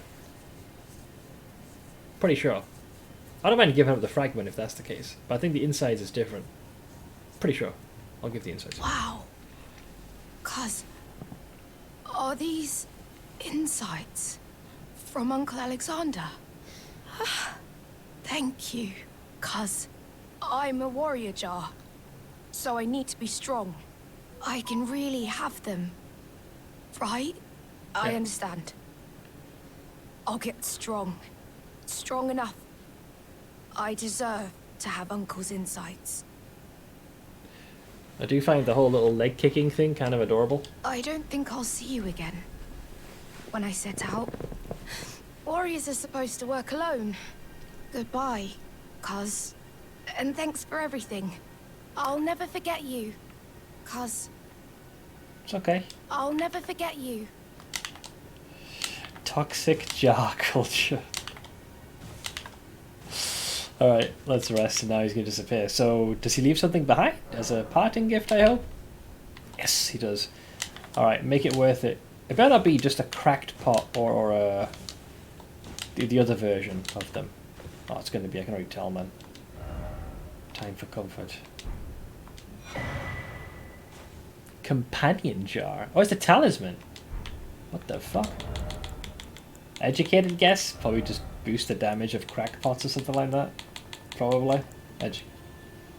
Yep, throwing pots. Not a surprise. That's kind of cute. Little legs. A talisman given by the jars to their friends raises potency of thrown jars. Though the jars are brought to life by human flesh and blood, they are all rather kindly folk. Perhaps they were made to be better than their innards. Yeah, data is so freaking lax on the jar boys.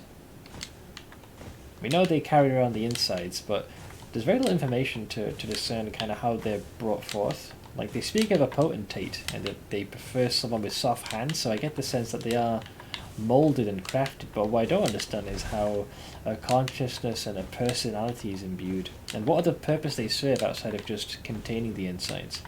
I thought at first, because we saw these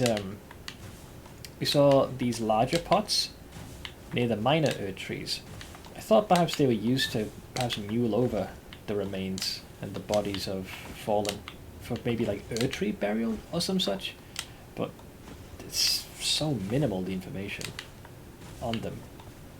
Like, I don't know what their origins are, but Jarberg definitely does suggest that maybe at some point this is where they were created. Like, there's jars of different sizes, so what's going to happen when Jarben goes on the journey? Will he just steadily grow? Like, how does that happen? Is it based on the corpses that the insides that are added kind of gradually swells in height? Because they're not entirely made purely out of jars. Like, there is a flesh and blood aspect to them. So I don't know. They're quite the enigma, those little shits. Adorable. We even have them as summon spirit ash as well. The jar boys, yeah. Soul jars, by the way. Soul jars of fortune ashes. These reckless spirits sacrifice themselves to vanquish their summoner's foes and explode upon death. I love how in the background you can actually see one of them, the first one to explode of the three. Though their bravery is admirable, their explosions can harm friend as well as foe, and they will also immediately explode on contact with fire, with the quote being, "Tell the others, tell them how brightly a fire jar burns." Summon spirit Mises, yes. Is there any other quest that I need to do? I think all that's left now is just the merchants are chilling. We've got the finger reader crowns. Here's where I went last. Hang on, I'm just going to go back to the Elden Throne super quick.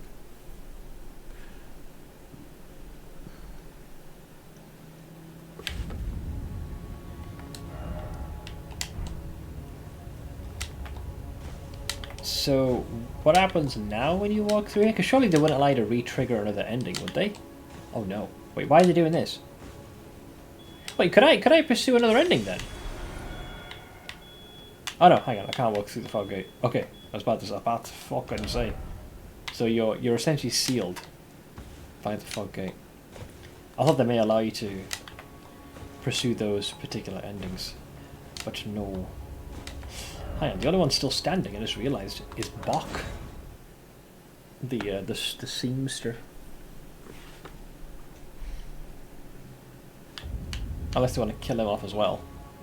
Bok the seamster, at your service, my lord. ready to make adjustments to your garments. Go and hug the 3 fingers. Oh, can that still be done? Well, apparently I can alter all of these. Yeah, sure. Modify that hat. Wait, that's what... How does that become that? Alberic's pointed hat. Mad Tongue Alberic's pointed hat, a sign of heretical practitioner. Set with red glintstone, said to be formed by the blood of sacrifices, strengthens thorn sorcery. Alberic was an aloof yet disturbed heretical sorcerer, said to have been driven mad by jeering tongues during his service at a round table. Oh, I got bullied, basically. Going already, my lord? You're not sure? Let's find out. You are told to divest yourself of thine things. I mean... Hayeta's still there.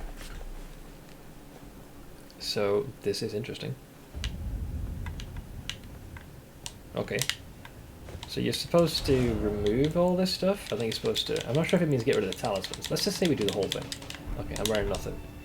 I removed my equipment. May I enter? Apparently I can open the door.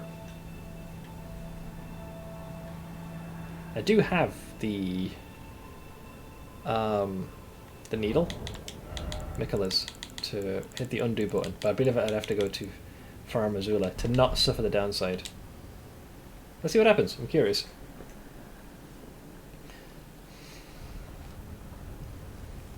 Bro, the literal thing's on fucking fire. You can actually see, like, almost like a set of fingers has ran across this magma. So there you go, the door's opening.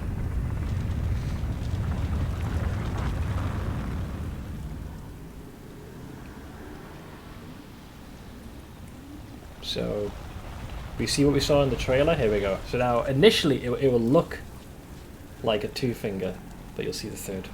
Those underpants look like they ride up uncomfortably. Look, they work, alright? They're protecting the most precious weapon of all. Yeah, there we go. So as opposed to the 2-finger, we got the 3. Dude, my character does look ridiculous. It's like he stole some lass's thong.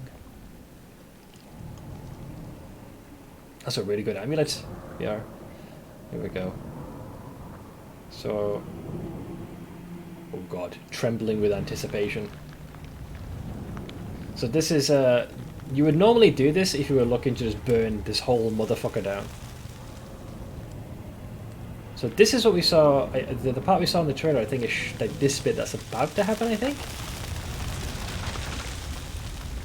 Maybe. Yeah, I think we sort of saw this part. So, am I about to, like, experience a death here or what? So I'm inheriting the frenzied flame now. Oh shit, the whole thing just straight up crumbles. So what, it finds purchase within me now?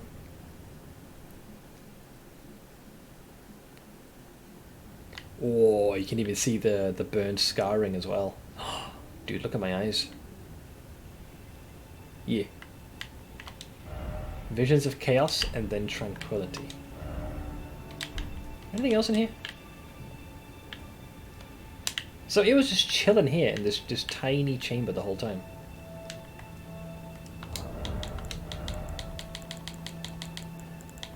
Let me switch to my actual attire.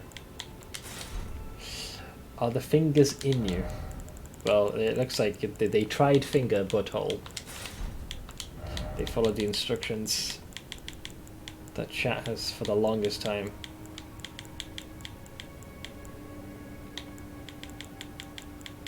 Mentioned. What's with the weird fingers theme in this game? I mean, that's how they seem to have. They're effectively vassals. Like the 2 fingers is the beings that interpret the words of the greater will. The will of the greater will. Wait, where is the thing again? Melania, Elden Lord, Carrion, Lindale, Raging Twin, Drake, Blood. Scale. Oh, malformed. That's what I was looking for. I was like, what the fuck?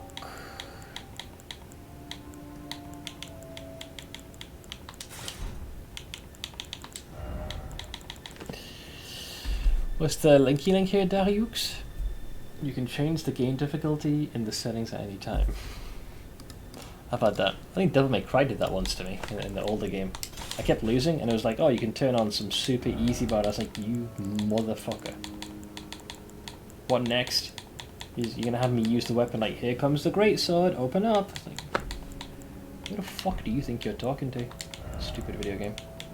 Trying to get cute. I was offended. Deeply.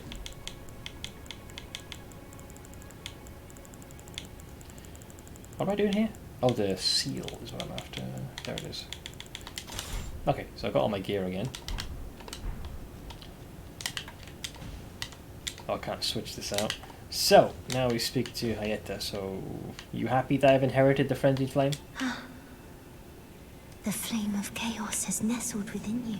Yes. Could you please rest your hand upon me? Burn me with the flame to make me your maiden. Just for clarification, this is consensual. Here.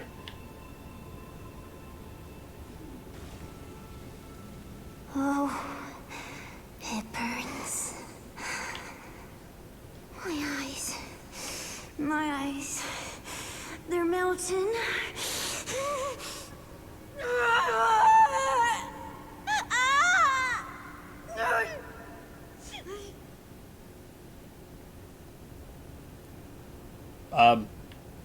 Cool.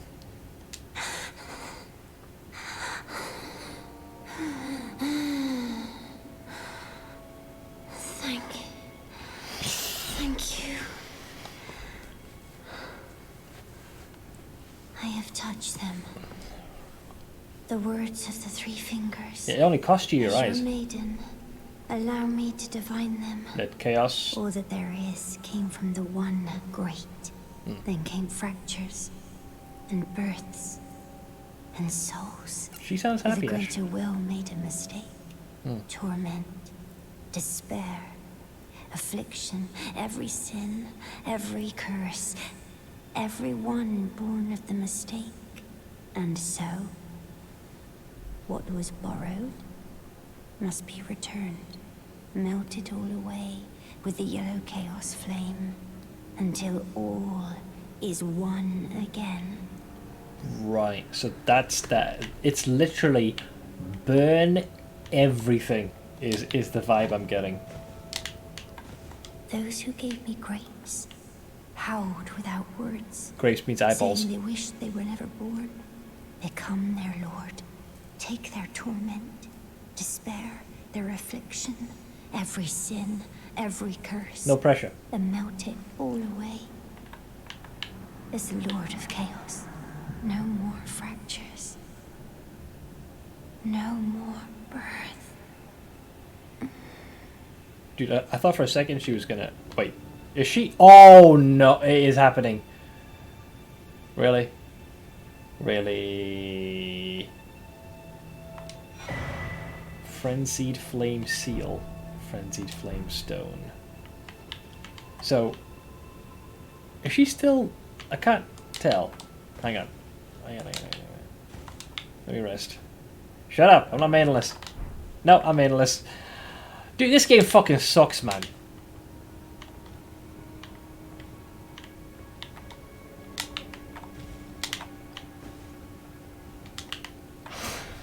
I can't win. Being dead is probably better than being alive in this world. Let chaos take the world. Alright, so now I wonder if this will work. So, now that I've inherited... Do I get anything extra beyond this then? Like any additional power? All I got was a stone. I didn't gain any additional frenzied spell, did I? I don't think I did. The flame... Oh, hang on. Did I get normal? I got the flame of frenzy, unendurable frenzy, frenzied burst, howl of Shibriri, and inescapable frenzy. I didn't get an extra spell, did I? You and your STDs melting the mate. Wow, thanks. Thanks, pal. Appreciate that, appreciate that. At least she enjoyed your murder. That does not really remove the sting of it. So we got this thing. And this is on the Frenzy Flamestone. Ruin fragments blessed with an incantation of the three fingers. Uses FP to generate warmth, continuously restoring the HP of those who host the frenzied flame, which is me. Confers madness among those who have not adopted the flame. Take care not to mistake this for its gentler cousin. Okay, so for me, I would not suffer its downsides, but like an enemy would. I want to see what happens when you remove 3 fingers. That's literally what I'm about to do now, because I don't think I can do anything else beyond that. So my understanding is I need to return to... Yeah, I need to go here, and I need to... Can I even return? Uh-oh. Yeah, Dragon Lord Placidusax plays. So for those of you wondering why I ended up doing this, is because we can use this thing. So right now, the frenzied flame is now a part of us, and normally you get locked into that ending. However, you can invoke this. One of the unalloyed gold needles that Mikola crafted to ward away the meddling of outer gods, and the frenzied flame falls under that umbrella. Capable of subduing the flame of frenzy if inherited, which we did, allowing one to cheat fate and avoid becoming Lord of Frenzied Flame. However, the needle is as yet unfinished and can only be used in the heart of the storm beyond time, said to be found in Farum Azula. There is a use option this time. I invoke it. Use Mikola's needle to tame the Flame of Frenzy.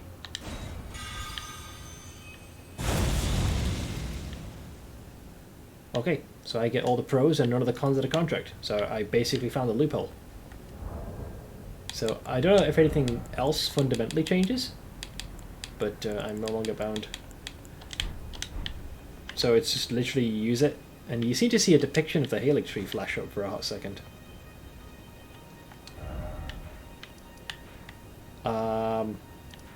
So take off your helmet. Oh yeah, do I still have the eyes? I do not. The frenzied flame does not rest within there. So I get to keep that. What about this?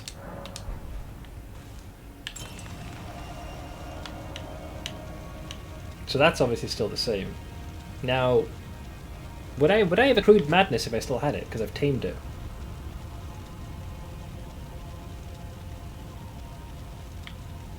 Or do I just have a greater resistance? Because I'm about to hit madness in 3, 2, there we go.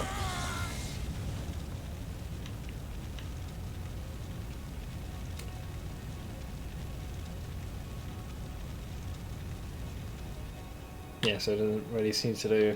So it looks like it has been removed. Cool. As for the body, the burns are still present. So it's certainly still left its mark. In more ways than one.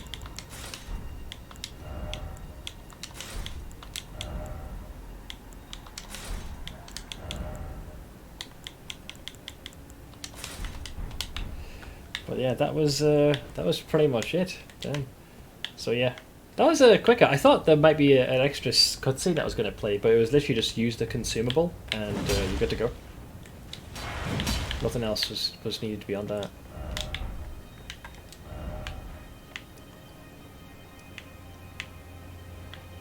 Cool.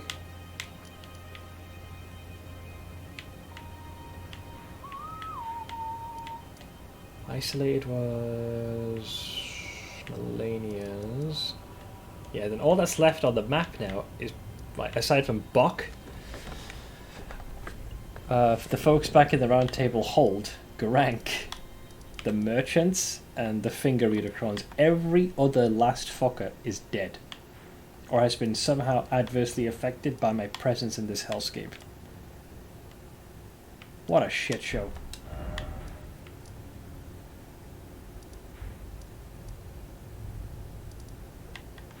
What a mess. I think I'll visit Carly one more time.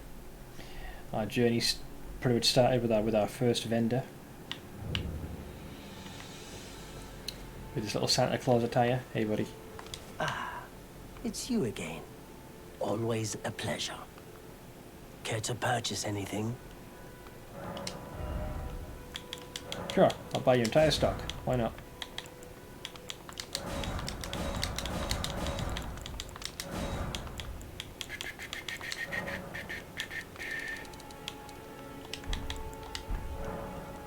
Goodbye. Nice to do business. Good stuff. Killed the pretty maiden. I can't win, Ash. This game seems to be hellbent on having you just barbecue or somehow brutally eviscerate, either directly or indirectly, all the NPCs. What is the most staggering is the round table. This place was teeming with NPCs at the start of the game. And only 2 could be classed as being alive. 1 seems to be in the final fit of dementia. Wait, what happens with Nepheli Lu then? That's another thing. I need to go to Stormvale. Because technically it's ended. Grang's quest is doable. Yeah, I think I'm still missing. I was told I needed there's probably more 1 death route I'm missing.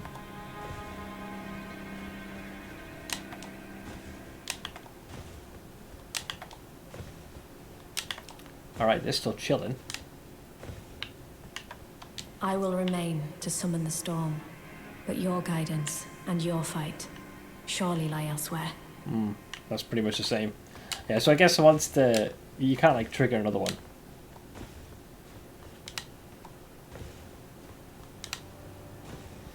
Yeah, I believe I've presented 9 or 8. I can't remember, but based on the rewards I read out, Bad Phantom, I was told I was only really missing 1 more from the looks of it. So that was certainly nice.